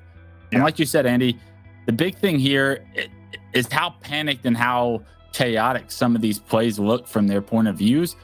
In my opinion, I really want to see MNWZ try to slow this down. And if there is a language barrier, let the gameplay and the flow come to you. Don't try and force things, because that language barrier is only going to make a multiplier effect on the chaos when you are trying to play that too aggressive play style and things start to fall through. Absolutely. I mean, you bring up a great point. Just to use that same example, right? Maybe if Zami instead does not go for rockets himself and instead tries to get an angle, maybe let the play develop just a little bit more, because the hardest thing to do on Halo Infinite is to make sure that you're in the same timing, especially if you have a little bit of language communication issues here. But here we are getting ready to go into our game number 3 of the series, and the battleground will be live fire. All right, we got a snipe on the map for the first time today. We're going to see live fire featured, and this is a big opportunity for both these teams to express themselves with that snipe. One of the big things when I always pay attention to the EU scene, it feels like somebody's always doing someone's ridiculous. Yeah, someone's doing ridiculous plays with that snipe. So I want to see it get into the hands potentially of someone on MNWZ to see if they can make a play. But just like that, potential, they get the jump at the start of this first round of this oddball game as they get a few kills under their belt. They get snipe acquired, as well as Heatwave and Jiren finding both of those. The player to watch so far throughout this series, and look at that, the Heatwave from a long range. It's a shotgun class weapon, but when used correctly, you can snipe bodies just like that. We've seen some long-range Heatwave connecting today. I started to wonder if these were online games. That shot will not connect, but Jiren knows sharing is caring. He's going to drop the wave down on the pillars for a teammate and now just fly in with the sniper for himself. They know the overshield's coming, but they're going to triple team this Ovi. Ovi wins 1, but it looks like they will indeed be able to pick up that one. Not done yet. Where's the third on screen? He's got all sorts of help. That's going to be 3 dead. A clean wipe from MNW's, or from Potential, I'm sorry, as Jiren does get taken down by an 8, and that's going to allow his ball guy, or force his ball guy, I'm sorry, to play it and reset that ball to the middle of the map. That's a massive play by Eternal there, because if Eternal doesn't get that first kill, that setup could have been a long one for Potential. Yeah, Zami does a really nice job, and surprisingly, it looked like a 1v2. Zami probably shouldn't have been able to just fly top mid to see Plat and then drop down on the ball carrier. Did really well to get in there and break that setup, and that's going to change the direction of the game. If you're on the side of Potential, that's one of the first times we've seen them make a pretty critical error. You cannot let Zami sneak in like that. 2 dead for the side of NMWC here, though.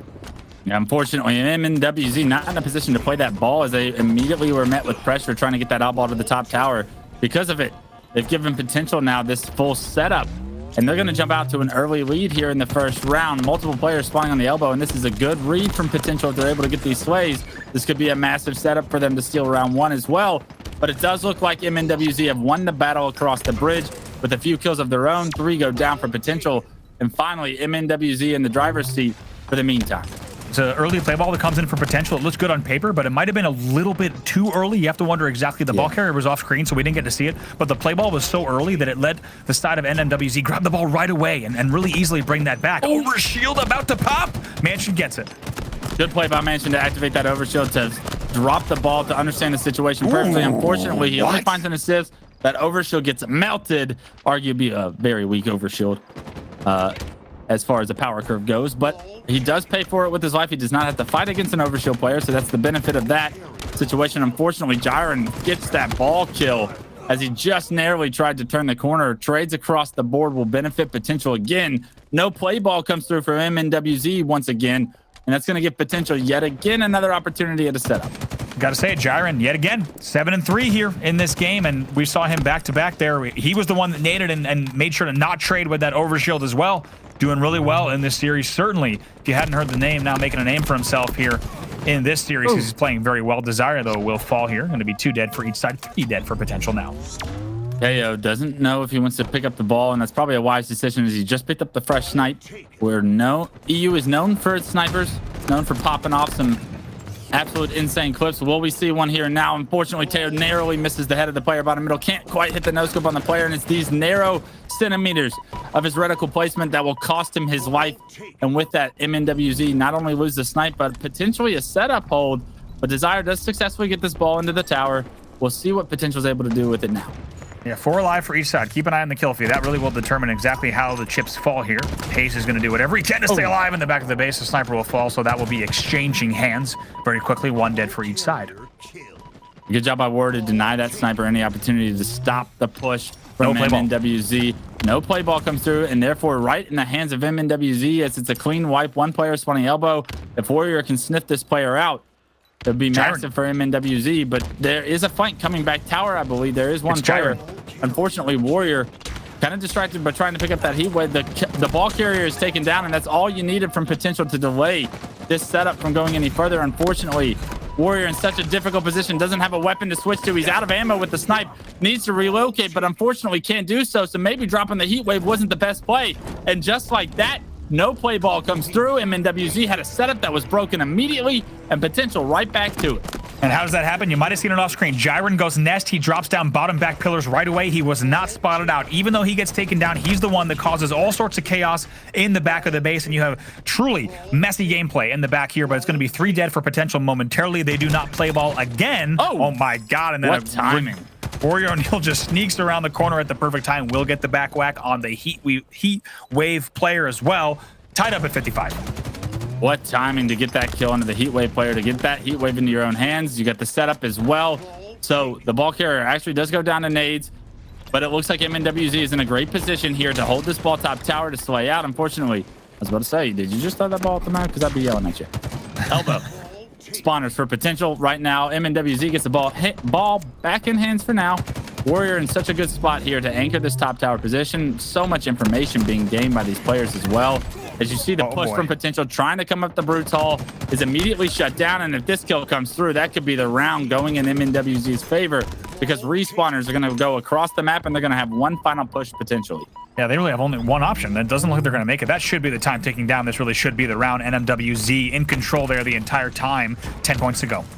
10 points to go. The drop wall has been placed. Unfortunately, he stepped on the other side. Didn't expect the player to push. And because of it, they do lose their ball carrier for now. The ball does get played, though, so a good job by Potential. A heads-up play to play that ball, knowing you don't have numbers. Good shots from Eternal. Even better teamwork from MNWZ. As they find another kill, it looks like they have bottom mid control. And now with 4 points remaining, Mansion does the dirty work to get the job done to take round 1.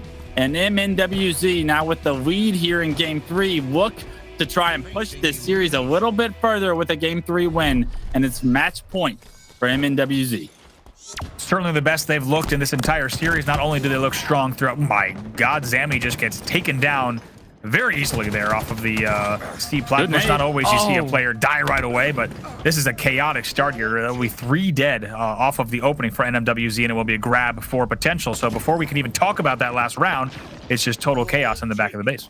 HCE, snipe in hand. Overshield coming up. What's your decision? You got to make one because Overshield's an important piece to the puzzle trying to hold this setup. He does have a teammate that's overextended towards it, but he needs to figure out a way to help that teammate out. And unfortunately, it doesn't look like Potential is going to give him that, or MNWZ is going to give him that angle. Overshield actually gets denied before it can get punched in. Pressure from the window takes him down. A double kill from Twisted. Teo isn't enough, and Potential actually lose 3, and they actually get the Overshield as well. So it looks so good for Potential there with that setup snipe in hand, but everything went wrong. Absolutely. Now Overshield going to push back. This should be an easy kill here for Warrior. Just as quickly as I say that, more pressure comes in, but he will get the help on both of those. That will be another assist. Might even be a Gyrin. Oh my God. At first I thought he was just pulling a Halo Reach there with a sprint melee combo, but no, he had other ideas and actually sprints in, slides, and lands a repulsor. A nice job there, but kills will be traded out. 4 dead for NMWZ at the moment. Gyrin styling right now. Really is. In this series. An unbelievable series so far for him, but the job is not done yet. And Teo has something to say about it. Finds himself a double kill, killing spree to deny the rotation of the ball towards House. Where's the rest of MNWZ is the big question, as another kill goes in their favor, and it's traded out to get Warrior some significant ball time. You got to get back into this round. Only down 10 points. Overshield is coming up, so this is a big opportunity for MNWZ to cleanly take a game 3 and put their stamp of approval on this series as they look forward to a game 4. But we'll have to see if they're able to secure this Overshield. Yeah, constantly we're seeing 2 dead for both sides now, and just absolute chaos here over the closet. And once again, not the battle you see every single time here. Just trying to stay alive. It's going to be a loop-to-loop for Desire, and then he will stay alive through that. And one thing we got to talk about, Clutch, is that Potential has thrived in these chaotic scenarios. As we said, some of these players coming from other FPSs, Call of Duty and Fortnite games that are really, really chaotic, fast-paced titles at times, and they've really thrived in that. However, in round 1, even though they caused chaos at back tower and they got the play balls, they weren't ready to get the play ball resets. They were not ready to defend them. So they were able to cause chaos. And in the first 2 game types, it paid off for them in huge ways. That has not been the case for them yet in Oddball. However, they do find themselves with a lead. Desire says, congratulations, I'm just going to play myself. He will be off the map, and he will now go for the reset as well. An improvement, though, from round 2 to round 1. Remember in round 1 when they played the ball prematurely and probably needed to wait a little bit longer to deny the setup taking place. So you're seeing them adapt on the fly. You're seeing them take a little bit more initiative in that regards, and that's allowed them to find this opening. They get the first pick as they push across top middle. The ball doesn't make it to top tower because they delayed that play ball so well, and because of it, the slays come through. Potential with a little bit of scrappiness here in round 2. Look to try and push the distance in game 3. Yeah, right now, Desire doing what he can, just going for bang shots with his heat wave. Knows he can't afford to peek. Jesus. Nice job to pick up that 1 assist before he goes down, but it will be a little bit of an exchange there. Warrior is going to be the one up top. Here comes the push sniper rifle in hand as well. We'll see if they play ball and how soon. Play ball does come through, but yet again, another selfless play to give your life to buy a little bit of time for respawners on your team. We'll see how it benefits them, though. Gyrin does come off respawn, finds a kill, turns it back into a 3v3. Unfortunately, he gets taken down, and it's up to the rest of Potential to try and break this setup. But look at this. Because the ball was delayed so well, Potential are right there to deny from getting top tower and to get an advantage to really set up at all. So Potential finding that scrappy success here in game 3 and round 2, something they didn't find in round 1 to your point, but hey, the game's not over. There's still a lot of Halo to be played. And look at this. They're approaching that 100-point mark here in round 2 to push this distance. Warrior on screen does find a double kill with that overshield, but another long-lasted play ball opportunity for Potential could really make things difficult for MNWZ again. Yeah, and this needs to be perfect for NMWZ. Look at this, 94 points for Potential. Clutch, you put it perfectly. They really learned from that first round. They found out what they had to do. They had really scrappy, really messy gameplay that caused a lot of carnage in the back of tower, but now they're making sure to hold, grab the time, no premature play balls, instead getting every single second that they can, and now only 6 points away from closing out round 2, but they're going to need a good push here. I think they have the good push. They got 3 kills of their own, and it's up to one last player for MNWZ to try and deny the last 6 points going to Potential to push this to round 3. Nobody home, and that's going to do it. Potential, the scrappiness, the success, and playing efficient objective, they figured it out in round 2. And now we have, for all the marbles in the series, round 3 coming up. Will MNWZs make this a little bit longer to push this to a game 4, or will Potential close the door and win this one 3-0 outright? This has been a fantastic series so far. NMWZ essentially had both of their wins stolen out from under them in games 1 and 2. Potential answers back with amazing late game comebacks. However, been a little bit different here in game number 3. One thing we also got to point out, Clutches, I don't know if you noticed, but Warrior Neil dropped that ball off a top tower. It might have been a play ball, but you actually saw Gyra and Desire pick up that ball before it fell off. They're able to grab it back tower, and that kept it alive. That gave them another 20 seconds as well. So here we are, everything on the line in our round number 3. This game type tied 1-1. Potential looked to have won the opening break to acquire this overshield in the heat wave, but unfortunately his life is immediately erased as he pushed into 3 players and 4 dead for Potential. Every power weapon power up not being enough for them to get the slays there. And MNWZ, what can you do to get a successful setup going to get you an early lead? Because both teams that have jumped out to an early lead in the first and second round have found success throughout that round afterwards. Yeah, it's been the opposite into our first 2 games. In the first 2 games, if you found success on the side of NMWZ, you were on the receiving end of a big comeback. That ball should play. It will play. Yes, indeed. As we see 2 players fall for the side of NMWZ, they're able to put 15 on the board, though. Uh-oh, hot under pressure here. Warrior trying to get a shield back. Unfortunately, doubles back right into a plasma nade. And just like that, you're seeing HCS. I mean, how efficient is this Potential team grabbing this odd ball, getting it to tower safely, and getting ready to play it? I mean, it's so frustrating from the side of MNWZ as you're seeing Desire buy time, find a kill in the meantime, play his life, just be a nuisance overall as they continue to rack up a little bit of points. It's a 2-point lead for Potential. The ball does get played, and then rightfully so, because MNWZ get the slays, but unfortunately that ball being bottom middle will now be another opportunity for Potential to compete for it coming off respawn once again. Yeah, nice job from Hayes to make sure that he plays that ball and then also stays alive as long as he can back tower. Had a little bit of help, and now we'll have to see what Teo and crew can do. Backs against the wall. They had a great round number 1. In round number 2, though, everything kind of went backwards. It was undone. Nice job there with the back smack. That'll give them another kill right now as they will have a 4-2 lead in terms of man advantage. A man advantage here as they get ball back to tower. They've struggled so many times trying to get this ball secured at the tower position. A wise decision from Teo to understand, hey, this time maybe I need to drop it and slay. He does just that, finds one of his own, drops it again, finds another one, make it a killing spree. Somebody get the ball for Teo because he is heating up. Unfortunately, a little bit of an over challenge there from a player top middle will cost Teo his life. And no ball time being awarded throughout these kills has got to be a frustrating experience once again for MNWZ.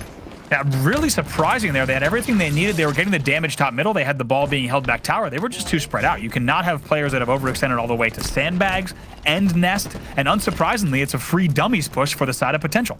I mean, the ball carrier gets 2 kills and still somehow Potential end up with the ball in hand. They're able to take the lead once again and play it. So once again, MNWZ having to do the dirty work of going bottom middle to try and get this ball. And it's already highly contested as respawners for Potential get into place to compete. And not only that, but they relocate with a massive flank. And that's opened up Regard's opportunity to get this ball to House. Regard says, I will take that. I give you my regards, and we'll go ahead and skip, as you say, over to House and just play these angles now. It's going to be a very tough chase to top middle, or they're going to have to decide if they want to take these scoreboard routes as well. That will mean more time on the board for Potential. On the bright side for MNWZ, that is going to be impossible for Potential to play this ball. So if they're able to get kills like they have been throughout this game, they may end up with a setup of their own, but Gyron finds 2. 3 go down for Potential. A stick kill from the nade somehow gets the job done, picks up the heat wave, drops the snipe. The Southwest play, the awareness to use the correct weapon and the correct process gets him another kill before getting taken down, and so much damage from Gyron again. Nice job there. There was 2 dead for NMWC, so really this is not a get out of jail free card for them. They will pick up a 3rd, which is going to be pretty big, but this overshield push, pretty important. 3 dead. MNWZ Potential, they get that overshield. They've been dominating the overshield story for the second half of this game. Will it come back to bite MNWZ as they lose every member on their team? The ball in House is a safe setup for them. A drop shot on the snipe. Can't hit the snipe shot, but quickly gets that BR out into place. Picks that snipe back up, puts it to work with the body shot, and that's a clean sweep of the spawners that happened over at green. And because they get that clean sweep, they get so much ball time now awarded. The difference in score is now 40 points in this round 3. Great stuff here from Gyra. Knows exactly where he needs to go, and you could tell based on his positioning that they were going to call out that rotate. Rotate does come all the way to green right away. They start to fall, though. 3 dead for Potential. Should be a play ball here. But it's the longest play ball, once again, that they can get. Potential using every opportunity to create some time for their respawners to come off spawn and try and compete for this ball. Nobody can quite get there this time around, though. Mansion with the ball in hand gets the ball back to house. Heat wave in Teo's hands, and Teo has a lot of responsibility here to get his team back in this game, because one setup break with the ball in house is going to be potential taking this game. Nice job from Teo, though. Barely takes any damage there. Unfortunately, his teammates did take a lot of damage. They're going to grab the ball right away here off of this, and maybe, no, they're going to wait. They're going to still slay out the back of the base, and wisely so. We'll see if they can maintain control of house. Yeah, MNWZ with so much pressure on their tournament right now. It still is the winner's bracket, but they're down 2-0. 19 points is all potential need to win this series in 3-0 fashion, and 4 go down just like that. MNWZ are on respawn, and with 10 points is all potential need to close the door in this series. I'm not even sure they're going to be able to get across the map. That is going to be it. Time will tick down. You're going to see 97, 98, a little bit of a mini rotate here as well. 99, 100 potential. Well, 3-0 sweep here in our winner's bracket semifinal, and they will make the upset and secure their spot in the EU Super. Amazing stuff here from Potential. Amazing. How much opportunity that they created. I mean, that was something special to watch. That teaches everybody in the chat right now. You do not need to overslay. You need to play efficient, objective. You need to make the right decisions and make the most out of your kills. And Potential showing us the exact potential that their plays were able to make them in this series. 3-0 when they were heavily outslayed throughout the series. I mean, that is an incredible performance by these guys. Look at Teo, 45 and 26 in that last game. But look at the scoreboard on the left. That's really the only stat line that matters in this one. As you say, once again, outslayed there by several players, and even you had big numbers coming in from other sides of the board as well. But big damage, big numbers also coming in from Potential as they will close that series out. Game 3 going down to the wire, but great rotations, great performance. And I don't know if we've ever seen a better example, Clutch, of a team learning from their mistakes in a round 1. Yeah, I love the fact that you called it out in round 1, just to have everyone pay attention to how the ball wasn't necessary. The ball was prematurely played, or because you played it so early, the team was able to, on top of getting the kills, find that oddball, get it to where they wanted it to be in time before you were able to come off respawn. That was not the case throughout the second and third round from Potential. They learned that with a little bit more time, they're going to be able to compete for those oddballs spawning bottom middle. And I mean, it really was the difference in that time, those few seconds, that allow Potential the openings and the space they need. Amazing stuff here, and really great coordination, great performance from the end. Jiren, this man was absolutely popping. Look at this kill as well. I believe he gets a splash off of the plasma. He'll pick up that kill on window, manages to stay alive, and they will get those final rotates. One thing that our stats man Sherzy pointed out, got to point out, 4 of Hayes' 8 deaths jumping off with the ball. So Sherzy, thank you for hanging out, of course, giving us all the details. Can't wait to have you back on the European broadcast for the European coverage, as you are the best man to do it. But this will be a 3-0 in favor of Potential. They will hit the upset in a dominating fashion, taking this one 3-0. They will lock in their spot in the EU Super. 1 spot locked, 3 more to go on the side of this qualifier. And if you're MNWZ, your job's not done over for the day. Your day's not over. You go into the elimination bracket. You just got 3-0'd. And he talked to me about the positives that you saw from from the team in order MNWZ. Yeah, I'm done saying the acronym. You guys are a headache to try and cast. Anyways, talk to me about the positives you saw from their team to give you hope for their opportunity to still punch their ticket at the end of the day. I mean, talk about a team doing everything right up until just about the last second. I think that, they played round number 1 in such a dominating fashion. I think game 3 is an outlier. I think game 3, they actually got outplayed in rounds 2 and 3, because you actually saw the side right there at the end of the game of Potential, just knowing exactly what they needed to do and then doing it to a T. However, in games 1 and 2, they had all the damage, they had all the numbers, and even in game 3, they had a ton of slaying. So I think they just need to look at film and they need to figure out, what can we do here, right? Can we find literally the words in English, because they're, of course, of Italian background and German background? Can we find the actual communication that we needed to make to close that out? And it's a question of, was it actually comms or was it angles? For example, when you have a player who's no shields who snags the rockets and gets a triple, is it because players aren't looking? Are they occupied in other fights? Are they in fights that they shouldn't be in? I think they're going to be able to isolate some pretty easy examples of things they just need to clean up just a little bit. We'll see what Watt and Mark's thoughts are on the matter as they go into the elimination bracket. We're going to bring us back to the big picture here. And I mean, we had a very close games, but the series was not the same, Watt. No, it wasn't. And I think, talking about, first of all, the team here on the lower hand, MNWC, I mean, I got to say, you put it perfectly, Brav, in terms of, they are doing a lot of things right. You look at the numbers and the stats, you look at the slaying power, the damage that is being done. Incredible, exceptional. You'd think that would aid them into getting wins here, but it's not quite as simple as that. It's not quite as simple as winning some of your gunfights. It's what you then do with it. And Onset, I think Oddball really kind of proved a point here as well, is I feel like they were almost trying to force things a little bit too much. And we kind of talked about it previously in some of the other teams, but forcing numbers and not having the numbers or the support to go forward and then get that objective work done. If you don't have the numbers on your side, or somebody's in a gunfight somewhere else and you are on your own, but you're trying to force a setup at tower, you're going to get taken out. You have the ball in your hand. It's not going to work. You don't have your gun to try and win that 1v1 back. You're always going to be on the back foot. What did you notice about the gameplay there, out of the two sides, the comparison, because there was a huge comparison in terms of the dirty work being done, but obviously, I've got to say, potential, having all that potential to win because of their efficiency. I think they were efficient in getting the oddball back for that initial setup. I think there's also a lot for them to work on as well, even though they took home that oddball in somewhat of a convincing matter. The holds that they got were based off of a team fight that seemed to happen over and over again. They were just winning that team fight, got back to tower, there'd be 15, 20 seconds that would go, then there was a play ball that came in. There wasn't really much. I'm trying to be like hypercritical of them here and to see them improve ahead of the Super.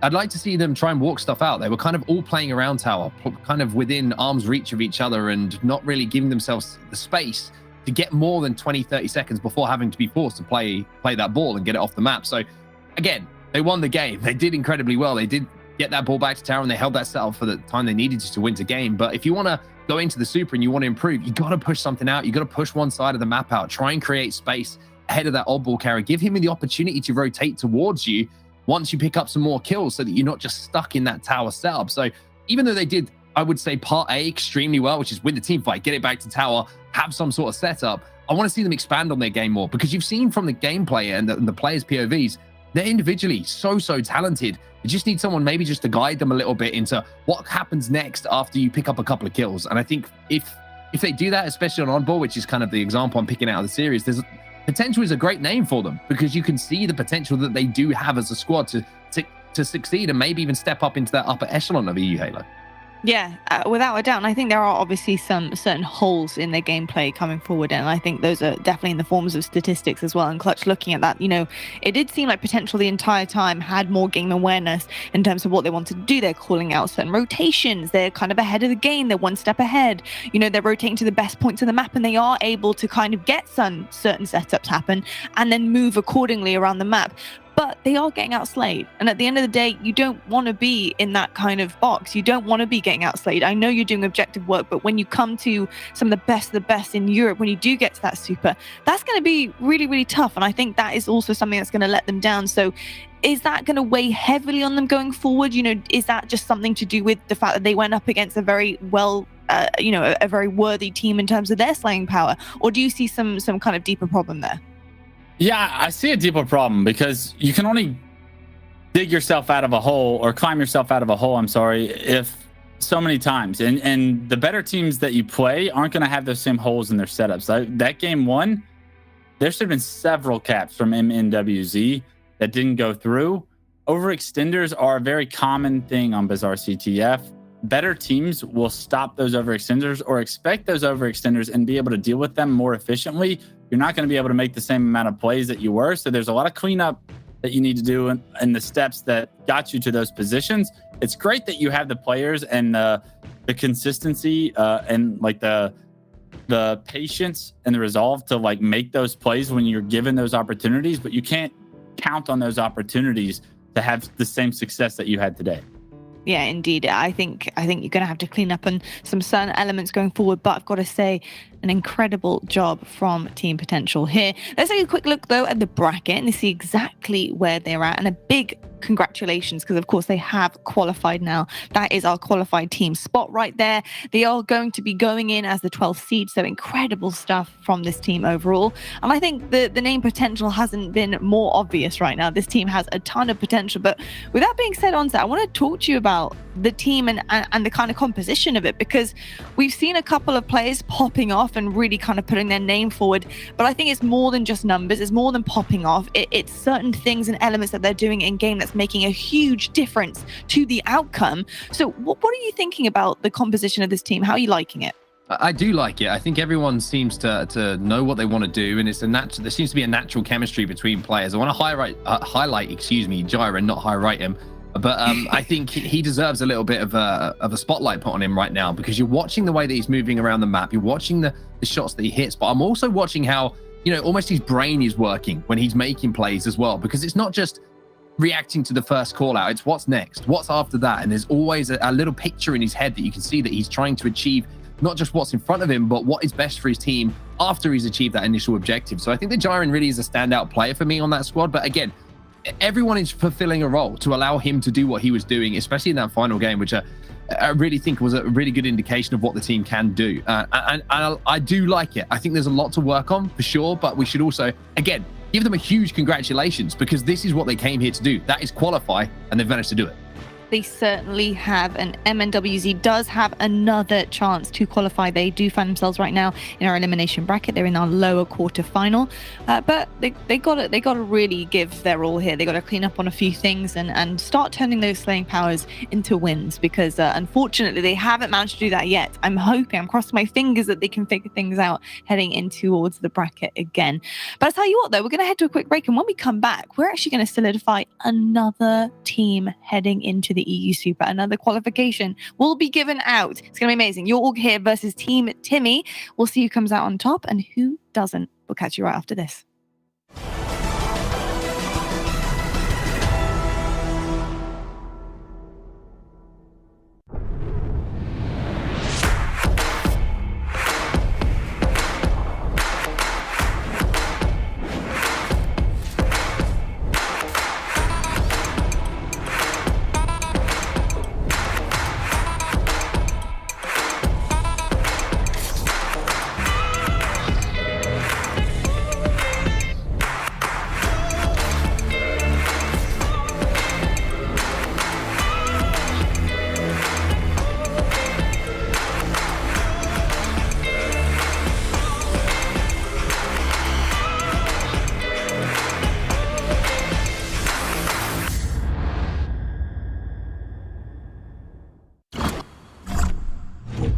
I've got you under my skin.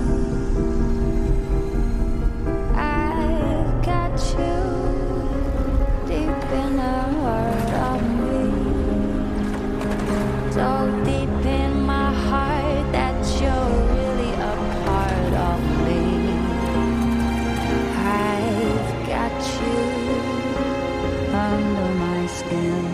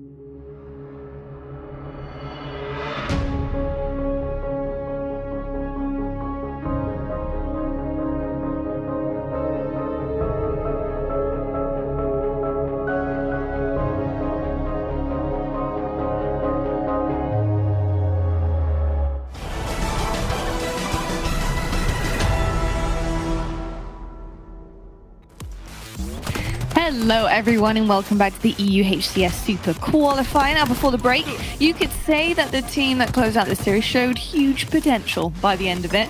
Qualifying, of course, for the EU Super with ease as they take a 3-0 victory against MNWZ. And now we get to see what this team can do at the Super against some of Europe's best, but showing so much here across the board and finishing off, honestly, this series with a lot of confidence. I got to say a massive shout out to their player Jiren, who was popping off throughout this entirety of the series, making massive plays and showing exactly what this team is capable of. Excited to see them clean things up though, heading into the EU Super and seeing exactly what they're going to be doing and delivering on our screens. But with that being said, it is time to now move on to our next series of the day, which is actually another winners bracket semi-final. We're actually going to be seeing your org here. That is genuinely the name of the team, your org here. Hey, they won an org. Versus Team Timmy. It is. It's marketing 101. It is an incredible strategy, but I'm hoping their Halo Infinite strategies are just as strong as that name. So we'll have to see, because I think these two teams here, it's a little bit of a difference.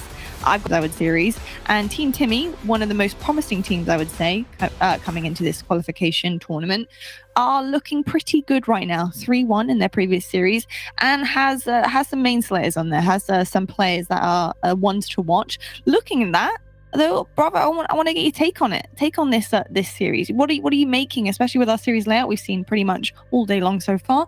What are you thinking about this matchup here? Yeah, I think Team Timmy is ready to go. I think we know what these players are capable of. I think they're gonna put up a great fight, but not gonna be an easy one. These two teams have found themselves in the winter semis for a reason. So one that could certainly go the distance. Even though we didn't see that in the last series, there was still a lot of back and forth play with some last second pushes coming in from the side of potential. We'll have to see what these two teams have in store, though. We certainly will. Onset, obviously, the first one being CTF Bazaar. This is going to be pretty difficult, I would say, for your org here, because Team Timmy showed us exactly what they can do when it comes to this mapper mode. And 5-0 is the name of the game. I mean, they are absolutely lights out when it comes to playing this. And CTF on Bazaar is very, very difficult to do. So in terms of chemistry, strategy, teamwork-wise, they've got it down. And that first map, that's going to probably dictate how most of the series is going to go.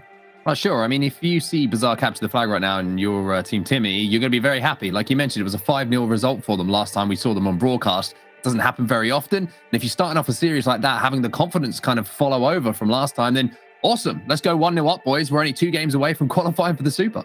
That is very true. And speaking of confidence, I feel very confident handing it over to Onset and Clutch right now to get into this next winners semi-final. So please, I'm ready to watch the action. So take it away.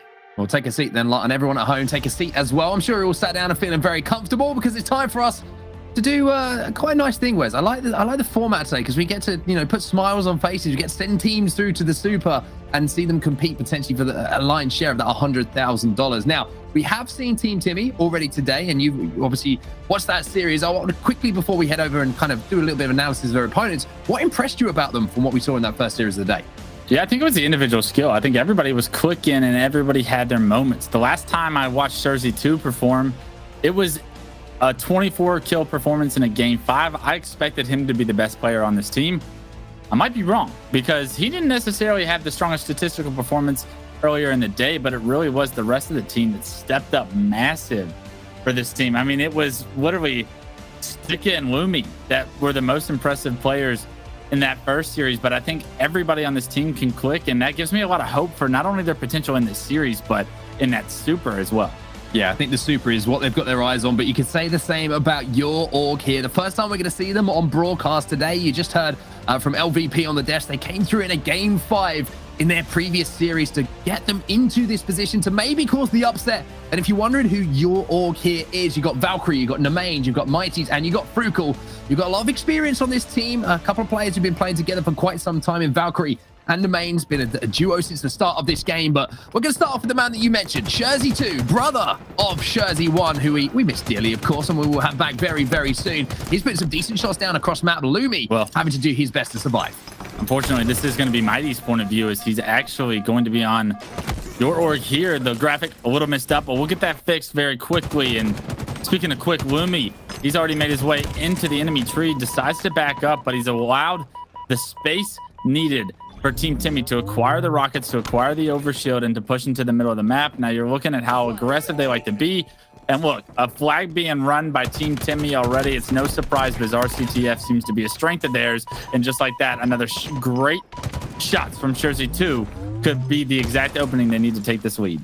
Those graphics get me every single time. Every that little single white time. arrow Well, you now we gotta do watch. get to see some Jersey too, and the commando shots are going to be pretty decent as well. They've got that overshield in hand, and this is the opportunity to make an aggressive push onto the base. At the moment, it's the mains though who comes in with a sneaky little flank through that bar and manages to clean things out. So as the bar closes and as the tables gets wiped down, it's going to be up to his teammates now to try and get a little bit of map control, but we've also got, it looks like a little bit of a unfortunate, what do we call it at this point, Wes? I'm going to call it unfortunate, call it annoying, call it... Technical difficulties, I guess is the technical term the for it. But yeah, we can all feel the frustration from our end, from the players, from the chat. We want to see gameplay. We don't want the flow to be interrupted.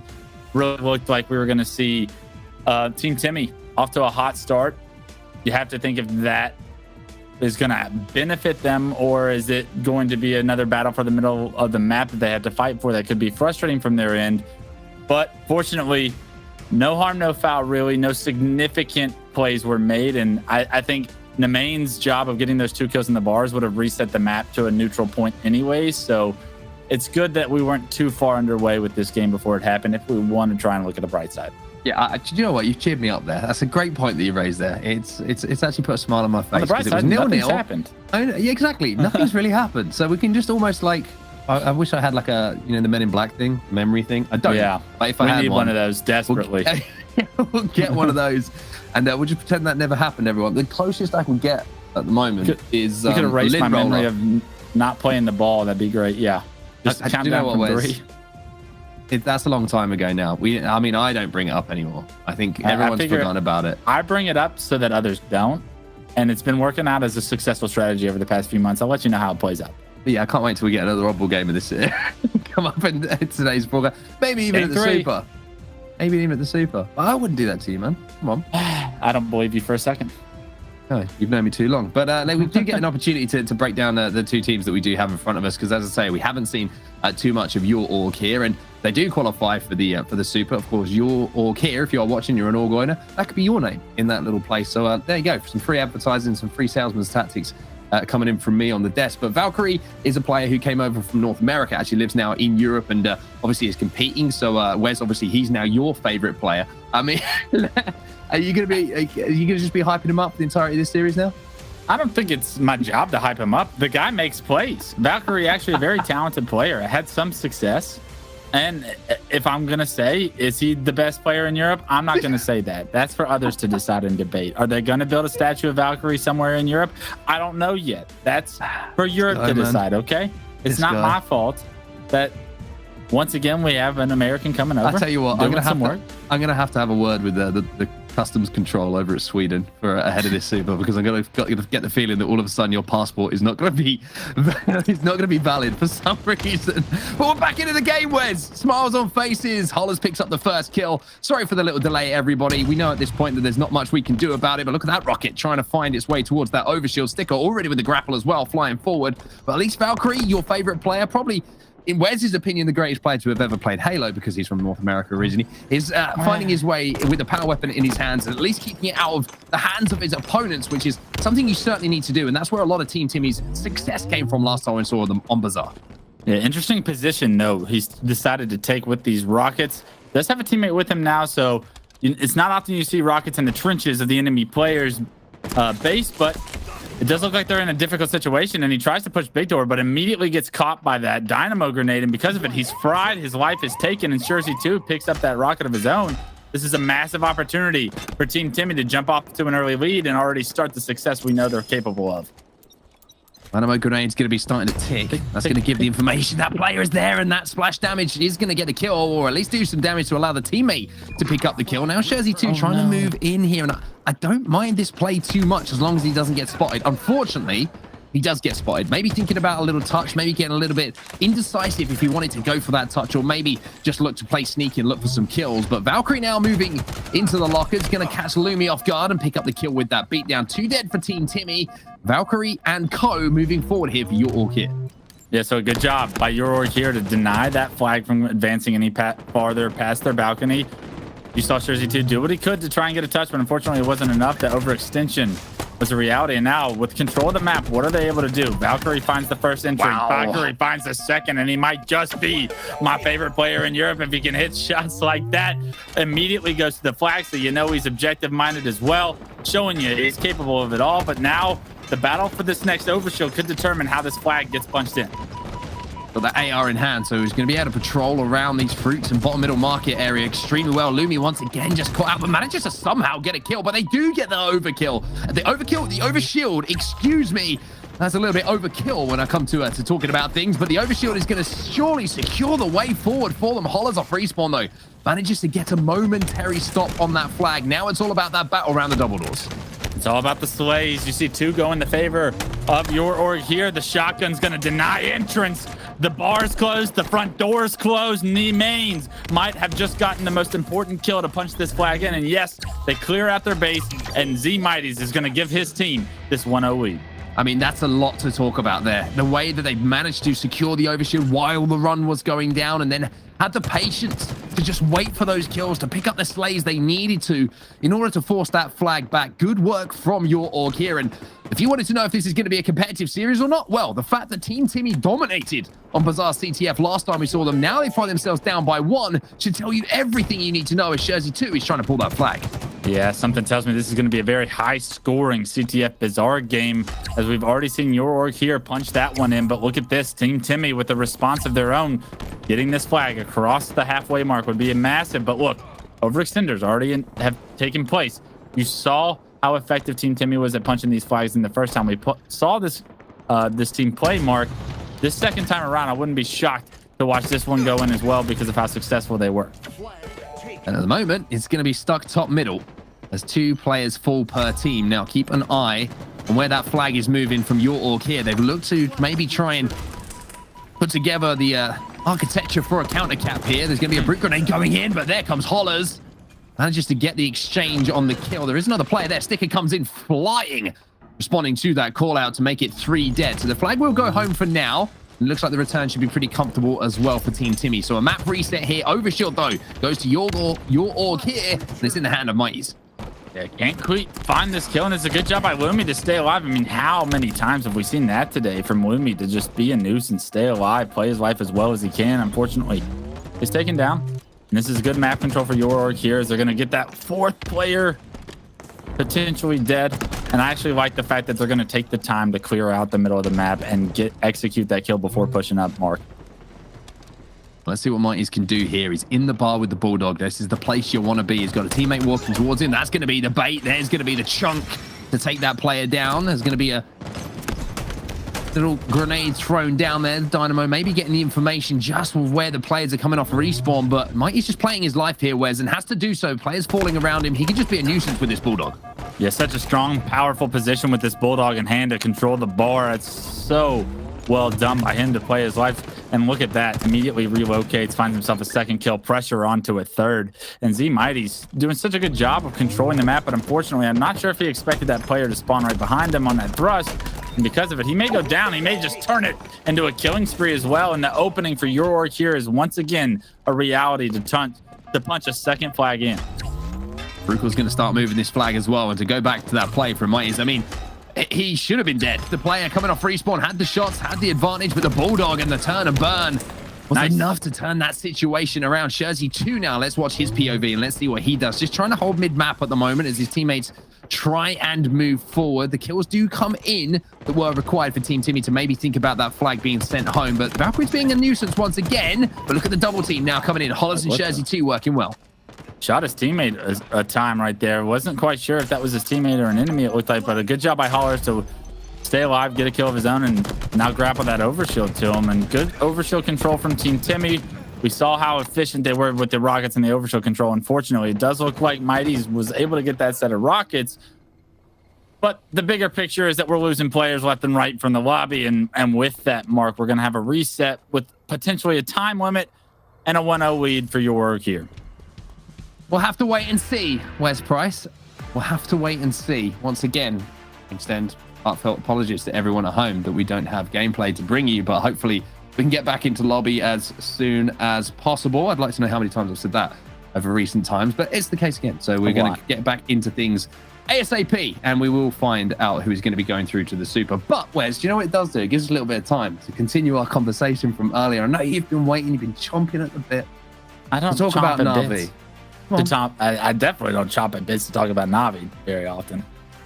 Come on, give me your thoughts on Na'Vi heading towards the Super. I mean, they're good, but we know who they are, right? Like, they're a top 12 team that can get top 8 if they play another European team for top 8. And I don't mean to downplay them. I mean, you think that this team has a lot of potential on land to break into the top 6. I don't quite see them as a top 6 world team yet. They are able to compete against Ascend. I think that they can beat Ascend on any given day, but they haven't done it yet. And Ascend is still that number 1 team in Europe, in my opinion. And Na'Vi, they have the talent, they have the coordination, but something about this roster doesn't pop off when I look at their names as much as like a team like Ascend does. And because of it, it just makes me think that they have a little bit less firepower, and because of it, they're less flashy, and they're just not they don't draw my attention to them for any reason. Okay, I think that's a fair point, 100%. I thought you were going to be, to be honest with you, I thought you were going to be a little bit more harsh. I like the guys on Na'Vi. I'm a respectful fan. I'm a Jimbo guy. You get a little bit you get a bit soft as you're getting older, Wes. So that's where this is coming from. Come on. I'm aware. He's aware. He's become more self-aware. He's just trying to avoid the Twitter wars. That's all it is. I respect it. It's a smart thing to do, but I think it's a very interesting time for Na'Vi is the way that I look at things. The Super is a massive opportunity for them, right, to kind of prove to everyone that they do have the ability to compete with Ascend. Because at the moment online, they haven't competed with them. It hasn't been close. Right. Any series they've played, whether it be scrims, whether it be tournament play, they haven't been in the same ballpark. Now, you can maybe there's some reasons to that, maybe there isn't. But when we get to a LAN environment, that's what I'm really looking forward to. And it's not just Kansas City where I'm kind of secretly the European in me is wanting to see that matchup because online's online, right? We all know that. When we get to LAN, I want to see how the two teams compete. And I'm not taking anything. You don't want them to play each other at Kansas City. Yeah, grand finals, man. I want to. You need a timeout. I know, I'm winding you up, but I think it's going to be the ultimate, decision maker, right? Because online's online. We say that, and that's why I think a lot of eyes are on not only Kansas City for obvious reasons with every single team being there, but there is a potential for some of these teams to meet up around that top 12, top 8, maybe even top 6 if they have a pop-off Sunday, where we could see these teams actually facing up against each other on LAN. Because it's the one thing the European competition has missed so far. We haven't had a LAN tournament. The only one that we have where two teams have matched up against each other was Quadrant and Na'Vi back in Raleigh. I think that not only are the eyes on Kansas City moving forward, but also DreamHack Valencia that we have, that European event. I think a lot of stock is going towards that, and there's a lot of interest, not just from European fans, but I think from people like yourself as well, North American fans across the world, to see all of these teams in the flesh playing against each other. Yeah, I think there's a big difference between online play and LAN play, like you're always stating. And it is unfortunate that our EU scene hasn't had that opportunity to have nearly as much LAN experience to where these teams get to battle on even footing, right? Because there is a big difference in online video games between the strength of internets and where your teammates are located and whatnot, and where the server is based out of. And it does feel like Na'Vi benefits from that LAN opportunity. Them not having that opportunity until Kansas City makes me wary about trying to predict where they're going to land, because I'm not one to say, hey, you're struggling online, but don't worry about it. It's more so the teams that have success online. I typically say if you have enough success online, you will transition to LAN just fine. It's come from Snipe Down, it's come from APG, it's come from some of the best players in the world, Roy and Lunch. I mean, you name it. Royal 2 was an absolute monster online and reach. I remember I was like, I have a feeling this guy's going to be able to do it on LAN. I feel like the same thing about Ascend. It's more so when you don't have those results online that you typically know you're capable of, relying on the LANs to showcase that skill is a very scary idea for me, because it's a very small opportunity, a very small window to show what you're made of.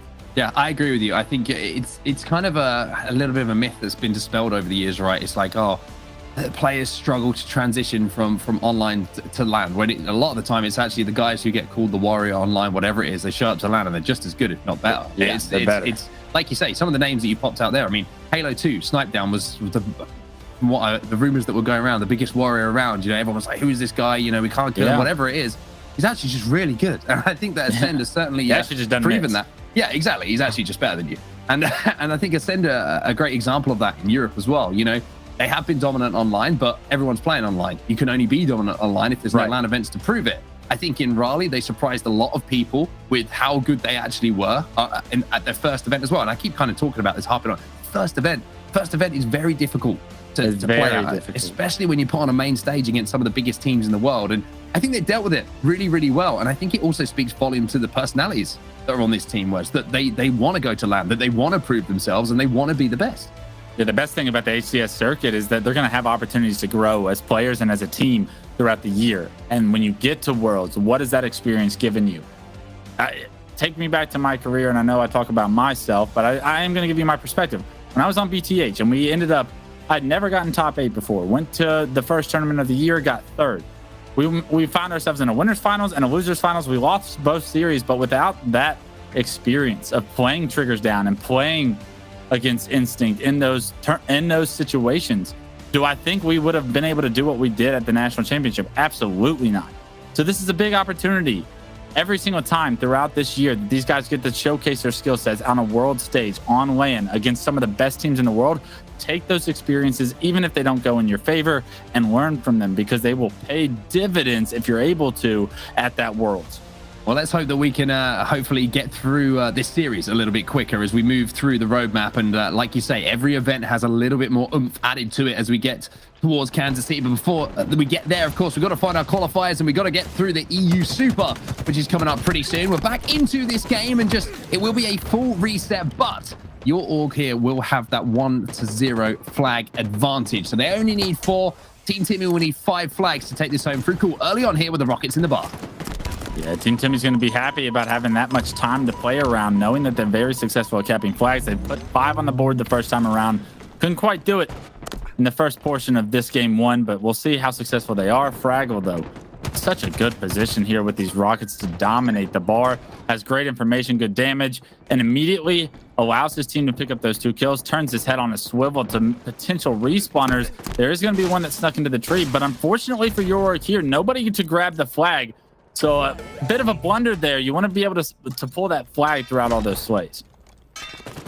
Well, here is the flagpole now coming in. Mighty's is the man with it in his hands, and Frugal has got himself a rocket launcher as well to play bodyguard. There's a couple of kills going down across the map. It's Team Timmy, though, who only have Hollers alive. So Hollers is going to have to pull off something quite superb and instrumental if he wants to see this flag going back to his base. It looks like he's not going to be able to do so. He's going to let this one go. You can see in the feed he's been taken down, and that will be a 2-flag-0 lead now for your org here.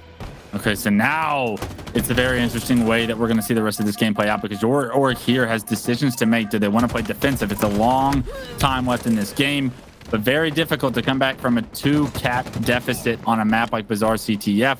Your org here has the benefit to be able to control the pace, to be able to play a defensive style of game for the rest of these 10 minutes now that they've been able to secure the first one on the board, giving themselves that 2-0 lead. Controlling the pace is something they're going to be more than happy to do, but I have to say, one thing that's really stood out to me so far, Wes, and I'll get your thoughts on this as well, as Valkyrie picks up that next OS, the pace overall has been completely controlled by your org here. The amount of times they've managed to get control of that bar has just been so good. Oh, Frugal picking up 2 in the base. Another opportunity to put a flag in. Such good awareness and a great timing from Frugal. Going to give his team that kill and allow Valkyrie to advance this flag across the map. Are they going to be able to punch this in? Because they know they need to slay, and I like this play by Valkyrie to drop the flag and try and get some kills. He finds one, good damage onto a second on the big doors, but that flag is down bottom middle still, and you're seeing Team Timmy hop on the return already. Oh, touch comes in, though. Should be. No! Oh, no! Lumi with the Bulldog. I was just expecting that flag to be hopping onto the return, and for Lumi to be able to pick up an easy kill, but no, Mighty's. That's a left-right combo that Mike Tyson to be proud of. That gets the kill that is needed for the touch to come in, and the mates will put that one in. It's now 3-0 overall, and you have to say maybe a little bit of a misplay. No way they let them get that touch like that. What an unbelievable play from your org here to get the touch, to get the slays behind it. And just like that, they find themselves with rocket control as well. So Valkyrie, with all the power on the map in his hands right now, a nice long-range shot onto Scherzi as he takes him down. And this is beautiful by your org here to be able to cap that flag. What kind of construction you have to have, what kind of structure as a team you have to have. And the communication has to be flowing in order to get that one punched in, because it looked like so bad, but everything going right for them is that stick across the face as well. Jersey 2, last player alive. He's going to try and do what he can, but he's going to be eliminated as well. This is going to be the most comfortable run for Frugal. He gets this one back to the base. He jumps up the front. He lands on the tin roof, and he's going to stamp in the 4th flag here. Now, we were talking about Team Timmy's dominant performance on Bazaar, but this has been all your org here. They're up by 4 Wes, and Team Timmy haven't even shown presence on the map, it feels like, at the moment. Yeah, it's like they can't get off their spawn in time. They can't get any kind of control. Your org here really bringing it to them so far throughout this game. A 4-0 lead, and we thought was going to be a dominant game type for Team Timmy. Looks to be just that for your org here, as they look to be primed to take game 1. Looks like your org here, they want an org, and they want to be at that super. But now, Jersey 2 is at least going to give Team Timmy an outlet at least, but Valkyrie again is just snuck behind enemy lines. The amount of times we've seen this man in the treehouse causing problems, this time he can't quite get the connection with the kills that he needed. 3 players fall for your org here. Team Timmy needs to get up the map though. You can see Holler's furthest player forward here, but all players from your org here now will be coming off the respawn, so should be able to defend their space. Team Timmy has so much work to do. Fortunately, they have 7 minutes. They proved they can get 5 flags, but they're going to need at least 4 here in regulation. Unfortunately for them, it's so difficult to try and breach the defense of this base and Bazaar. But just like that, beautiful shots from Hollers, and that double kill is the opening they potentially need to at least get some hope. The mains to be taken down by Hollers as well. That's 3 kills now for Hollers in quick succession. Mighty's is the last one alive. Valkyrie is trying to fight alongside him as they just came off of that respawn and manages to do so and just slows down the push now. He has control of his tree house. Jersey 2 is going to be firing across from the opposite tree, but one kill like that, Wes, is instrumental to just giving your team a little bit of a solid base just to fight off respawn. I mean, it's not often we have the opportunity to say the clock is a factor, but with 6 minutes and 20 seconds left, the clock is an actual factor to try and get 4 flags on the board. That is a daunting task on Bazaar CTF, but right now, that's exactly what Team Timmy, the hole that they've dug themselves to try and take game 1. Unfortunately, the Slays look like they've all gone in the favor of your org here, and another overshield, and potentially rockets are also going to go in their hands. That was a fresh 4 dead as well for Team Timmy. Valkyrie is going to be pushing forward. Lumi gets a kill off respawn to slow things down, but Mighty's is there. He's got a Bulldog. He's doing damage in the feed. You've got Valkyrie pushing forward, but no, he's not going to be able to do too much this time with the overshield. But this is just stalling. All of these kills that are happening on the side of Team Timmy's base and inside of their treehouse, it doesn't matter what way they go, because it's just slowing everything down and stopping them from getting across the map. Yeah, it might look like an unsuccessful overshield play there from Valkyrie, but I mean, pumping that overshield into your chest, eliminating yet another win condition for Team Timmy to get back into this game is a step in the right direction at all times. So if rockets come up and you shoot them into the ground, it's not that big of a deal. You're eliminating the power and the opportunity that Team Timmy has to try and get back into this. And with 5 minutes remaining, there's only so many opportunities that they're going to have. And it looks like your org here actually recognize the game clock as well. They know that they've worked hard enough for a comfortable 4 flag lead here. If you just joined us, of course, the first flag before we had a restart was put in, which makes a 4 flag difference, between the 2 teams, not the 3 that you see at the bottom of your screen. But they're trying to play a little bit slow here, a little bit defense, and they've earned the right to do that. Where some people might be saying, hey, you got to still try and fight for mid-map control, but they've earned the right to play slow here, to play their lives, to fight out of their base and just hold off these pushes. Yeah, to try and get 4 flags, that's, like I said, such a daunting task. And if you can just delay any of these pushes coming through, it's going to work so heavily in your favor to ending this game 1. With all the work that you've done on the offensive side early on in this game, you've earned the right to play defense. Hollis is having to play some defense now. He'll pick up 1 kill inside of his treehouse. There's another player there to greet him. He tries to escape. Lumi will pick up another, so maybe an outlet at least. But I mean, all these kills, again, they're happening, and all this fighting is going down inside of Team Timmy's base. The overshield's going to be popping pretty soon as well, but the clock is the problem. As you say, maybe an overshield is what they need to at least get, at this point, a flag cap on the board, Wes, to take some sort of confidence forward. Yeah, but will they even be able to get this overshield as kills coming through? Look like it's a highly contested battle. And your org here, right there with the final kill to get that overshield secured. It's Mighty's once again making the play to secure that one, eliminating yet another win condition. And now it's about a cap a minute that Team Timmy needs to get back into this, and it doesn't look like they have any signs of life in order to do so. let's just take a second here to appreciate the statistics of this man on your screen. He's got an overshield, he's got a flag, he's got a battle rifle, he's also got 20 kills, and he's only died 5 times in this game. He's positive 15 at the moment, and he's looking to put this final flag in as well. Mighty's is doing it all. The overextenders are there, but it wouldn't be surprising to see him pick up that kill as well. Unfortunately for him, it's just another death added to the tally. 4 players fall. Team Timmy maybe with a chance to push, Wait but a minute. there is Valkyrie. Valkyrie, this would be a statement cap to end this game on regulation time with 5 flags from your org here. Can they get the job done though? Jersey 2 with a triple kill in the feed is going to stop that from happening. And just like that, Team Timmy may have the first opportunity to run a flag of their own. Yeah, hopefully he can get a little bit of confidence going here. You can see Sticker move towards that thrust just to give him a little bit of an advantage in that battle, as the grapple will be expiring, and it looks like Sticker's gonna have the chance to jump this one up, but no, he checked the overextenders. He hasn't managed to get the information from his teammates that treehouse is safe, and Jersey 2 is gonna have to do more work than he should, but he gets that work done. Gets the work done with the massive double, but there's more work to do. Unfortunately for him, Hollers is there to find the last kill, flush out the rest of your org here, and Team Timmy is going to get a cap on the board, so it's not going to be a clean sweep. Some signs of life here late, but is it too late? Because right now, still needing 3 caps with 2 minutes to go is an unbelievable task to ask of Team Timmy.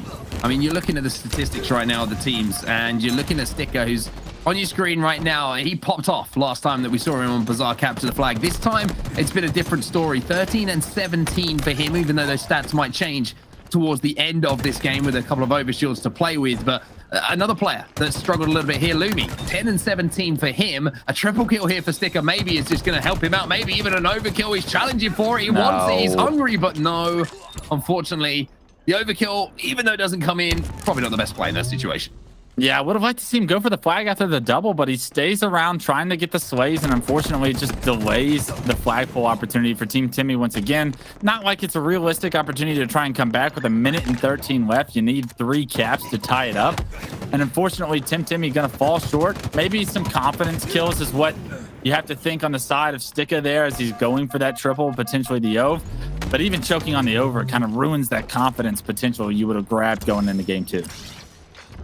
Well, this at the moment is just 50 seconds left for your org here to just remind everybody of how good they're looking in this game. Valkyrie with yet another kill, drops down bottom middle to help out a teammate, and that has just been symptomatic of how these guys have been playing your org here. It's very, very rare that you haven't seen multiple BRs focused onto players. It seems like the comms are hot, and the comms are certainly working, as now you can see Valkyrie already putting pressure on those respawners. Pressure onto 2 respawners, and look how evident it is that your org here wants to end this game with a statement and a 5th flag, but unfortunately I'm not sure they're going to be able to do that as they lose numbers once again. Flag being pulled to the big door by Team Timmy's going to deny this one from going in, but you see how aggressive they wanted to play this. They were not satisfied with the 4 flags that they had. They wanted that 5th one, although they didn't get it. That statement as far as aggressiveness is not letting off the pedal as far as making sure you end this game on a high note from your org here speaks volumes about their mindset. 4-1 overall. After the restart, your org here looking extremely sharp on Bazaar capture the flag. And even though it took us a long time to get here, we have our first game done in this series. They will go up by 1. And I have to be honest with you, it's a surprise to me to see maybe not the result, but the way the result was put on the board, Wes. Yeah, absolutely. I think it's a surprise to everybody, especially anyone that was here for that first series or the day that we saw Team Timmy dominate Bazaar CTF 5-0 against their competition the series before this one. It's a complete reversal situation where they get out, they get dominated in the slays, they get dominated in the control, and most importantly, the objective score, only getting 1 flag to the board. If there's any if there's anything to look forward to going into the rest of the series for Team Timmy, though, is that the end of that game was a lot more highly contested between the 2 teams than the start, because the start was all ugly for them. Yeah, it certainly was. It did not look good, and the restart didn't give them the confidence back they needed either. It was just a disappointing performance. It looked a little bit flat, to be honest with you, on the side of Team Timmy, but that's only the first game of the series. The wonderful thing about today's competition, of course, is all best of 5s. So a chance just to reset here.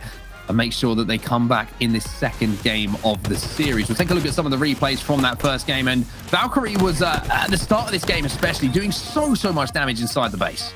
I mean, just aggressive plays with perfect shots to match and immediately grabbing that flag, knowing his position. That's a heads up play by Valkyrie, showing you exactly the kind of pace that your org here was able to implement for that early portion of the game, and it was too much for Team Timmy to try and handle. Yeah, one thing that stood out as well, it wasn't just the fact that it was, complete map dominance. It was the efficiency of the flags as well. A lot of times you'll see, teams throw that flag out halfway after getting 3-4 dead, and then they can't convert due to the overextend. It's something you highlighted in that last series, Wes. But, I mean, your kid, there was every single time they got that flag moving, it turned into a cap. They were dealing with the respawners, and complete map control was kept in their favor. Yeah, just about. They had that textbook flag run down. They knew exactly how to deal with the respawners that were going to be happening either in the corner or in the shotgun area, and they were able to deal with those players so well that those flags looked easier than anything that we have typically seen on Bizarre CTF, because a lot of the times those flags do get stopped in the middle of the map. Early on, it was 4 flag grabs, 4 flag caps for your org here. It wasn't until a little bit throughout that game that your org here looked like they wanted to cap that 5th flag, but Team Timmy started to play good enough defense and figure out ways to deny that from happening. That gives you hope for Team Timmy, but it was too little too late there in game 1. You got to move on. You got to move on fast, because game 2 is up next. I think if you look back at Team Timmy's first series as well, they got blown out in that first round of oddball. Maybe they just start really slow. And this is a big opportunity here in game 2 to correct and rewrite the ship, get some momentum for the rest of this series, because it's a long one being a best of 5. Yeah, if you needed to kick up the backside, that's the best way to get it, right? Going down in that kind of way, 1-0 in the series, but also not really having too much to talk about. It focuses you up for sure, and it shows you what you're made of as well as a team and as a group of players. Are you able to bounce back? Are you going to get fired up after that kind of loss? Or are you just going to kind of roll over and show your belly, so to speak? But your org here, dominating game number 1, they'll be looking to go up 2-0 in the series for Team Timmy. A vital moment, though, on their quest for qualification for the Super. Can they tie this up at 1-1? We're starting off with a POV of Valkyrie. Valkyrie made so many plays early on in game 1. Let's see what he's got for us in game 2. Good damage, but better job staying alive until Holler's able to push that RK position. Team Timmy being much more aggressive at the start is a good thing for Team Timmy fans to see, as they're going to start to dictate the pace here in game 2. Mighties is going to be trying to clean up this kill onto tires and going to be able to do so exactly as he would have wanted. Finds the rockets as well. Frugal picks up another kill, which is going to give Mighties a lot of time and space to work with and just play his life here. Still got one to work with. You can see that Hollers is going to be fighting one player. Mighties with his head on a swivel at the moment. Maybe got the call out as a player jumping up plants, but look at the score here. 8-3, and the pace these guys are playing at, Wes. They are not letting Team Timmy have even a breath on the map. Yeah, getting that kill onto the rocket player, switching the power curve into your org here's hands, and you're seeing Mighties just impact the rest of this game so far with those rockets and the ability to do so much damage throughout that last team fight, giving his team that early lead here in game 2. Holler's here inside of PD, is having to fight against an AR, and the mains is going to just challenge him and shred with those extra bullets flying in towards him. And the spray of the AR is something that nobody wants to hear as you get into those close quarter battles. Jersey 2 sliding down mid-map. He can't get anything happening either, and 12 make it 13-5 now. And I've got to be honest with you, the way that your org here are playing, it's looking difficult to beat at the moment. Yeah, looking difficult at saying the least, because of how fast every one of these players is playing. Look at how he drops the AR for the Bulldog shotgun. Unfortunately, can't put it to work, but look how pressed Team Timmy have to feel on their spawns trying to get out of it. Fortunately, they find a few picks to get out of this spawn trap, but the damage has been done, Mark. It's 16-6. 16-6, and with 3 players alive, Mighty's just stood on top of the rocket spawn and just picked up the rockets. And that's the kind of misplay you cannot afford to make. One sent across map is sent downtown but doesn't connect, but things like that, you can't allow to happen in these kind of series, eh? Look at how aggressive Mighty's was willing to just fly out with those rockets to just keep the pace. Too much for Team Timmy, and your org here still continuing to capitalize on that pace as they find a few in the kill feed, make it a third. Jersey 2, the last guy alive, but Frugal doing such a good job here, anchoring the shotgun position, controlling the Bulldog, getting information that respawners are happening in the tram, and look again for another successful your org push here. And if that happens, this game is going to be blown wide open because the lead's already 2-11. Look at the pressure that Valkyrie's putting on as well. Unfortunately, he's getting met by 2 players flying through, drop kicking him out of the skies. But there's also another player there, Frukel. He's trying to support his teammate. We saw them start this push. And now maybe Frukel's going to be able to end it. Hollers, though, with an important trade to give them at least some sort of foothold. But there's the mains trying to follow up on it. It's just constant from these guys. They are flying forward back in the beef that each other are throwing down. And at the moment, Team Timmy got no answer. There's a question on the desk earlier that said, is there any team here that reminds you of Ascend or looks like a team that can compete with some of Europe's best, that is playing at the pace? Right now, I think your org here is by far the most qualified to try and compete against some of the best. With the amount of damage and the pace that they're playing at right now, you can tell that this is going to quantify and this is going to like qualify them to potentially upset some of those teams at the Super if they can consistently keep this up. Going to be certainly an interesting team to watch for sure. 28-17 the score now. And for Team Timmy, how do you play this one? You got to find a way back into that, and the best way to do that is get control of a power weapon. But walking out mid-map when you one-shot is not a good idea. That's 2 of the easiest kills that will ever fall into Mighty's POV, and now the rockets are going to go into his hands as well. It's the ultimate death blow here for... No. Unfortunately, Team Timmy, he gets 1 kill with that rocket as well, as he will fall, but that's 3 kills in quick succession, not going the way of Team Timmy, and your org here are just marching to victory. Yeah, and the rockets don't get to be used from Team Timmy to crawl back into this game. A win condition removed once again. Not a lot of power on the map of streets. It's a lot of battle rifle control, a lot of rockets, and then thrust and the Bulldog shotgun specifically. And because Team Timmy don't seem to be able to control any of these, you're seeing this score line continue to be out of control, 35-23. Valkyrie trying to put pressure on the respawners as well. I always love it when I see players doing that. Just the ability to think a couple of steps ahead. It's not just where the players are, it's where is the respawn going to be? How can I try and pressurize that? And Mighty's is back in it as well. Look at this team fire coming in. The Stalker rifle is shredding its shields. Sticker's going to have to deal with it, and he's not going to be able to by the looks of things. No. And Mighty's doesn't even need to finish his own kill because his teammate is there again with some amazing team fire just to close things out. It's just looking so simple for them right now. It's the entire team playing at this pace that is why they're having so much success right now, and how clean their teamwork has been, how they've been able to capitalize on everybody's damage in order to get these kills so quickly. Mighty's unfortunately pressured, trying to stay alive in this situation, but does a good job of getting out of dodge there, relocates to try and help a teammate. And all of this is just a showcase of the teamwork that your org here are playing with, and this is by far the best teamwork we've seen today.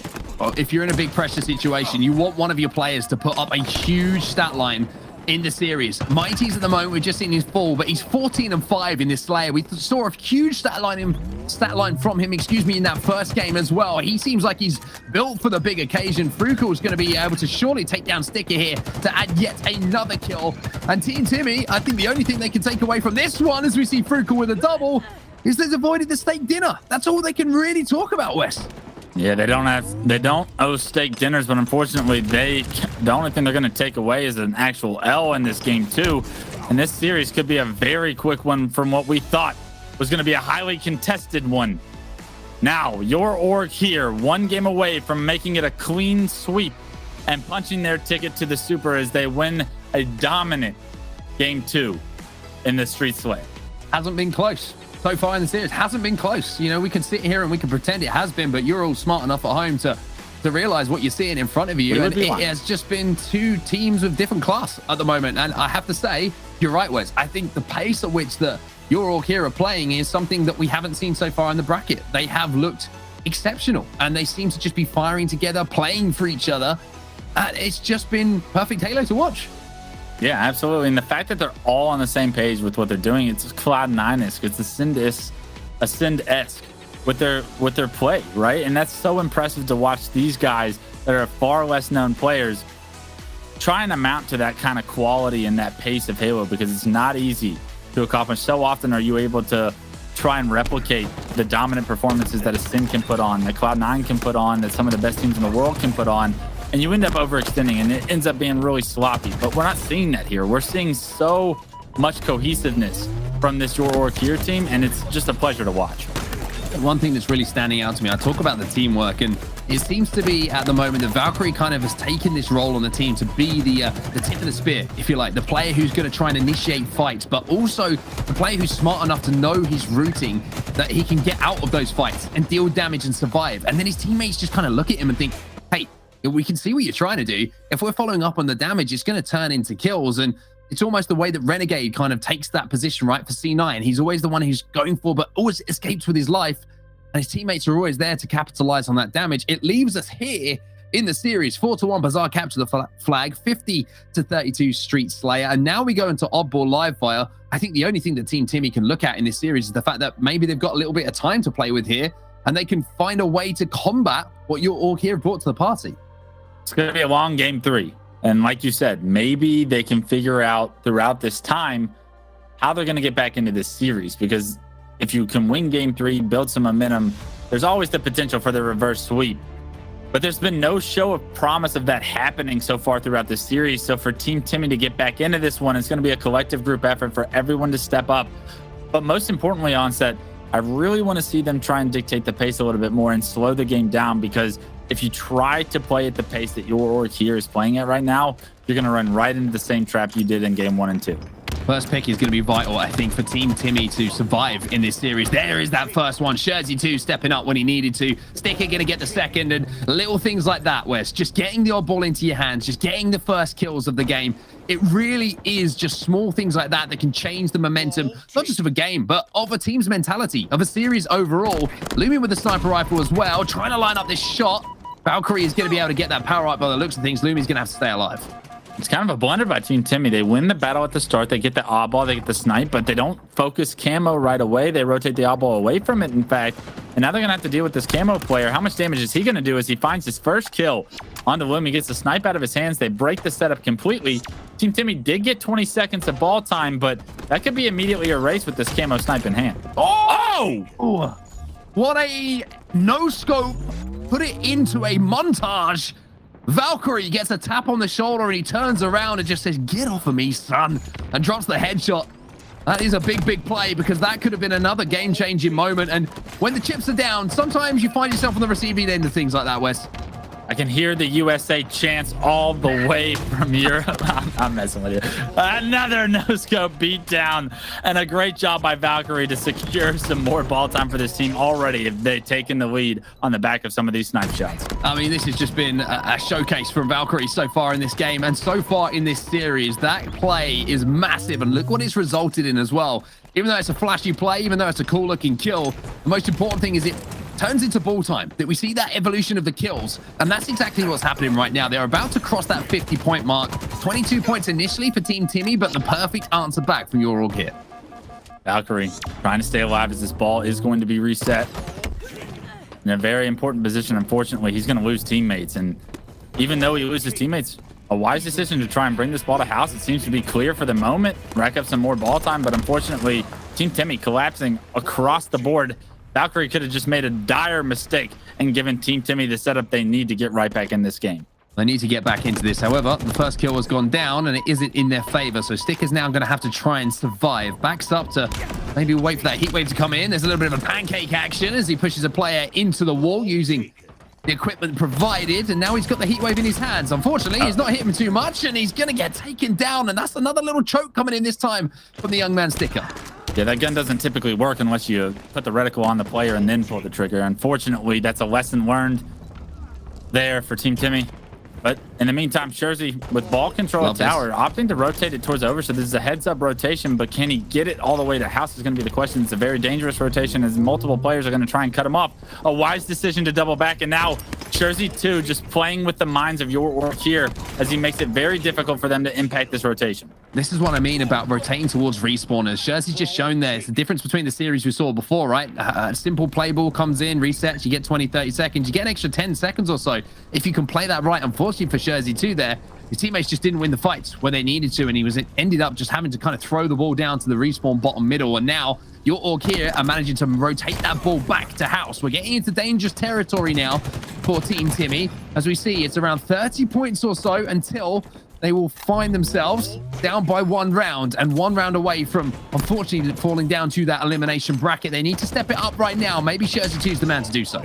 That was a massive double kill from Jersey 2 to deny the ball time that York here was racking up. Unfortunately, that's going to be all he's able to get with that life, as that wall eats that 1 shot from the heat wave, and that's enough for him to cost him his life.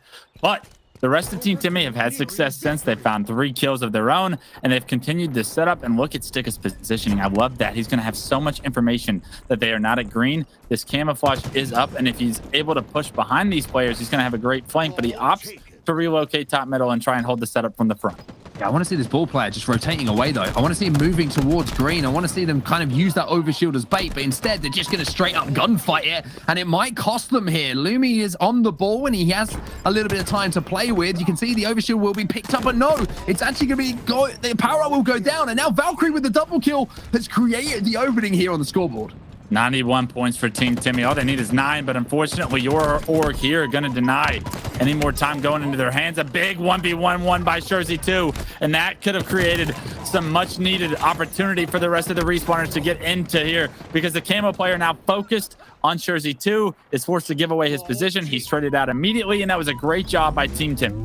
That was 4 dead as well, so Team Timmy should be able to pick up the last few moments here of ball time, unless Valkyrie can somehow bend those grenades around corners a little bit like David Beckham used to do. Unfortunately, he hasn't got the accelerators on to do exactly that, and it will be the first round here of live fire on ball going over to Team Timmy, showing some sort of life, at least in the series. I can't express how important that 1v1 that Jersey 2 won. Because he wins that 1v1, it forces the camo player to reveal himself, and because of that, he's not really able to make an impactful camo play. Because of that, Team Timmy hold that setup and get control of that ball to secure those last final seconds. But we could be talking about a completely different story. Hopping into round 2, though, Team Timmy finally showing some signs of life, Mark. This is a moment where the tournament could change forever. 1 game is all it takes to turn the momentum of a series around. Like you mentioned, 1 play is all it takes to turn the series around. Heatwave in the hands of Jersey 2. He'll pick up 1 kill. He's also got the camo to play with, so he's going to have a little bit of a field day here if he's getting the communication from his teammates, and he actually spots the player out bottom tower as well. And I like this, not pushing too far forward. He's actually going to wait for those players to respawn. And that's something that a lot of players don't do, Wes. Even though you see this first respawn, and sometimes if you shoot them, it causes split spawn. So I like the fact that Jersey took his time. Sticker's there as well with the sniper rifle. And at the moment, they're starting to run riot. Frugal, though, will pick up the kill and slow things down. But look at the damage that was done by Jersey in that. I mean, the damage has been done, and that was a phenomenal play by him. And look at the points to match the play that Jersey 2 made. 54 and climbing. Team Timmy off to a very hot start here in round 2. Not sure what happened to Valkyrie, but I just saw him fall off the map. So we'll have to see if that was maybe Repulsor off the map, or maybe it was him just saying sayonara. I'll see you on the next death screen. But for now, you can see Sticker starting to warm up a little bit as well. Opportunity with a snipe in hand to hit some big shots. Needs to do so. Just shaves the shoulder of 1 player, and now the pressure comes in as the ball will be rotated back to house by your org here. Now, Team Timmy, what have you got? You got a 55-point lead, but can you break this setup that is formulated? Yeah, here comes the push from the first respawners over at the green side of the map. It's going to be Mighty's winning the first 1v1, and with numbers and his team's advantage, that should secure and delay the rest of the push from Team Timmy's. But here comes Holler's opportunity. Once again, another 1v1 by Mighty's, and he's just cleaning house over in this garage door. It's created the opportunity to secure camo as well, and now all of a sudden, Team Timmy's lead isn't going to be nearly what it was moments ago. They're literally and figuratively cleaning house there with those kills as he manages to clean out the house side of the map. The mains is going to be behind enemy lines as well. Sticker this time is going to fall off the map as Hollers is in a 1v1. He'll lose that. Nemains with that camo stepping up, and unfortunately got some DCs. We'll get back into the series, everybody, as soon as we possibly can. Thank you so much for sticking with us here at the Halo Championship Series. I'm not happy about it. Hey, I am happy about the gameplay, though, because it's been pretty nuts this game so far, whereas we have to say there's been big play after big play coming in so far. And I know production is going to be very busy in the back, but if we do have the opportunity maybe to catch some highlights while we're waiting for this game to get back underway from that last game, or maybe even the first game, that would be amazing just to keep the people at home entertained. But I mean, what a comeback it has been in that first round. I mean, we've all been there in that situation in the series as players where it's like, you got to find something that happens just to spark you back into a series. You go down 2-0 and it's looking like everything's doom and gloom. Like you're just thinking about next week. You're thinking about the elimination bracket. All these things that come into your head, Wes. But I just think something as simple as winning that opening battle was enough for Team Timmy just to kind of wake up a little bit at the start of that game and think, hey, we can take these guys. We can win these fights.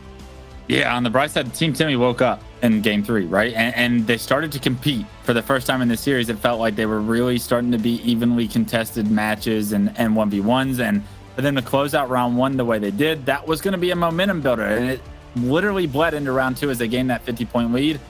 We did, however, start to see some signs of life from your org here as they immediately erased that 50-point lead. I believe it was 50-40 when the lag out started to occur. But more importantly, we saw multiple pivotal 1v1s starting to go in the favor once again of your org here.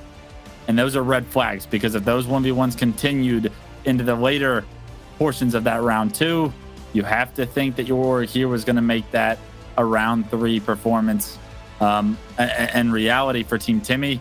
Team Timmy could be honestly counting their blessings here with this technical difficulty opportunity that might benefit them this time around, because that might stall a little bit of the momentum we saw building from some of the players that were winning those 1v1s. Yeah, I think it's a great point that you highlight as well. And, there was also opportunities, even though they got out to a really good start in that game, it almost felt it could have been more, Wes, because of the fact that you saw consistent heat wave control. You saw a couple of 1v1s that should have been won, not being won. Like you mentioned, when they had complete control, you win those at 60, 70 points on the board. And you've probably got control of, the power up side of the map when that's coming up as well. So little things like that start to go against you. Like you say, the 1v1s being lost, but also the 1v1s being won. On the other side is what completely turns moments in a series. Momentum is a real thing that players rely on. And when you win a couple 1v1s, the momentum under your sails, the confidence that you get to play with in your next battle. When we saw it in that big door version where it was an immediate 1v1, you get your shield back, you get into another one, and you got perfect shots to match it. Next time we showcase you on screen, 15 seconds later, you're in another 1v1, you win it again. Yeah. And those kind of things snowball from the first 1v1 that you were able to win. They weren't perfect shots, but you get the job done. You do just enough to get that kill. And with that comes a lot of confidence. And like I said earlier, these players are human. They're not robots. So confidence, it wanes at times and it builds at times. And if you're able to build it in the middle of a series, in the middle of a game, you can change the outcome of the game just based off the amount of confidence you're playing with. And of course, something that I always like to highlight as well is how mentally draining a day of tournament play is for players. It's not just one series that takes it out of you. These guys have been playing, all season long for the opportunity to get to the Super, to get to Kansas City off the back of it. I mean, there's a lot to play for these guys. There's a lot of scrims that have gone down. And as I say, this isn't the first round these guys have been playing all day. There's been 3-4 rounds before this where they've had to fight and scratch and claw and even find themselves in the position that we're talking about now. So when you've got something so close, Wes, and it's just like a couple of games away, and then another game comes, and then I cannot explain it enough. Maybe you can put it in better words than I am, how draining a full day of competition actually is.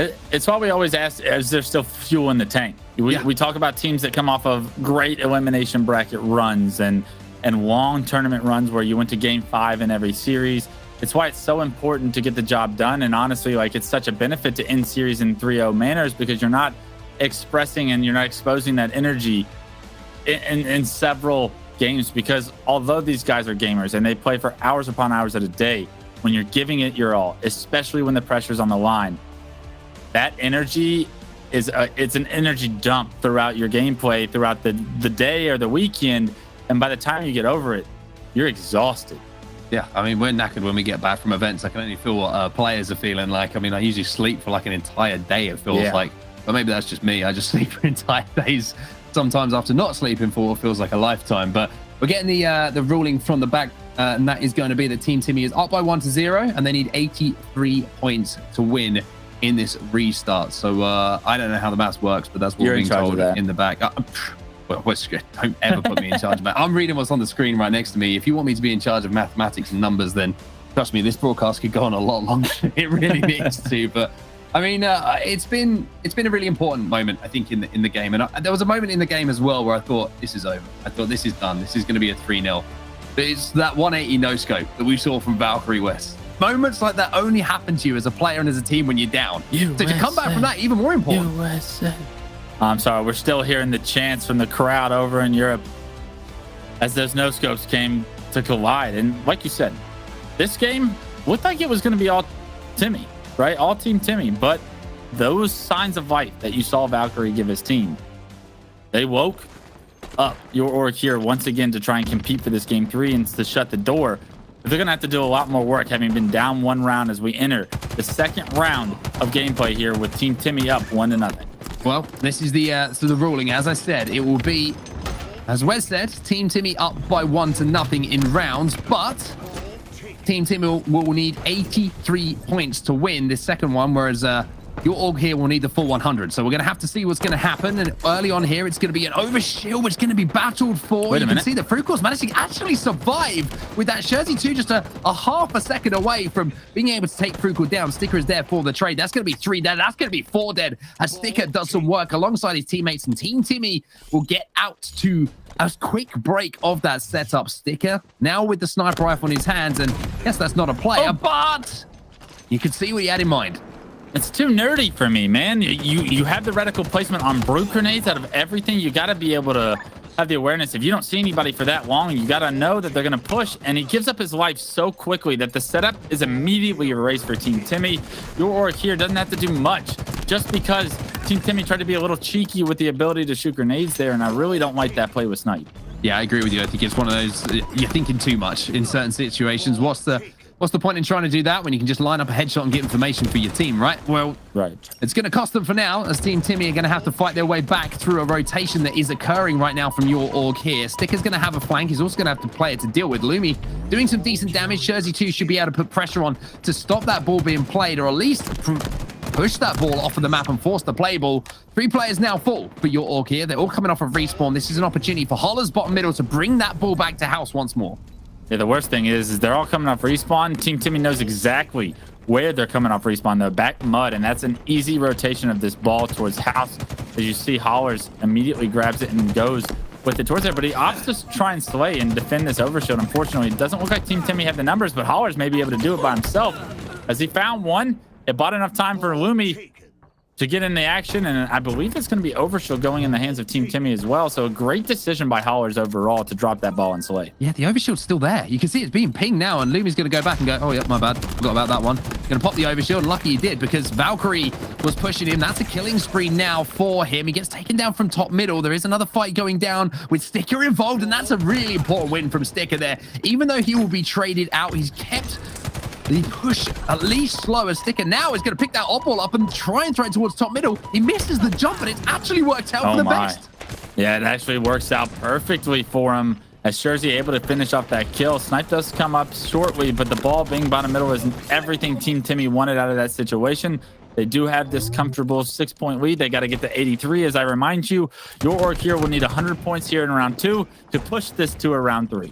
You can see this is starting to become a bit frantic between the two teams. It's becoming a little bit messy. It's becoming a little bit unpredictable with Jersey 2. Hits a couple of no scopes. Can't quite line both players up to get the kills, but the ball now being rotated back to tower. And something to note here, even though Lumi's picked up the kill in the feed, and Frukel's going to be under pressure very soon, he might not only be able to get the play ball, but he has a repulsor to play with as well, and Lumi goes off the map. That was what I was worried about.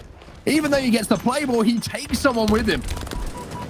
Takes someone with them, and that's massive for both teams, actually. As the ball gets reset, your org here needs to figure out a way to climb back in this. Still down points, as there is a 17-point lead for Team Timmy. Like I said, 83 points is all they need, but unfortunately, the slays are going to have to come through for them if they want to gain significant ball time. And just like that, they're able to rotate it to tower, but with no shields on both these players, it's going to be an easy setup. Broken unless grenades are true, and they are. Name is with a massive set of grenades there to find those kills, and the main's doing a phenomenal job to try and keep his ball carrier alive for a little bit longer. Team Timmy have the overshield though. The push is now coming in on the odd ball. There is another player behind, and the beatdown will land, and the teamwork is there as well. However, even though they pick up the kills and they force the break, the play ball came in. So Sticker now going to have to divert his attention towards that respawn, and it looks like he's already putting pressure on these green spawners. This is what I love to see. You have to push things out. You have to do damage, and even though you can see a couple of respawners might be surviving right now, the op ball should be in the hands of a player surely, and they should be able to pick up some time. And this is the player I really want to see start to catch fire as this series goes on. You're down 2-0, and Sticka needs to start making plays. Lumi, actually, another player that I want to see step up, actually stays on the map with that massive clamber, the awareness to grab that ledge before he's knocked off. Keeps his life a little bit longer. Unfortunately, he's eventually taken down. But this is Team Timmy. Those two players we saw put on such a strong performance earlier on in the bracket. They need to replicate that performance to get back in this series. They've had a great start to this game 3, but they need to put a punctuation on it and get to game 4 quickly. Tense moments here. Lumi showing us a few moments ago that he has the strongest forearms in Halo as he managed to just use that grip strength to stay on. There's Valkyrie, though, and he's going to pick up that oddball. And even though Team Timmy are up by 1 round, it is your Orc here just scrapping away at ball time at the moment at this back tower position. 3v3 on the map. Mighties has the ball in hand, though, back at those pillars. And this could be another significant chunk of time if his teammates can work around him and get those kills required. Yeah, 70 points in climbing. You know Team Timmy have to work fast, and unfortunately the fast pace has benefited your Orc here from this point on, from this series to this point on.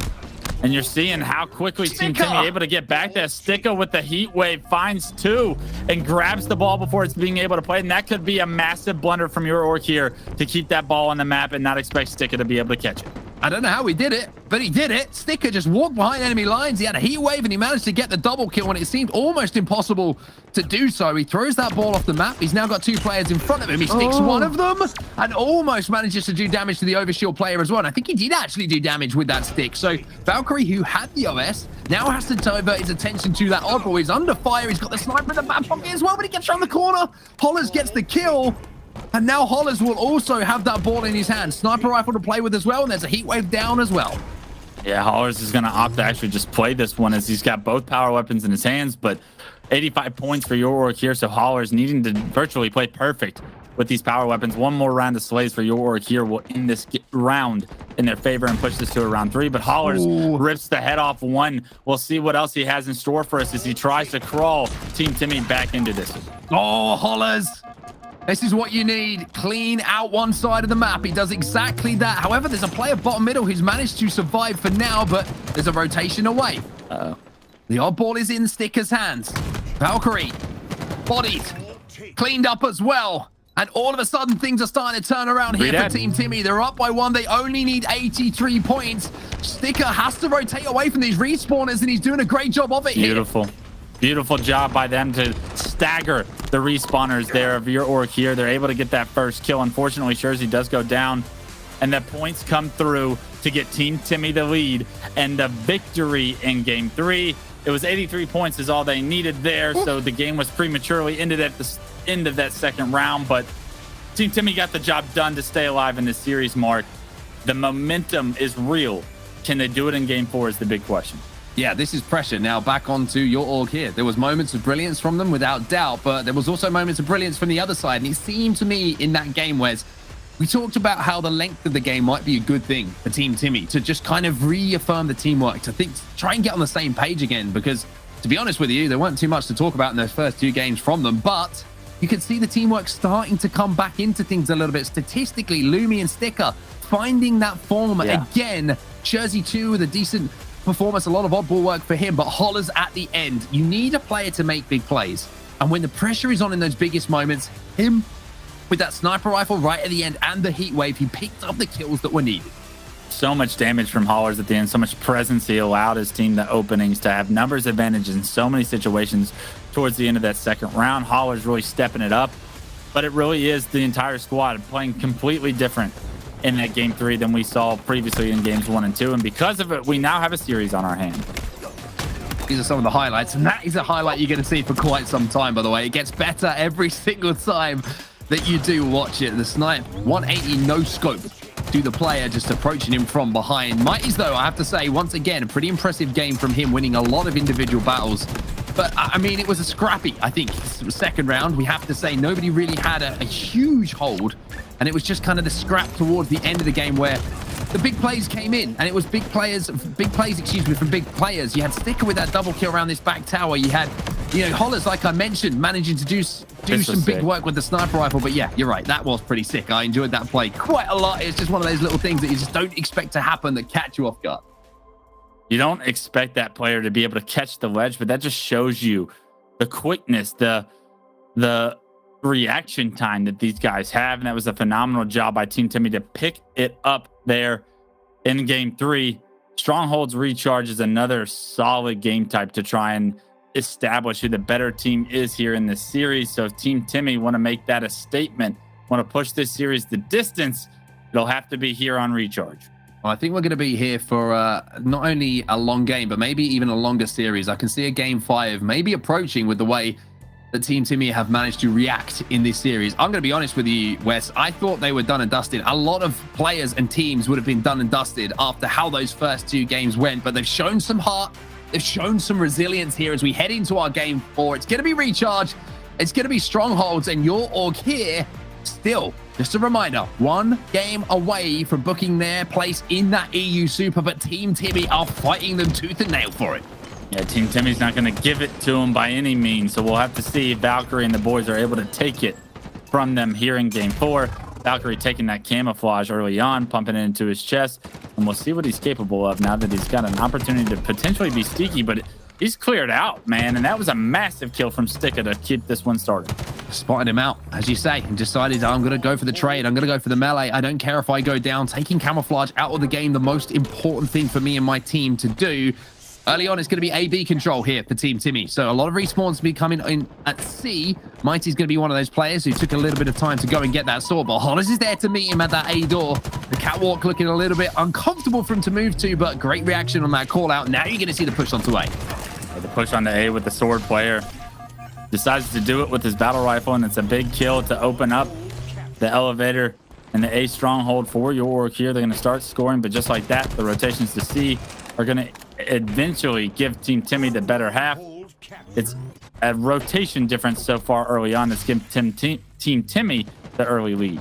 B being converted, though. No real pressure on it as well. Oh, I just put that sword away at the wrong time, but remembered what pocket was in, dug deep, and found the sword to bring out again to get that kill. AB in their control, your org here. 20-8 the score. Valkyrie has the shock rifle, but he's also got Hollers flying at him. 4 dead here for your org here. Team Timmy will be able to turn over B and possibly A as well. All right, what can Hollers do with this snipe in hand? We saw how efficient he was with the S7, the shock rifle. A little bit easier to use from some people's point of views. Can Hollers find that ease of use to his advantage? Unfortunately, can't win the headshot there. Taken down, and without a kill to his name, your org here now with the numbers advantage immediately jump into B, and we'll see if they're able to transfer this one over and score some points for themselves. Good shot there from Mighty. He's just hitting the body with that shock rifle, but the stop does come in. No, the conversion will be completed. Jersey 2 picks up a triple kill and finds himself a shock rifle. Not just a triple kill, a shock rifle, but most importantly, when all is said and done, a triple cap here for Team Timmy. They have all of the respawns over at that long haul side. Jersey just needs to stay alive here. Just play your life, call out the information to your teammates, find some new angles. Lumi with the first kill is going to slow down the push from your org here. He does stay alive, though, and that's a good job by him to not over-challenge. So often have we seen those over-challenges really be at the detriment of the team that is in control, but a good job by Jersey 2 to eventually stay alive, but he's taken down now by Valkyrie, and because of it, it looks like your org here have gotten out of the spawn trap, but the damage has been done in the score mark. It's 167-12. What a response this has been. However, you can see that a conversion is going down over at B, so your org here at least have a foothold, but as I say that, look at that, B, a little bit of conversion going on from Team Timmy again. They're keeping the pressure on.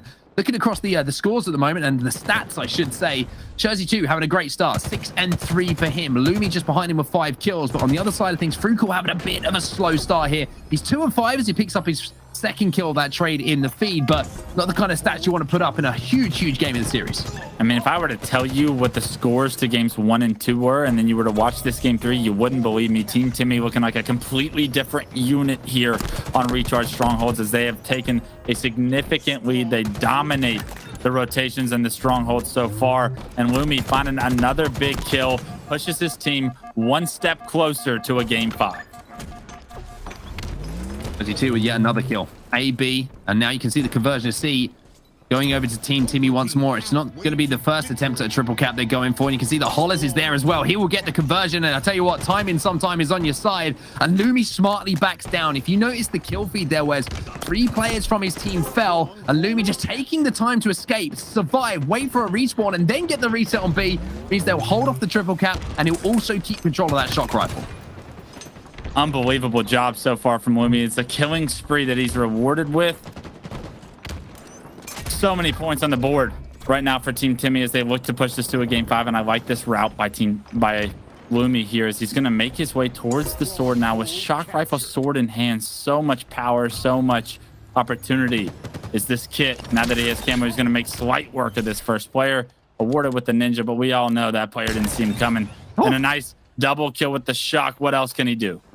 Yeah, it's just spooky season now for your orc here because they've got a ghost behind them, and his name is Lumi. Another kill for him. Camo being put to perfect use here, and now recognizing there's an opportunity to go for the objective as well. They really are pressurizing your orc here. Your orc here went to a game 5 in the previous series, and if this continues, they might be there again, Wes. It looks like every sign is pointing in that direction, and Lumi with this beautiful flank shock rifle sword still in hand, able to find an easy one, a second easy one, the killing frenzy, giving you a taste of your own medicine. Your orc here is on a spawn trap now that Team Timmy have woken up and hit their stride. They certainly have. A being converted as well. Look at all these players at pipes. Lumi's going to walk into B here. He can take your pick. Just kill him. Sword 1 doesn't get the second, unfortunately, as a trade comes through. Sticker last player alive for Team Timmy, as maybe they just got a little bit overzealous and overextended. And finally, your orc here have some sort of foothold in this game. We've seen what they've been able to do with map control in previous games. They've been able to blow the score wide open, and unfortunately for them to win game 4, they're going to have to hold this setup to come back to create a monumental comeback here. Is it possible? Yes. Will they do it is the question to be answered. Unfortunately, 2 go down, and that's typically the sign to go for Team Timmy to break the setup and stop the points from being acquired. But a nice job by Mighty's to acquire this camo and get a kill while doing so. He's being converted though. A and B lost, and now Mighty's is being hunted down as well. So commitment for that camo does not pay off for your orc here, as not only will they lose that power up, but they also lose B in the meantime. AB in the control of Team Timmy. They're scoring. Jersey 2 also has the sword. You can see that in the kill feed. He's 13 and 6. Lumi, he's got 15 kills to his name. We've seen him popping off so far. And Holler's just anchoring down these A spawns at the moment around Elevator. 200 points and climbing. Team Timmy looking to push this to a game 5 with the closing 50 points here in game 4. Will they be able to do it is the big question. Sticka has this shock rifle in hand, loses 2 teammates, but knows exactly where your orc here is pushing. Unfortunately, he gets taken down, but not without that kill being traded out.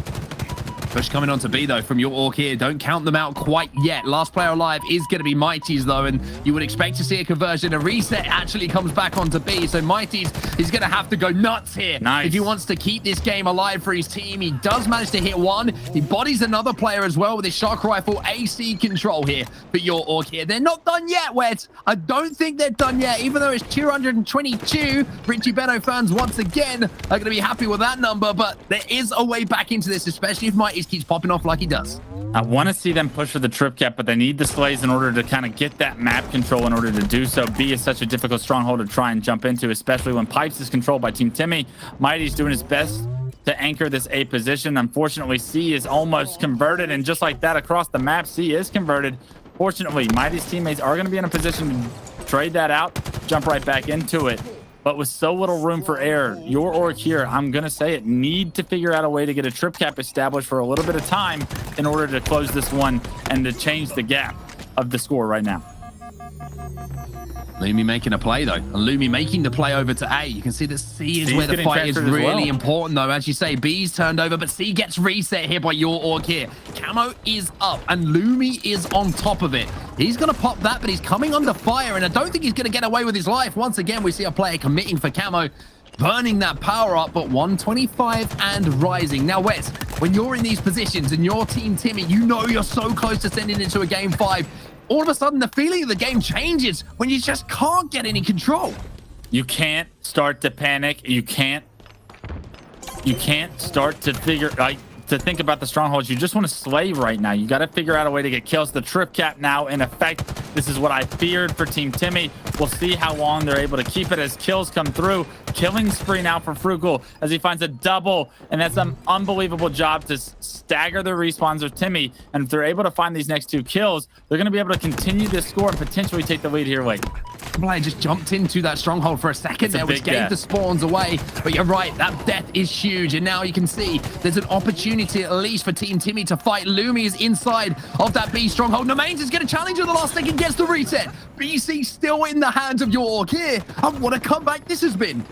Battle's going on at B, battle's going on at C right now, and it looks like 2 members from Timmy are going to try and hop into B, but one's taken down. The other one actually opted to try and push C plat to help his teammate. That's Jersey 2. He opts to give up the opportunity to push B, and just like that, C is controlled, but spawners over at A are going to benefit your orc here as they flip the map once again. And now Team Timmy all of a sudden about to start looking like a desperate team to try and get some control. Right now they need the slays more than ever in this series to stay alive. Sticker's gonna have an easy kill, or should have a simple kill, but no, the shields of that player pop back at just the right time. Surely his teammates are gonna make a play across the map as Sticker now has pressure on his shoulders. There's Jersey 2 though, who pops out of nowhere like a whack-a-mole to get that reset, get that kill. BC in their hands. They only need around 15 seconds or 12 seconds, I think it is, to close this game out, but Mighty's has a chance. He has the camo. He also has C, but where are his teammates? Where is that final push coming in? It looks like the move is towards B.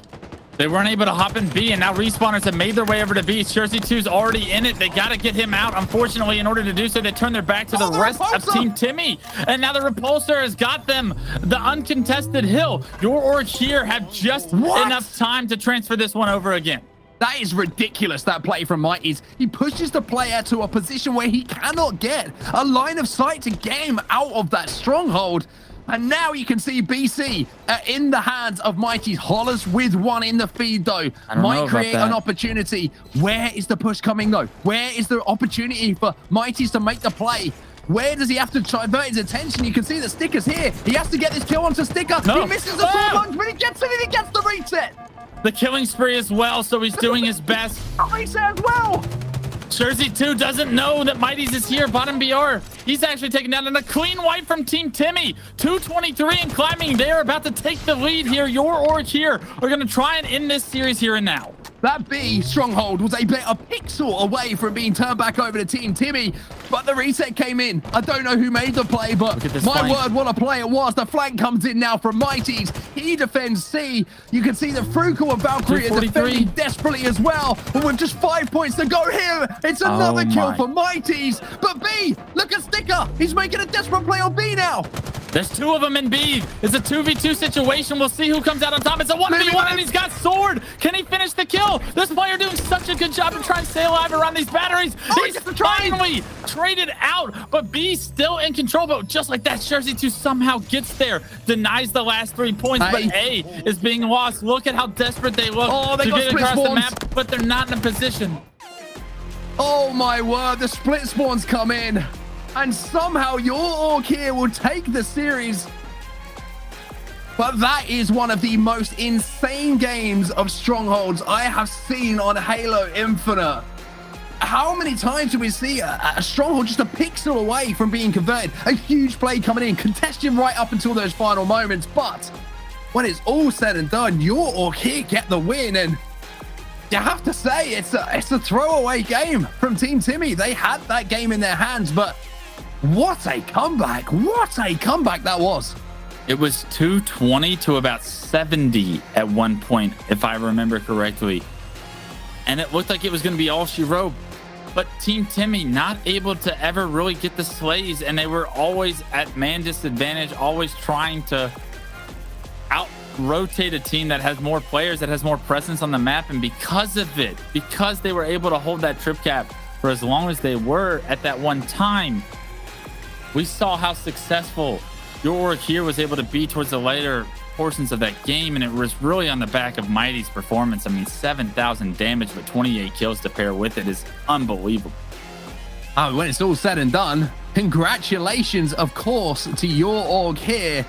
they will be qualifying for the EU Super, and what a way to do it. I mean, to be honest with you, production, you could probably just show the game from the first second all the way through, because it was just a highlight package from start to finish.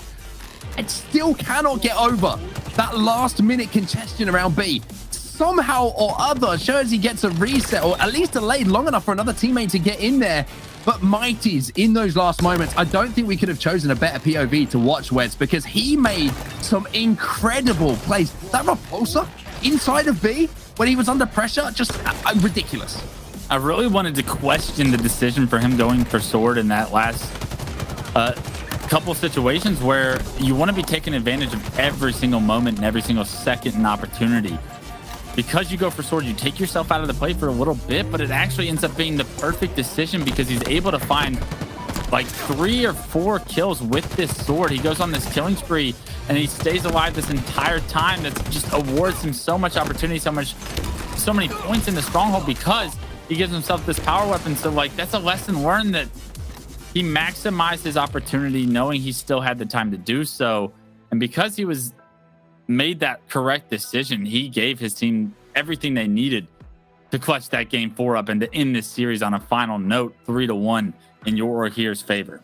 I mean, when you look across the series as a whole, I think you cannot argue that your org here deserved that win. The first 2 games were dominant. Yeah. Team Timmy, I mean, they made an amazing comeback in that game number 3. And then speaking of amazing comebacks, Team Timmy, I mean, anything you can do, your org here can do better. 250 to 239 is the final score after they were up by around 200 points, it felt like at one point. Ridiculous. Absolutely superb way to end that series. And now we have only 1 spot left, I think, to give away to a team to come through. Lottie, please come back in. We need to catch our breath. Bravo. Jeez. I'm sure that you were watching that and you can't believe what you've just seen as well. That was the most intense game of Strongholds I have witnessed so far in Halo Infinite. Yeah, I'm actually not even overreacting when I say this or capping, but I genuinely now got an eye twitch after that. Like I actually do. I the end of that game, it gave me an eye twitch, like at the bottom of my eyelid.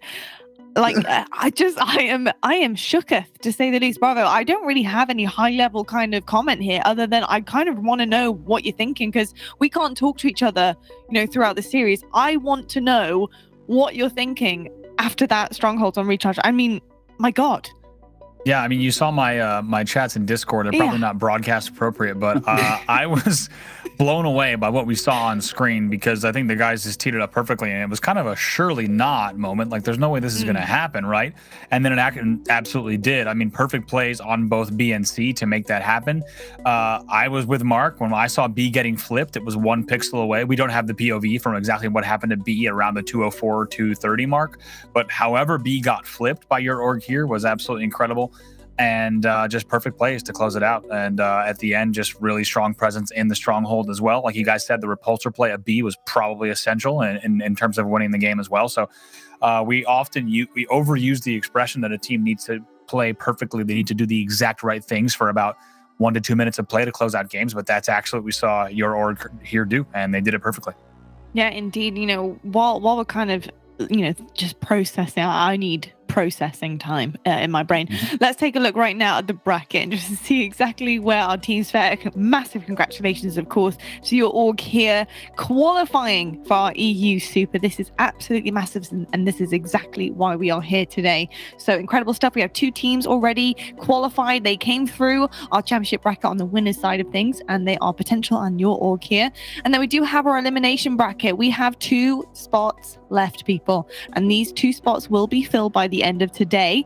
We do actually have 1 that will be aired on broadcast and 1 that will not be actually aired on broadcast. So we will make sure we update you with who the 4th will be, but we will be finding the 3rd out very, very shortly. As you can see, we have our quarterfinals just about ready to go. Team Timmy versus Fun Day League will be our next series. I just quickly want to round off things, because we kind of had a reaction to this series, but I quickly want to highlight somebody from your org here who has not only been popping off, but the plays that he's making. I mean, Mighty's just absolutely amazing. And while we let Onset and Clutch catch their breath here, Bravo, talk to me about this guy and his plays here and what he's been able to accomplish for his team, especially in this series. I mean, the Bizarre CTF, we saw just the most incredible play with the flag as well as what we just saw from Recharge Stronghold. So what have you been noticing? Yeah, it seems like a long time ago, but don't forget, these two teams did play Bizarre CTF. That did happen in this same series. I mean, it was a perfect example of needing to trust your teammates and flying off. It's not easy to just, against a talented team, to fly out of your tree, across your bridge to bottom middle, to fight against a flag carrier who has a Bulldog and has the Bulldog out. He flies down in the face of the flag carrier, gets a melee on the Bulldog player, then goes back around side, right? There's always money in the banana stand, hides behind the bananas, is able to then win the battle against the Bulldog flag carrier and get that reset. So, I mean, and get the touch and then get the flag run. So I think we just saw time and time again stuff from Mighty. It's just amazing plays from him. And I think the Bizarre example was great. The Recharge Repulsor example was great. And the guy knows how to clutch up in really tough scenarios where you need to just win battles by a few frames. He's able to do it. 100%. I think also just, his priority of timing as well, like being like, okay, I should probably go get this energy sword right now. This will help me out, try and clear some bases, because that's exactly what they needed to do. Rotate perfectly, clear out bases, control the bases, and really scratch their way back up. And that's exactly what they did. So, not only have we seen the first two maps being pretty damn strong from this team, but we also saw resilience as well off the back of it, coming from a ridiculous score down on that strongholds, being able to climb back up like that and really hold it, no pressure on the shoulders was absolutely amazing. And I think it says a lot about this team. So I'm excited about their appearance at the EU Super. We're going to head to a break right now, but when we come back, we do have our next elimination match. It's going to be the final one of the night. One of these teams is going to be qualifying. This is going to be absolutely massive. I can't wait to find out who it's going to be. So please stick with us and we'll see you after this.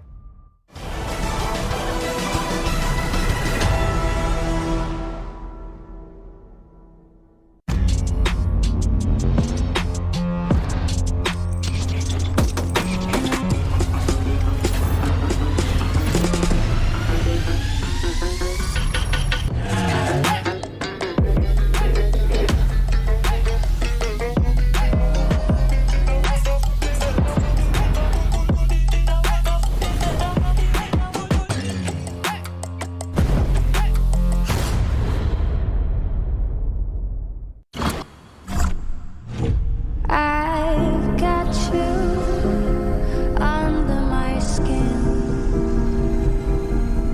I've got you deep in the heart of me.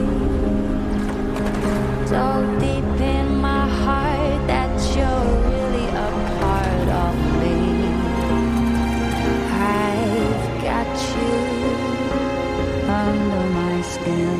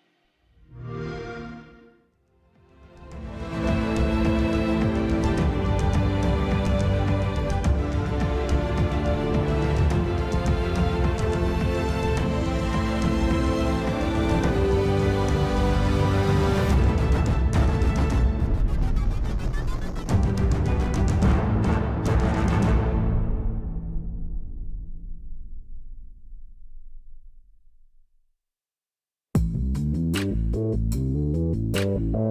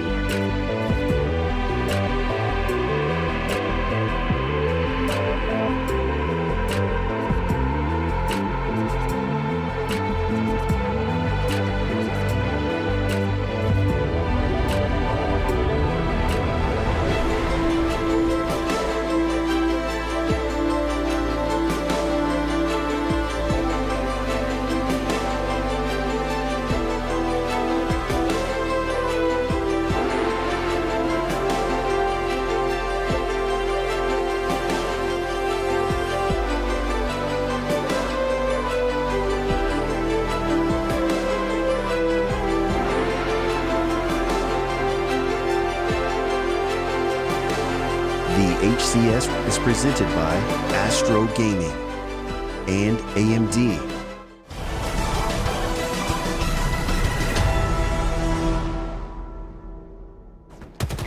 Hello everyone and welcome back to the EU HCS Super qualifier. Before the break, we sent someone else home and we sent someone else into our qualification spot there for the EU Super. Exciting stuff all around. And I gotta say, you're all here a tier above the rest when it comes to Halo Infinite.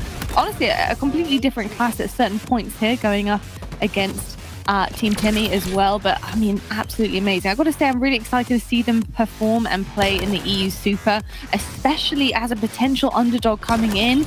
Actually was previously looked upon as a potential Ascend roster type, which I believe came on Clutch. So really exciting to see that comparison coming forward. Onset, I'm bringing you in on this, man. I mean, incredible stuff in this final map of this series.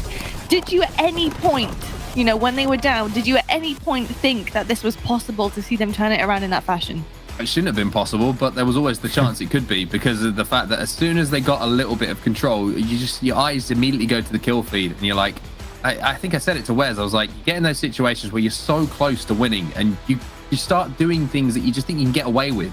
And when you play Strongholds and you're playing against a good team, you only have to not get away with it once. Find yourself 3-4 dead. That could be the game. That was the game. Like, there was some nuts stuff towards the end, of course, but it's got to be more composure. You've got to play together. I mentioned that two of the players are very, young players who maybe felt the pressure a little bit in those big moments. We'll have to look back and see if that was the case, but it's a learning experience for them, I'm sure. And they're going to have an opportunity to put things right, of course, and another chance to qualify for the Super. But it was heartbreaking to watch. I wanted to see a Game 5. I think the series almost deserved a Game 5 after that crazy Game 4.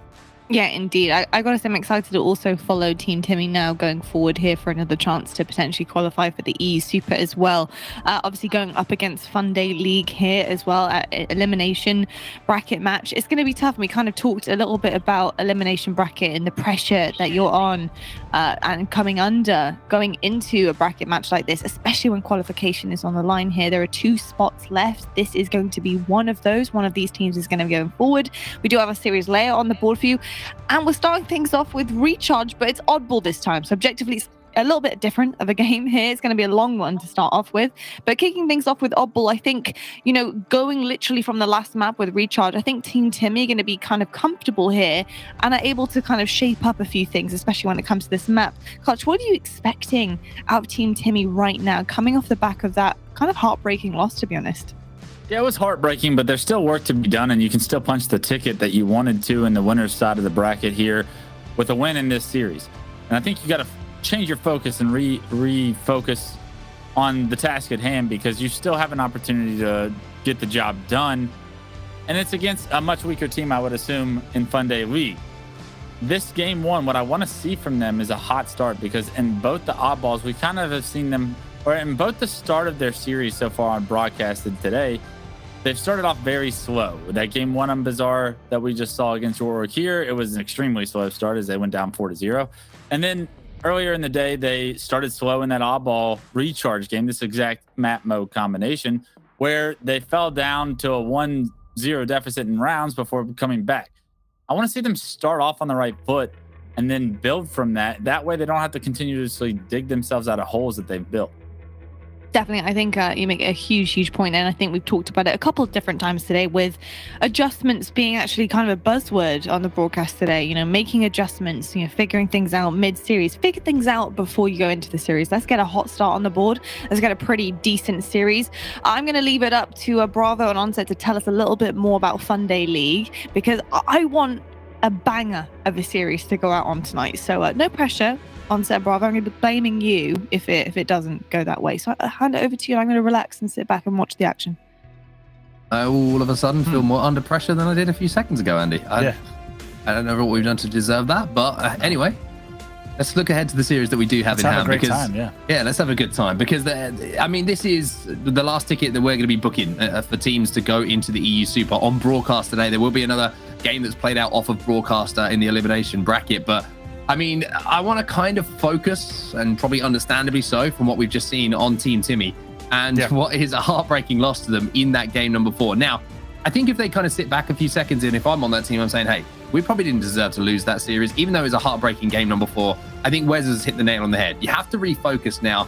You have to get back into recharge, and you have to get out to that hot start. And if you do, I want to see them be aggressive. I want to see them push the pace, and I want to see them really put their opponents under pressure here. Yeah, the way that they can think about this is not about, oh no, you know, we've just lost, we're on the receiving end of a loss. You could really think about it instead that they were in the grand finals from the winners bracket and they get a second chance to qualify. That's really how they should be thinking about this. Is a very different type of bracket, of course, ending here in the top 4. So they're going back to that hallowed ground where they just received that pretty devastating loss. A hard comeback for them, like you said, but they have a lot to be proud of from that series. We'll see what they could do here in our game number 1. Well, let's give you a little bit of a kind of paint the picture, so to speak, of these two teams. Fun Day League, let's give you a little bit of insight. Shirzy's been following the bracket for us, and he's been saying that team Jabba Dabba Doo got there eventually, beat Fun Day League, and obviously we saw Team Timmy beat them a little bit earlier. So you would say advantage to Team Timmy in the fact that Fun Day League have lost to teams that Team Timmy have beaten, but I feel like it's a different situation now. When you have that opportunity to qualify for the Super, I feel like everything else kind of goes to the side. Yeah, there's a few players we'll introduce you to on the side of Fun Day League. Of course, Team Timmy, you guys have been watching them today a few times now on screen. We know what they're capable of, but gives us a second to introduce you to some of the players on Fun Day League. We got Left Eye, as well as Sandel from Sweden. You've got Sambaldi from the UK, and also Kronos from France. A few notable entries on this team. Left Eye, a former Fortnite competitor, over 90,000 earned in that title. Also, Kronos from France has been kind of in and out of the top 16 all season long. And Sambaldi from the UK, he's a former EU COD pro. And we also saw Sandel teaming with Septic and Morga. So each of them with interesting stories. But once again, shout out to our EU expert, Shirzy. Can't wait to have you back on the show next week. Well, Lumi's going to be the player that we're focusing on right now. And you can see that only a little bit of ball time has been picked up at the moment, as Lumi is going to decide to maybe pick the ball up himself, but decides instead to look for the kill. Now, if I'm Lumi, I'm thinking maybe there was an opportunity to pick that ball up, but instead his teammate's going to do a little bit of the heavy lifting for him, as he's going to be able to maybe find an engagement here and pick up that kill. Sambaldi will get the play ball, and Lumi will finally get his kill, but we talk about objective efficiency. Maybe that wasn't efficient as it could have been in that situation. 3 were dead there for a moment for Team Timmy, but it's a very good answer back from Lumi. That was a battle he needed to win! He's not that's just the do sword play. No, wait. What on earth? Well, I mean, it was a mess, but it ended up being one of the biggest outplays we've seen so far. Lumi shuffling, shaking his hips in the strafe, and managing to out-BR him. No shields. That is a heartbreaker if you're on the receiving end of that. We don't know what to say. He set him up. He thought he was going to survive there on the sword platform, and that was quite a back and forth. We're seeing some wild stuff here in the first EU Super. I thought you said I'm going to Ibiza. He might have been going to Ibiza. I don't know. He had no idea where he was going. He ended up on the sword platform, still got out BR'd, and this has just been a wild Super Sunday. here at the EU Super qualifier. My God. Super Sunday, Fun Day League, unfortunately on the receiving end of that play. And now as we calm ourselves down, or I certainly calm myself down for just a few seconds, the kills and the oddball are going in the favor of Team Timmy. As I say that, oddball player will fall. 3 down for them. Now they've got to hold off this push. They do have a 10-point lead, so Jersey just trying to play his life, buy a little bit of time. If he gets the trade, it's huge. Gets damage, but won't get that trade he was looking for. You do bring up a good point, though. This is Sunday, and this is all about the Fun Day League. So we'll have to see if it's a Sunday Fun Day in store for them. Now that we are here in our winners bracket, Timmy, we'll see who will be able to advance through this. Of course, the winner of this will advance to our EU Super. Just in case you're just joining us here, will be more ball time up top, yellow, and they try to get the play ball, and they do. 3 dead here for Fun Day League. Oddball in the hands of Sticker. Left Eye will pick up a kill onto Hollers, and all of a sudden you see the Sticker's going to have some decisions to make. Where are the respawns coming in from teammates? Where is the push coming in? I'd like to see him maybe play this ball, because you know that there's going to be numbers pushing, and instead he's going to lose a BR fight there to Kronos, who's going to be able to get that oddball back towards Turbine. However, his teammates are there, so it's not looking like the worst of decisions with how things have turned out here, but maybe just a little lack of recognition of numbers in that situation, Andy, and having the awareness to play the oddball might have been the safer play. Yeah, definitely. Now it's just caused a little bit of a mess here. Like, looks like they had 2 dead. A 3rd dead will come in from the hands of Lumi, and it's just like you said, Onset. I think that right there, a nice set of plays. He's also able to stay alive bottom elevator and get more kills. However, so much time had passed, which is what you were alluding to, that it was a little bit too late. They're already off the respawn. They're not able to get any more ball time. Left Eye. He's going to have his eyes on bottom middle at the moment as he takes his way all the way around to C-Plat. Actually, doubles back this time to try and fight the Sticker up at top tower. You can see the oddball has been picked up and it's starting to be maneuvered away towards that elevator. Left Eye will get the cleanup and work towards the camo now. Jersey 2 going to pick up some kills, but I mean, this is starting to become a little bit of a scrap bottom middle here. Not only for the camo, but also for that oddball. Pretty sure the Sticker was the player who had the camo. Not sure if he activated it or if it's going to be down, but now we're going to watch them stand out. The play, like you mentioned, that we saw in Raleigh, where we wondered where the camo was. Jersey 2's got it in his hands, and he's also got a beat down to go alongside it. See what we can do here. Repulsor in hand. We've seen the Repulsor do some nasty stuff all day long. Doesn't matter the map, whether it's Recharge or Live Fire. We have seen some great Repulsor plays. We'll see what Jersey 2 can do here. Camo and Repulsor in hand. Crappy game so far. I think everyone can agree with that who's watching. Lumi's going to throw that ball back towards Turbine, and I like that play. Finally, one player just taking a few seconds just to think through what the next move is. With the kills falling in their favor, Left Eye is going to be challenged by Hollers on the batteries. Now the opportunity to move it back into pipes presents itself. Jersey 2 is going to do exactly that, and this is the first time we've seen some sort of semblance of a setup around pipes. Respawns will come in around Jersey 2 as well, so a chance for Team Timmy here with Shock Rifle as well to hold for quite some time. Yeah, Hollers just got a little bit of info. He might have seen both bodies there. That's going to be really important for him to call out pipes, and now he's going to have to do whatever he can. He's already lost Sticker here, so he needs to anchor long haul. They're under a lot of pressure. Doesn't quite get that headshot. We'll hit it a second time round, though. Just confidence personified as he held the angle. Oh! Hollers! That's a double, making a triple, my friend. Oh. Unfortunately, he doesn't pull the trigger, but I mean, you can feel it in the air at the moment. How much these teams want to go and compete in that EU Super. Everybody pulling everything out of the box. My God, like you said, almost a triple there. Somehow jumps out off of yellow, and I think we were both thinking there's no way he hits the double alone. It's a nice push, though, coming. Oh, my God, it's a full-on grapple push coming in from the Fun Day League. They'll pick up that one, but keep a look at the clock here. Only 28 seconds left. Zamboldi with the ball in his hands, though. Like you say, only 28 seconds left or so, but that clock is going to stop because the oddball is in the hands of Fun Day League. Now, Team Timmy are probably thinking, not again, not like this. Surely we can't throw away a lead with only a few seconds left in the game, but they got to be careful because it's looking like the comeback is on once more. Yeah, look at this now. 2 dead for the side of Fun Day League, 2 dead for the side of Timmy as well. This next kills on your screen will really determine if they make the comeback or not. Here they go, though. 44 seconds. Zamboldi's got decisions to make. He has to hold that ball, and you couldn't tell if he wanted to fight in Turbine or if he wanted to try and rotate the ball. Kind of ended up doing neither, and he allowed the team to push through and get that touch on the ball. More importantly, move it away. Lumi now is going to use it as bait. Kronos should be taken down on the bottom of these stairs. Another player going to fly across, but you can see that Hollers has got the cross now, and that will be the first round here going to Team Timmy. They hold that lead that they had, and they will now be 1 round away from going up 1-0 in the series. Yeah, very nice stuff there from Lumi. Just brings the ball back into the back of the elevator. As you said, he waits, he baits. They bring in the win. They'll take their first round. Almost a little bit of a deja vu moment, though, for everyone who was watching at home. Certainly for me and certainly for Team Timmy in those final moments. Like, don't choke this one again, boys. Come on, let's have a little bit of composure about them. Zamboldi in a 1v1. He'll lose that one to Hollers. Hollers, who's made some marquee plays so far for his team, is now going to have one of the marquee pickups on the map, and that's going to be the camouflage. But there's Left Eye. Spotted him out, takes him down, no camo to play with. Did not see Left Eye there in the end of long haul. Of course, it's easy for us with observer mode. It looks like maybe he could have caught the tiniest piece of the Spartan, but he did not. In the end, Left Eye will take down the camo and kind of get a free camo kill. 2 dead here for Funday League. Numbers certainly in Team Timmy's. As I say that, there's Kronos with the little flank coming in. Sticker's going to be down to no shields. It should be oh no, excuse me. No, he's not down to no shields. He's full shields, and he's going to come back with a vengeance. As he hits some nice battle rifle shots there. A couple of beatdowns going to be exchanged. Sticker will get the better of the player inside a tower here. But where is that oddball again? Nobody able to get control at the moment. It just seems like a lot of trades are happening around the map. I mean, take a look at this. We have not seen a grab yet. Take a look at the scoreboard. A lot of just players looking to try to get some semblance of control, doing whatever they can. We'll see if Sticker can stay alive. One thing we know he's able to do is double back. You knew that was coming. The repulsor off the map. He'll pick up that one on Kronos. He's got that ball back to Pipes as well. Sherzy 2's got some responsibility, though. You can see the push is coming in, and if Sherzy 2 can play this right, he might be able to clean things out. He picks up one. Now he's got to win a 1v1 battle, but it's going to be Left Eye who comes out on top. Not only that, he's got that shock rifle. Support coming as well. The cavalry arrives, but no, there's Sticker to pick up the kills. Picks up another kill as well. Repulses that ball back. Kronos is going to be challenging from Turbine, and Hollis is having to hold the line.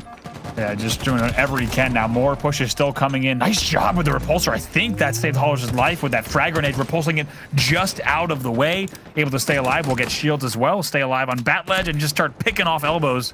But he has to retreat, grab the ball, rotate it a bit. Oh, now he grabs the ball. That's the one. There you go.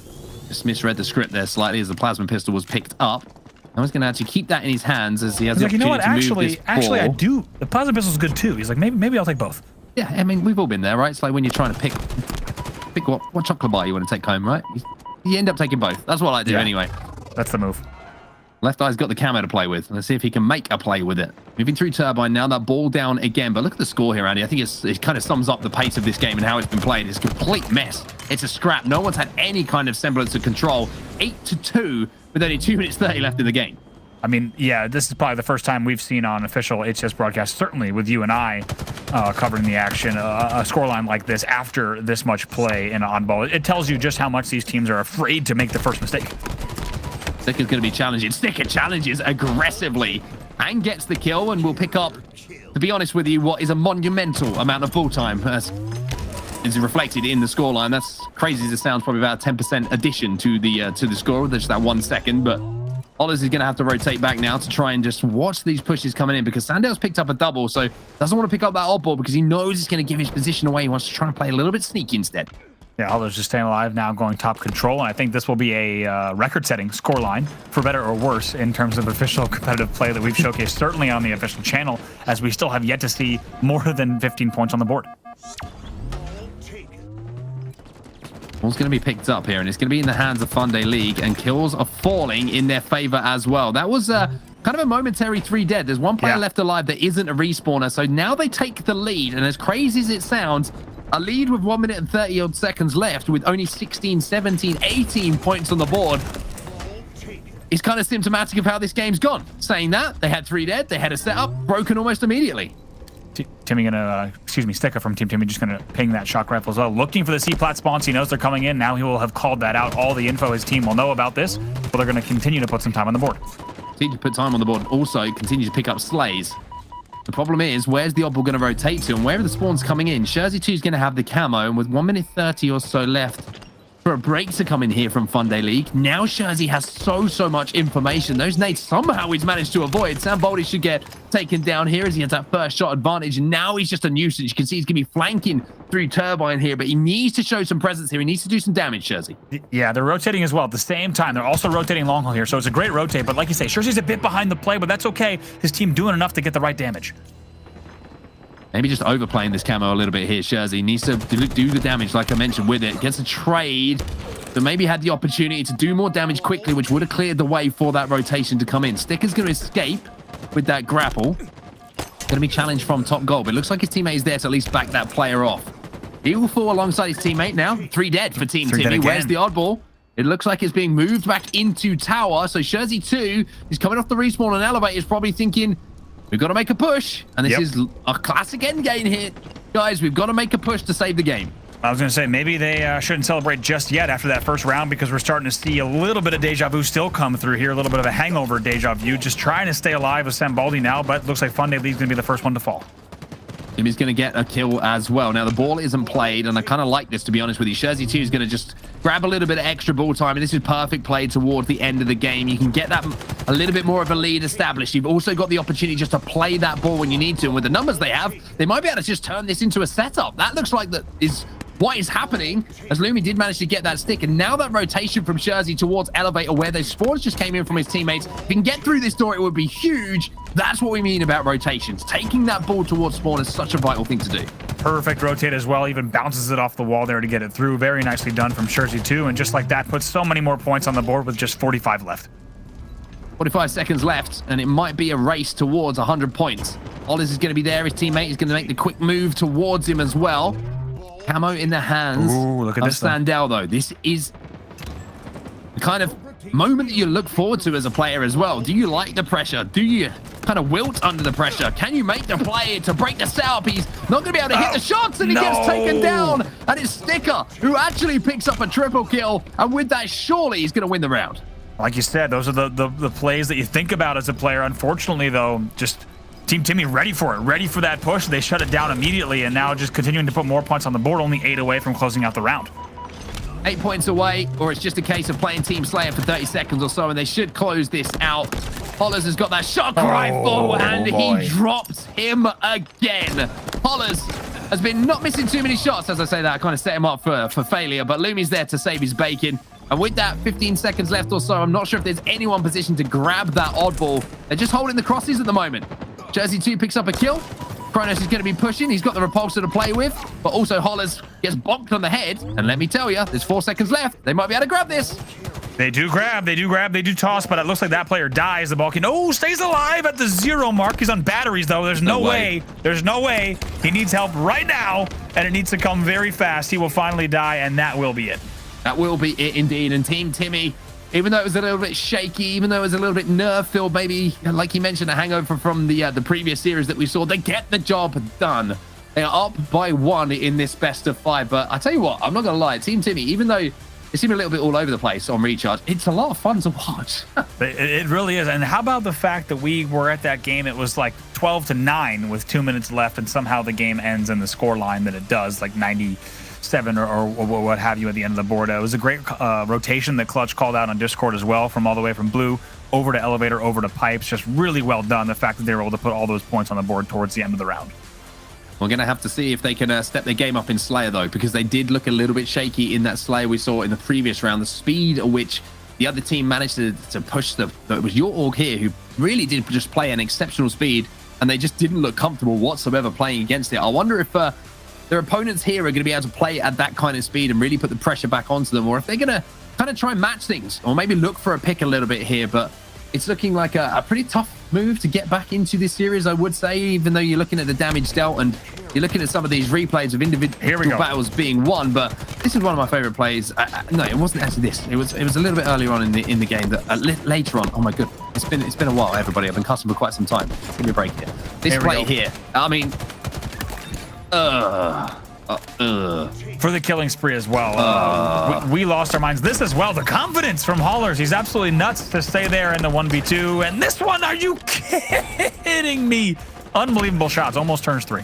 I'm still kind of recovering from that 1v1. That was horrible, wasn't it? It's like, I mean, I thought we were going to see it from a different POV there. That would have been even harsher. But yeah, I mean, it was crazy individual plays, and all of these highlights come, and like you mentioned, look at the score at the bottom, 9-2, 9-2, yeah. And I think that was just showing that neither team really had kind of a game plan on how they wanted to play. And like we mentioned previously, these teams, a lot of them have been formed quite late here, and they're not kind of practice teams of 4, so to speak. But now we move over to Slayer Bazaar, and this has been either a great map for Team Timmy or an incredibly poor map. But it seems to be there's no between for them. They got slapped the last time we saw them on here, but then they were exceptional the time we saw them previously. The question is, what one are we going to see from them now?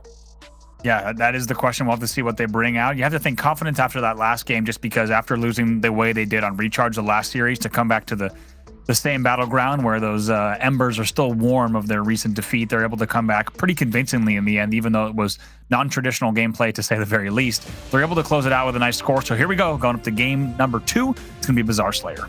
Game 2, here we go. Bazaar Slayer, probably the most vital starting strategy you can have in any game type on Halo Infinite. Rockets and OS, you get those, you usually get control of mid-map, and you can really put the pressure on with some split spawns and good rotations. But you're going to have to see if those two teams can take advantage of that, if they've got the awareness and the cohesion to actually pull that off. For now, we're going to start off with the point of view of Sandel. A couple of grenades going down on the market towards that OS.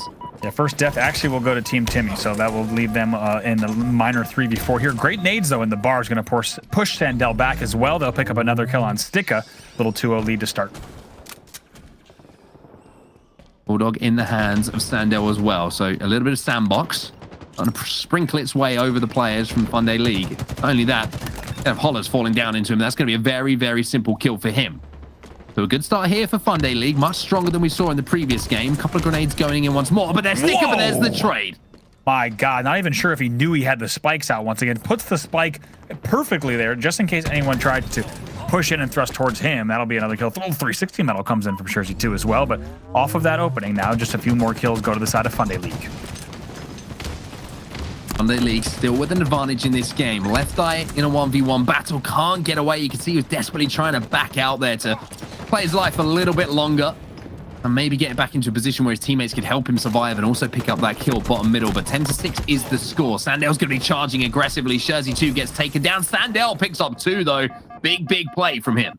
Yeah, big stuff. Like we said, Sandel able to stay alive in the bar, and right now putting them some good damage. And it's a very, very good game number 2, and a good start from the side of Fun Day League as they're able to do continued damage and continue to trade at an even higher rate.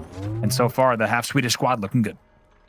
Left Eye trying to be sneaky here as well. Look, he's behind the enemy lines inside of the treehouse. He's going to pick up 1, and now he might have the opportunity to burst out and kind of cause even more problems. Sticker's going to be probably the closest player to him, but he's going to take its attentions towards a call out, and he'll be able to clean that one up as well. Holler's managed to land a beatdown before the headshot counted, so now there's going to be an opportunity for Left Eye to pick up another. That's a double, but there's a team grenade, which is certainly going to help. Sandel is down bottom middle, throwing those grenades up towards him and kind of fizzling away at him. But there's a challenge from Lumi down on the truck. He's looking for the double, might be challenging for the triple. There's 3 for him, and that's the way back into the game. Great job from Lumi. Look how he stayed truck. He did not grab Overshield. He left it for Hollers. The reason you had players from Team Fun Day League challenging Lumi was because they thought Lumi was going to be the player that goes for Overshield. No, he stays alive on truck instead, and then lets another player grab the Overshield while he gets a triple. Not sure about that push. I have to say, the support wasn't there for Hollers. He did a lot of damage, yes, and he's probably screaming, "Where are you, teammates?" But there's also a little bit of responsibility that has to go onto your shoulders to recognize where the rest of your team is before you make that push. The damage is great, but if there's no one there to take advantage of it, then it adds up to nothing.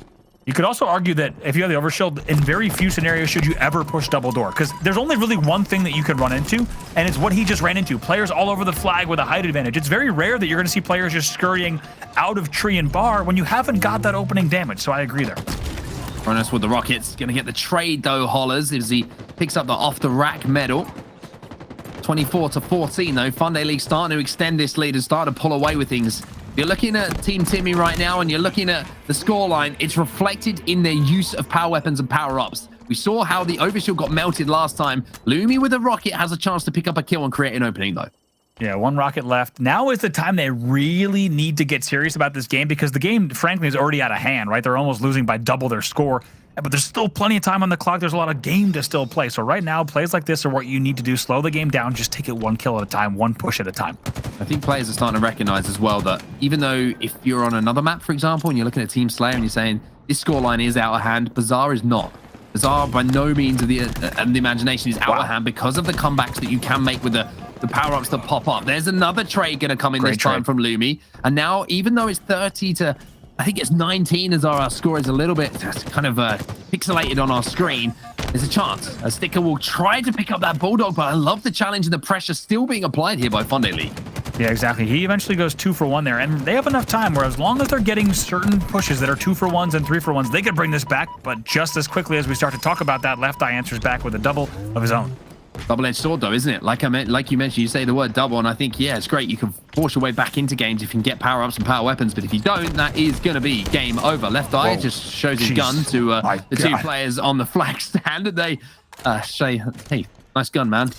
Two's better than one, and they take him down as quickly as physically possible. 22-36 the score. Sandow just patrolling around bottom middle right now, but he is trying to survive as two of his teammates also pick up kills. Yeah, Left Eye doing whatever he can to get in the base. Was not ready for two spawners to have been there, though, so it's going to be Sandell, the Swedish brother, who's also trying to fly up there. Also continue to keep the pressure here. So far, they've done very well, 40-23. So far, but they need to convert. We've seen some crazy comebacks today in Slayers and also in objective game types. This is looking like would be the craziest one of today. Sandell with the 41st. And now maybe we're thinking about steak dinners again, unfortunately, if you're on Team Timmy. Their objective gameplay's been pretty good. But unfortunately, the Slayers have just not been that cohesion. And we were worried about him, right? We were getting notes from Sherzy1 and just about how this Team Timmy team is with their Slayers, and with a tricky record coming into today's events all up. And the Slayers have been, as we said, inconsistent for them. And now, just like that, it's already 44-26, 6 kills to go for Fun Day League. Yeah, this one's over, everybody. I hate to ruin the end of the story, so to speak. But it's going to be pretty much nigh on impossible to make this comeback. All you need is to trade, and even then you don't really need to even do that. It's just getting the odd kill here and there, and you're going to be tying up the series at 1-1. 5 kills required now. Yeah, and then it's not just Sandell that we were talking about earlier. As we said, Left Eye and Sandell, the two Swedish players on this team, hand in hand as they about to cross the finish line with huge numbers, 16-7 and 15-8 from them. 46 kills now on the board, 32, so the steak dinner has been avoided once more. Stickers there, though, with the rockets. Maybe, just maybe. Crazy things have happened. Sticker picks up another.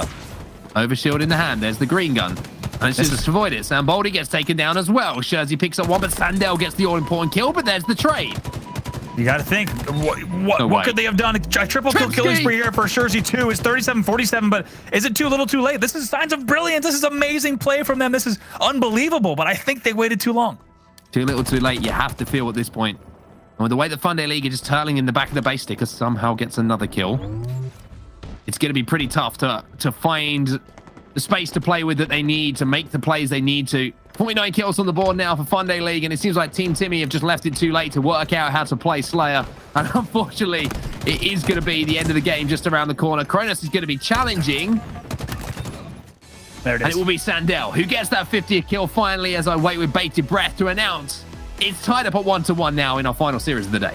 Yeah, right there. A little bit of awkwardness at the end when you saw Fun Day League just start to crumble. And they actually saw Team Timmy play, like you said, play the Slayer correctly. And not just that, but perfect overshield grab, perfect timing of avoiding the green gun, great trading, great staying alive, great team shots. It all came together, but you cannot wait until the opponent has 46 kills on the board for that to happen. They just need to find a way to slow those Slayers down earlier, because it's clear they know what they're doing.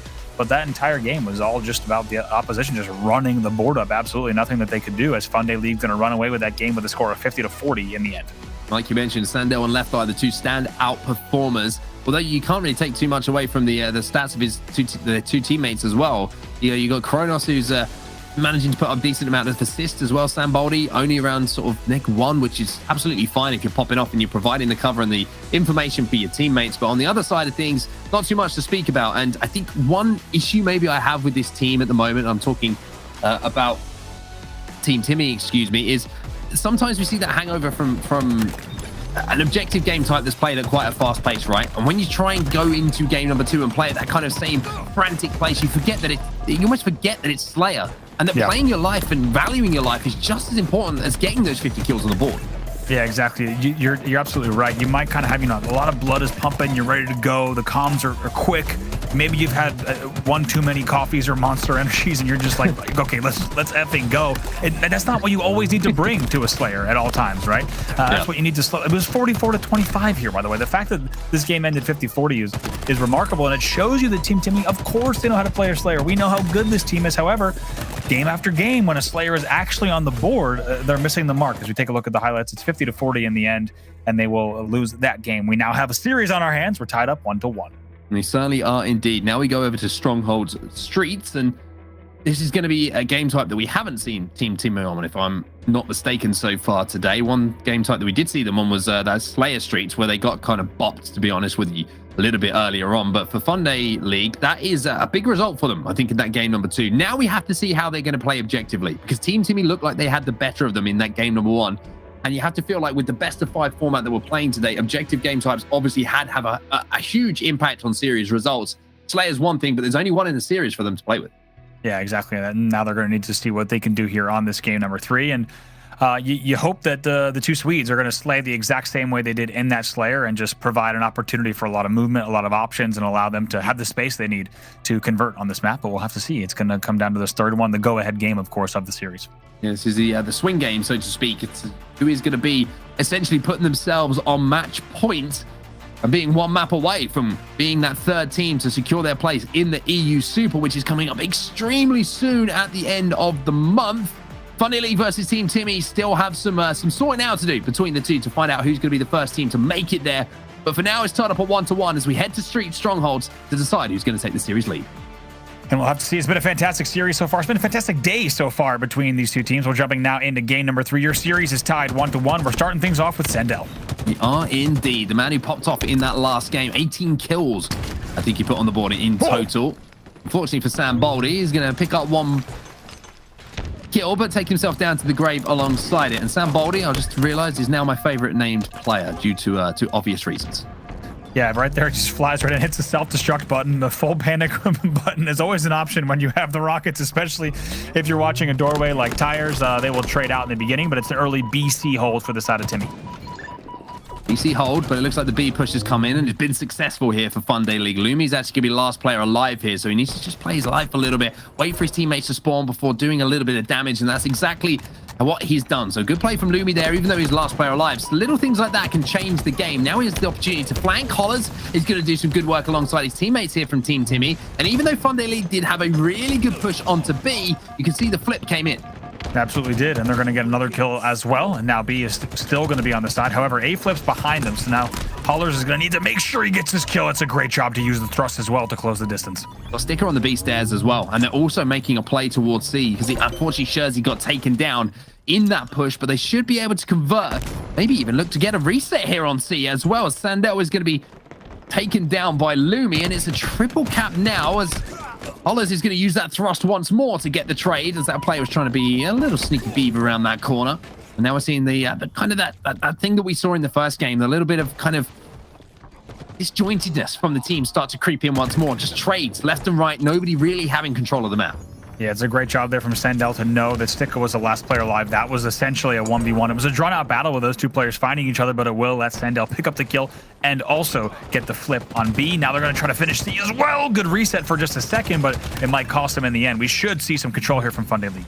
We should indeed. Team Timmy made a lot of commitment to try and stop that conversion onto C, and now they're all going to be spawning round by the cafe. Left Eye is going to pick up a kill, and also he's going to leave a rocket here for the use of Sandel. And every single time we see the rockets in the hand of someone at the moment, it's reminded me of any teammate that I go alongside in matchmaking. They get the kill, I die.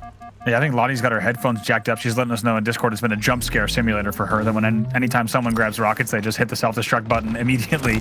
So make sure, be mindful of the fact that there could be a few more jump scares to go. But taking a look at the scoreboard, it's going to be still an AB hold for the side of Team Timmy. They're going to lead right now 60-13. They lead, but they only have one player alive. That player is Shurzy 2. Left Eye will get taken down. Shurzy 2 will be taken down by Left Eye as we hop over to Sandel now. A little bit of a battle going down for him. Commando shots connecting cleanly as Lumi's going to be converting C. But as you can see, the collapse is coming in here for C. And I love this from Sandel. Sometimes, players will overcommit, but he recognized that there was already a player position with an advantage in that fight towards C. He won that fight, as you would expect. Putting trust in your teammates and then being the first player forward is something that not many people recognize, and he's doing a great job of it here. Yeah, so much damage as well, just staying alive, just dipsy doodling around the B pillar, stays alive, gets the kill at B, does damage on someone planters, and knocks him down from heaven. This man is anchoring B and B stairs so well right now. So difficult to push against that Commando as well, especially if you're coming through a doorway. And look at those shots connecting as well. Hollers feels the wrath of the Commando, and now you're going to pick up another bit of the sandbox. This time it's going to be an extremely hot laser beam that's going to be melting away at some of the shields. Has almost slipped into Austin Powers territory once again. Shurzy 2 inside of B. He's getting the conversion. It looks like Team Timmy will be able to hold this down.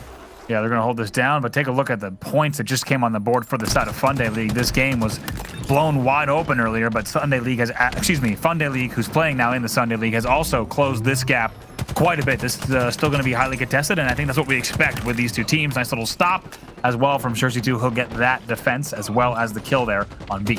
And now that you've said that, by the way, all I can think is that all of Funday League are sitting there in shin pads, socks, football boots, all of them as they play right now. Full kit is in full effect, is all I'm going to say. Here as the double kill comes in. A and B in the control of Team Timmy. It looks like the spawns are coming in from B, so I like this play from HCS. Lumi trying to get a little bit desperate towards B. Maybe the play here is just to make that conversion onto C and then try and wrap around back to A and take that fight. Yeah, we'll see what they decide to do here. It was a momentary trip cap, but actually B does get the reset. You see it on your screen here. A will get flipped. B will start once again, but not before reset. So it'll take a little more time before Funday League can start scoring. Oh, I was nervous there because there was a player red room, but they will finally finish B.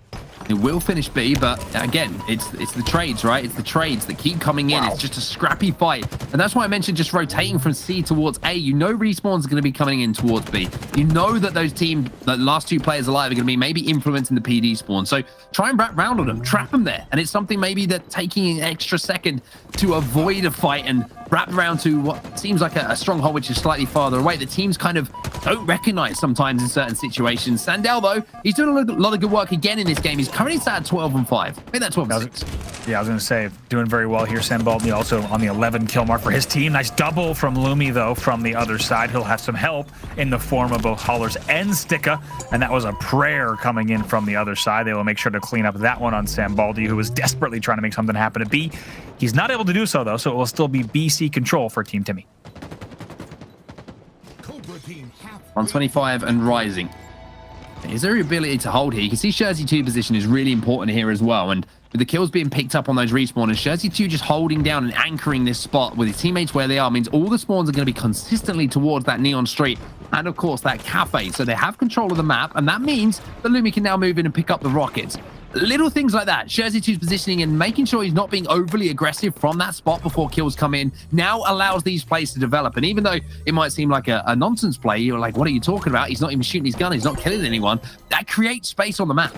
I mean, creates space. Look at all the space that we're talking about. He's able to grab rocks, go over to L, then go to A without being shot or having shot. Perfectly put on set. Created so much space for his team to do exactly what they needed. And just timing there from Lumi. Looks away from B, but going to flank around B stairs here.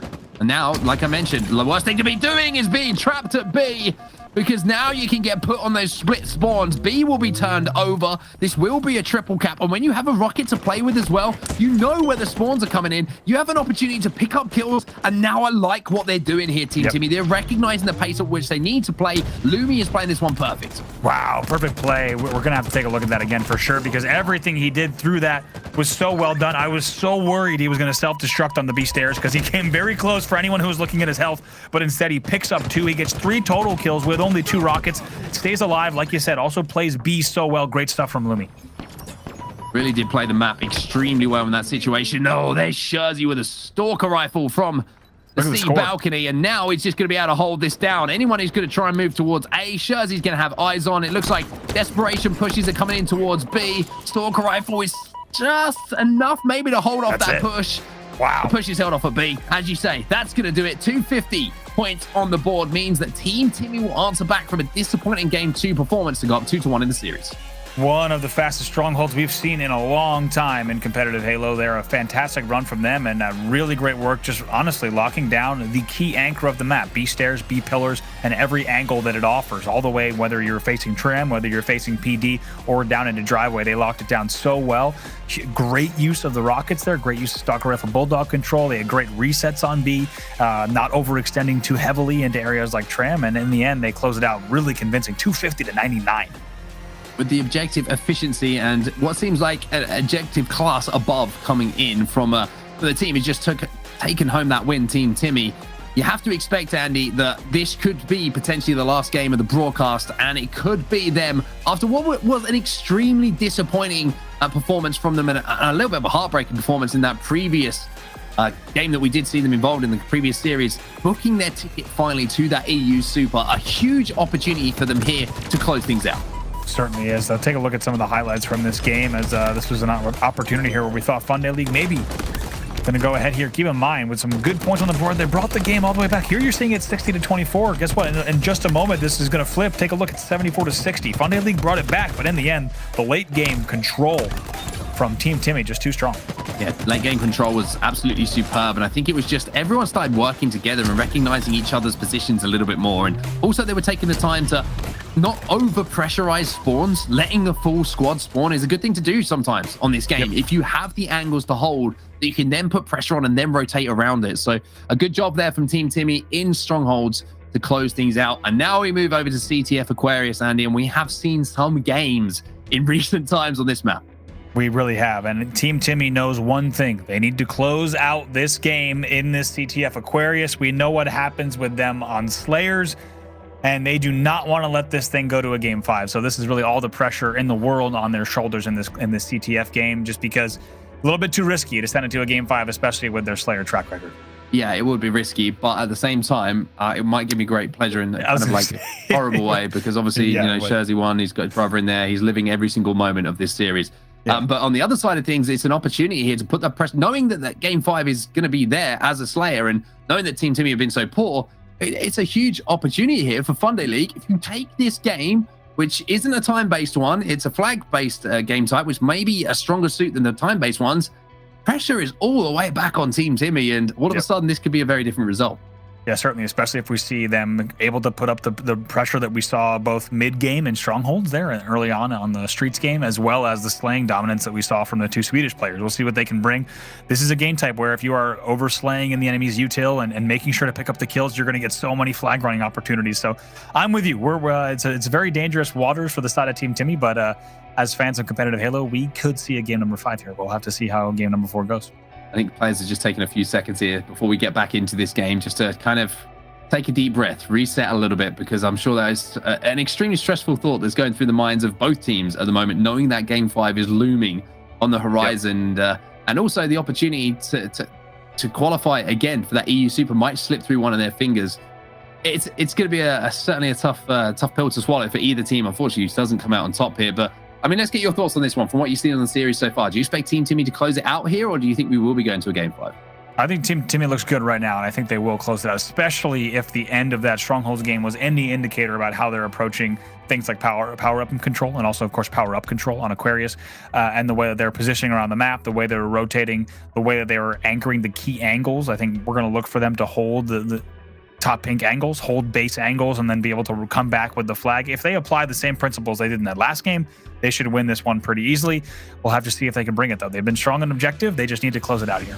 I just need to see them be objectively efficient as well. It's our favorite term to use, but what I mean is when there's kills and you've got a chance to get that flag moving, cause more problems for the opposition, and of course, get that flag back to your base and get that W on the board, because this is the opportunity here for Team Timmy to close things out in our final series. Will be broadcasting to you all at home today. It's game number 4. It's Aquarius capture the flag, and surely we're not going to see another game 5. And we'll have to see if that's the case. Fun Day League versus Team Timmy. This is do or die for Fun Day League. They need to win this right here in our losers quarterfinal. They need to stay alive in the series. However, on the side of Team Timmy, this is a win and advance to the EU Super. Left eye. The wiggles here. Jersey 2 doesn't know what's going on, and instead of taking him on in the gunfight, he says, I'm just going to slap you, clip you around the ear, and put you on your back. Jersey 2 wins that fight, just playing the patient game, and now he's going to have that heat wave. And look at all of the goodies and potential kills he's got in front of him. Doesn't manage to connect, so smartly backs up. Yeah, has to play this a little bit more careful. Expect these two teams, Sticka, by the way, going to pop a late camo. Expect these two teams to play a tiny bit. Ooh, wait a minute. One back whack. Where's the 2? Gets a 2 and does not even take damage. Now needs to get that flag moving. You can see he's actually playing a little bit of defense at the moment. Some shots coming in. That's going to be Sam Baldy with a big win as Andy Dadinsky turns into a Wolverine. What on earth did we just witness from Sam Baldy? That is not a battle you should win. The man just picked up a double. He had camo. He pushes into the back of the base. However, Sam Baldy is ready for that camo push, and out BRs the camo. Great stuff from him. Stick it inside of util. Lumi looking to put the pain on now with this heat wave in his hands. Left eye is going to pick up 2, though, and now it's going to be a flank for Lumi, but the flank is not quite as effective if the players know you're coming. But it's one thing to know it's happening, it's another to deal with it as Lumi creates an opening. Sometimes you get a heat wave, and sometimes you get a yeet wave, and we're seeing the yeet wave on screen here as he picks up 2. Nice control here on the util from Lumi, and they're poised now to maybe start a flag run. Oh, he should pick up another here. Instead, his teammate's going to steal that kill. As now the pressure comes onto those fridge respawn, and Stickers just at the front of the base, but not sure about the positioning in that particular time. There's no one in the base to get that flagpole. Hollis is the closest to do so. Scherzy's now going to try and move up to help him out, but a little bit too late. Maybe just recognizing that player unfortunately was going to die. You got to leave him sometimes and just hold top mid control. Here we go now. Camo in the hands of Left Eye. Going to try to stay alive. We've seen this player do a few things this series and really put some big numbers on the board, especially in that Game 2 Slayer. See if he can put the right pieces of the play together to stay alive, but Scherzy 2's ready for it. The Camo's not converting here, even though they've been showing promise and picking up kills, not being a huge factor yet. Flag is on the move. Flag is away. As Sandel is having to be nice and sneaky here around the base. He's got a teammate with him as well. He's trying to put some pressure on Loom. He's trying to wrap back, but instead he's going to wrap in front of the base. I'm pretty sure that Sandel might have actually just caught him out here. Respawn's coming in now on the util. Scherzy, that's a big win just to slow things down, but there's the trade coming in. Trade will also come in from Lumi. That'll be a 2-for-1, and the flag will finally go home. Lumi was trying to loop there. He picks up all the kills, but not before the flag resets. He'll get one thrust to maybe use in this battle against Dynamo side.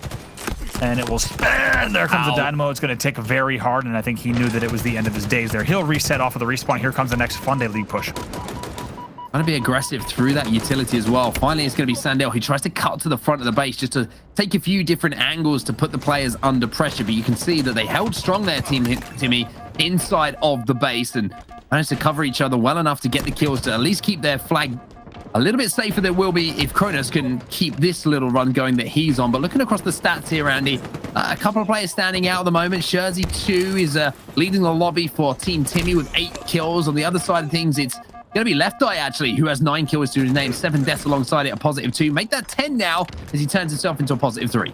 Yeah, not the first time we've seen him doing really well on the scoreboard, and now going to go ahead and push out once again into utility. And man, back and forth between these two teams. And like we said, teams aren't pulling too risky of flags. They're really looking for control. That's what you expect to see when teams are this tightly matched. They know that if they just get a little bit overzealous, a little bit careless, the wrong kind of flag pull, the wrong kind of presence on the map really could come back and bite them. So that's why these teams are just trying to make sure they get the right slays before they start a real flag run. You can also feel some of the, I think you feel some of the trepidation and the nerves in this game as well. Yeah. Team Timmy don't want to make mistakes. Funday League know that this is their opportunity as well to send it to a game 5. They can't afford to make mistakes, otherwise they are done as well. Maybe Left Eye in the camo is going to be the game changer here. If you can sneak behind enemy lines where everyone's playing a little bit shaky, a little bit kind of, maybe a little bit reserved in the back of the base, you can create something, and maybe it's going to be the sidekick that is doing exactly that. Great stuff from Left Eye. Does he have the help? They only got 1 kill, but right away, Stika knew that play was coming in top middle. First of all, just a nice job there from Left Eye to avoid melee range. A lot of players that are less experienced will let that battle go to melee range, and you're almost always going to trade in that scenario. Nice job. 1 kill, 2 kills for Stika as he clears out the base. It's going to be a triple for sure. He'll pick up that one. That's a free triple kill off the back of a kill back on the flag carrier. He'll kill all 4. Now here comes the push. I mean, certain players just have the ability to just get out of situations they should never survive in. And you can see that Sticker is one of those.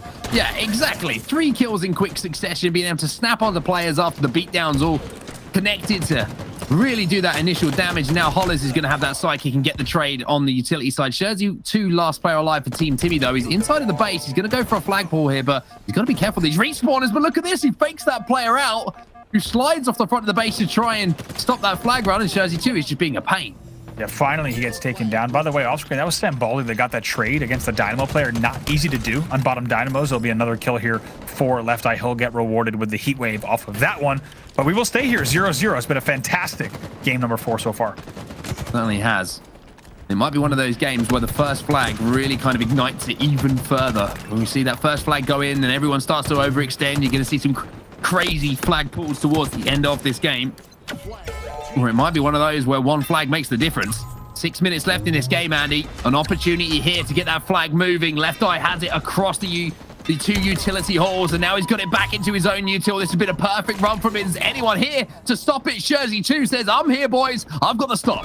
Yeah, right now they've got 1 dead as well. That's going to be now 2 dead here. And it's going to be, this should be a re. You already see it on your screen. And that's all she wrote for that flag run. And I almost wondered if hitting that slide through util almost caught them, gave them a disadvantage, because then the flag's down in util and they haven't slayed enough. The flag, they didn't earn that util spot, right? They curb slided it there. So the fact that they did not have numbers almost came back and bit them a butt there. Oh, Jersey is doing work inside of the base at the moment, but nobody's running the flag for him. It seems like there's a few battles going down on the utility side, but the objective, boys, the objective, get your hands on that flag. You have numerous players on respawn. Finally, Hollis is going to be there, but is it too late? Gets taken down right away. Lumi, though, is going to be the one who jumps on it now, and going to be 3 dead for both sides. Excuse me, 1 alive for both sides here off of the moment. But like you said, the flag run has been slow, but Lumi staying alive is huge.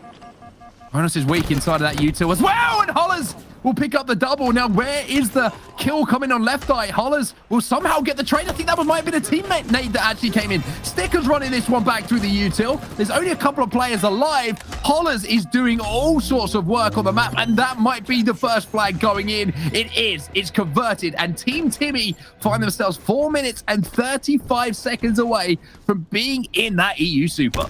My God, did they ever have to work for that flag? And in the end, that delay on util, the delay on Dynamo's side paid off for them. Lumi knew that he did not need to pick up those kills and run the flag. Instead, he could just stay alive and clean up those kills. That's what they did. Eventually, he'll have spawners on the util as well that will help ensure that that flag goes home. They will take the lead 1-0. Jersey 2 picks up 1 kill. Unfortunately, gets taken down as he tries to hunt down the other player that he put no shields.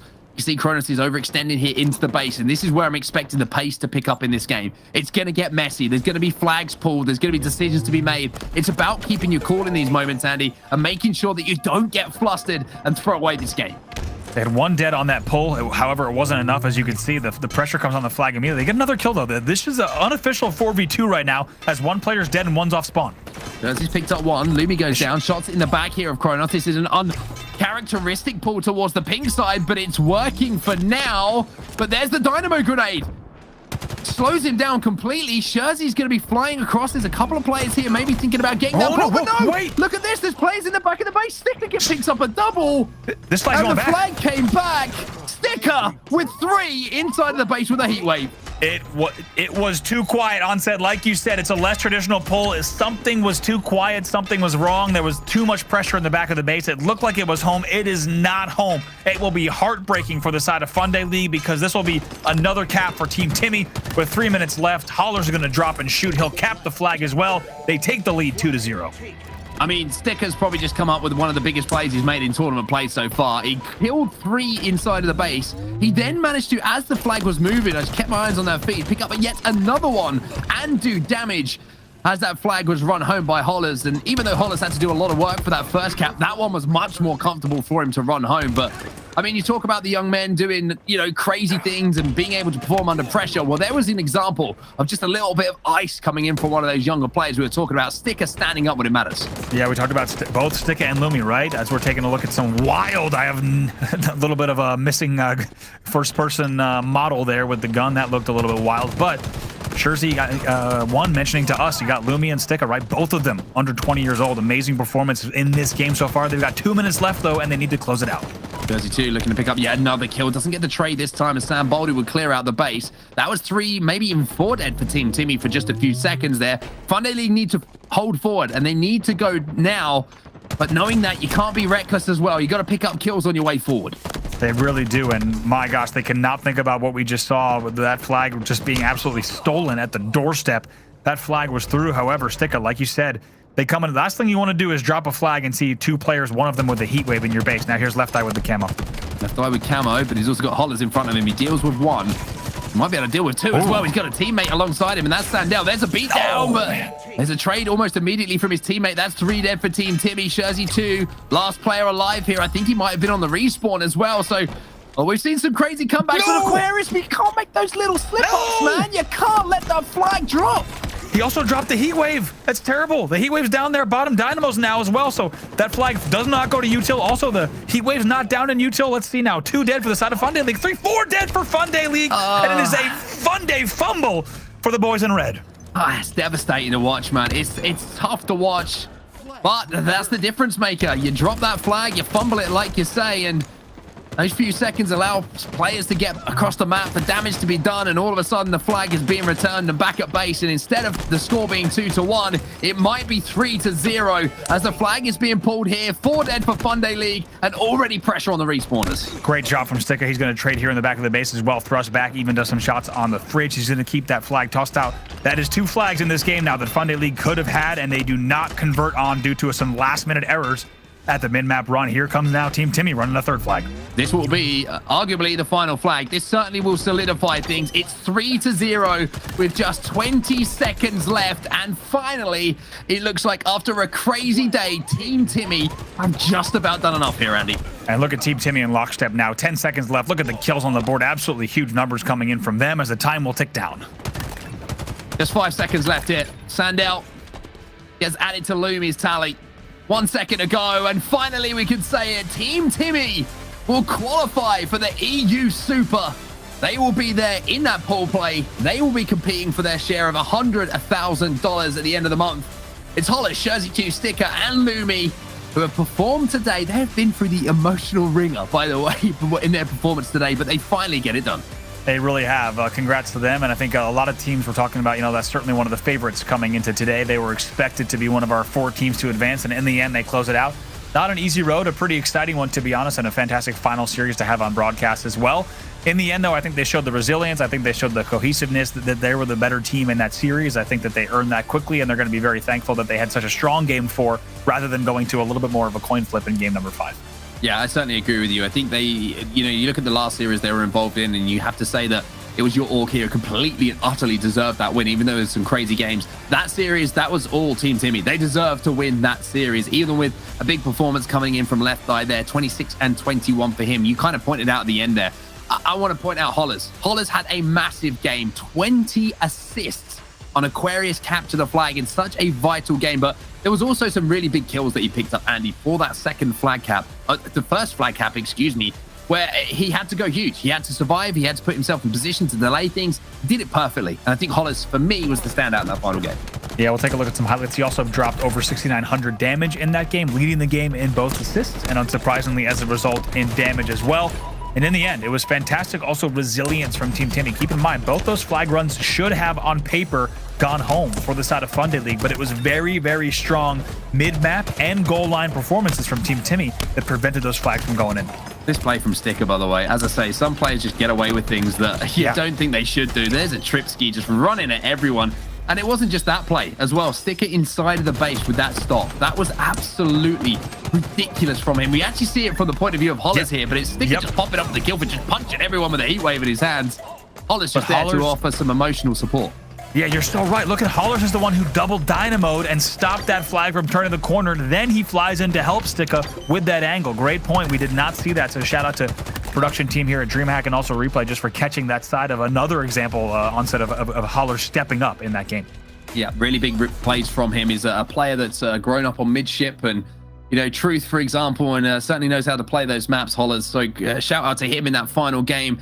3-0 is the score of that CTF Aquarius, but it's 3-1 the final score towards Team Timmy. They will take home, as I say, that 3rd place into the EU Super. It's been a long day, Andy, and we've still got one game going on at the moment to decide who's going to be the other team who's going into pool play. That's going on in the background right now. We'll get a little bit of an update from that when we can. But, I mean, what a day it's been. I think it's been a really good exhibition of some Halo players who've been playing for quite some time in EU, but also some of the new talent we've had coming through. Yeah, absolutely. We'll bring everyone back in here, of course, bring back in Lottie and Clutch as well, just because it's been, as you say, a fantastic day and I think a great opportunity for the up-and-comers to once again, and then not just up-and-comers, but also some of Europe's best solo players right now that are kind of in teams of 2 that are finding their footing or maybe returning to competitive Halo. I think it was a fantastic showcase and a lot of teams that are going to be really excited that they qualified this week and that they don't have to go through the gauntlet again next week. Yeah, without a doubt, I think obviously the qualifications, congratulations to everyone who is qualified. Congratulations to the future last team that we have qualifying. We're going to try and get that one through to you guys by the end of the broadcast. If not, make sure you guys are tuning into the social media post at DreamHack Halo as well.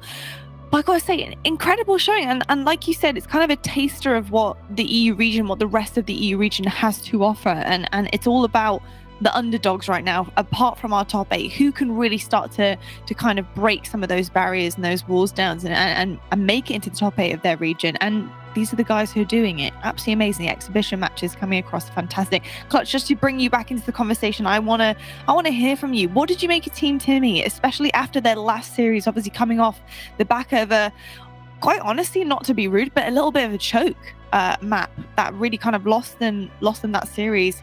How did you feel like their resilience was in terms of a bounce back? Overall, it was really good, and they got the job done. They still punched their ticket to the pool play that they set out for here at the start of the day. But there is a lot to clean up, and the Slayers have got to get better, because if you're not winning Slayers, you're not going to win a Game 5. That's for damn sure. And as you start to play better teams, you're going to need to win those Slayers in order to kind of give you leverage in these best-of-5 series, because a lot of the times those Slayers do keep the lesser teams in series longer and allow for those upsets to be created. But if you're not winning those Slayers, the objectives are only going to get harder against teams that have more firepower, more structure, more strategy. So there's a lot of work there, but there's some talent. And I think that Lumi really surprised me today as a stick-out player. I know that was one of the players that was pointed out coming into today, the player to watch for. And man, was he making plays left and right and staying alive and just creating absolute chaos for his opponents. And it created a lot of opportunity for this team. I think this team will go as far as Lumi will bring them, and Lumi will bring them pretty far with that play. Absolutely. I think one of the other things that I kind of noticed, I think, from Team Timmy is that they're really good at capitalizing on other teams' mistakes as well. I saw it kind of with Fun Day League, a couple of different fumbles here and there, whether it's a flag fumble or something completely different. You see Team Timmy take note of that instantly, and unfortunately that is converted into something more meaningful for Team Timmy. And I think the ability to do that is huge. I think being able to completely play to situations and be situational as a team is really important to hit the next level, I think, in terms of competitive Halo Infinite. So it's really cool to see that happening on our screen as well. But incredible stuff, and congratulations once again to Team Timmy for qualifying for our EU Super.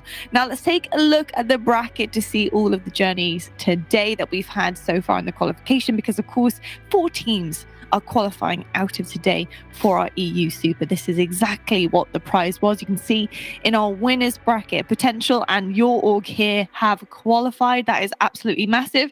And then we do have our elimination bracket, where teams that did fall short right in our winners bracket were able to have a chance to also qualify too. You can see right now Team Timmy pool play for the Super qualified as well with the team. So that's big stuff, obviously dropping short there in the winners bracket, but have got a chance here as well at the EU Super. And we're just waiting right now for our quarterfinal of the elimination bracket happening, MNWZ versus Swedish Vikings. So excited to find out exactly how that one is going to go, but we will update you hopefully on social media when that one is finished, and make sure you guys are staying tuned for that one as well. But gentlemen, I think we're pretty much done and dusted here. I know we don't have our 4th and final qualifying team, but we will shortly. We will, I promise you. We will update you guys on social media. But thank you so much for your time, all 3 of you. Absolutely amazing, as per usual. And I'm really excited because we actually do have another qualifier coming up very shortly. And folks at home, thank you so much for tuning in all day long. We will be back on the 20th of March for our 2nd EU Super qualifier. So that is correct. Yeah, teams have another chance to get into the EU Super. So it's going to be absolutely amazing. And I got to say, the regions competition is going to be heating up, because these guys, they're not messing around. They're here to play. So it's going to be really exciting to see exactly what they can do to EU's top 8 as well when we get to the Super. But thank you so much for watching. I hope you guys have enjoyed it, and we'll catch you next time on the 20th, another fun day Sunday. So we'll see you soon.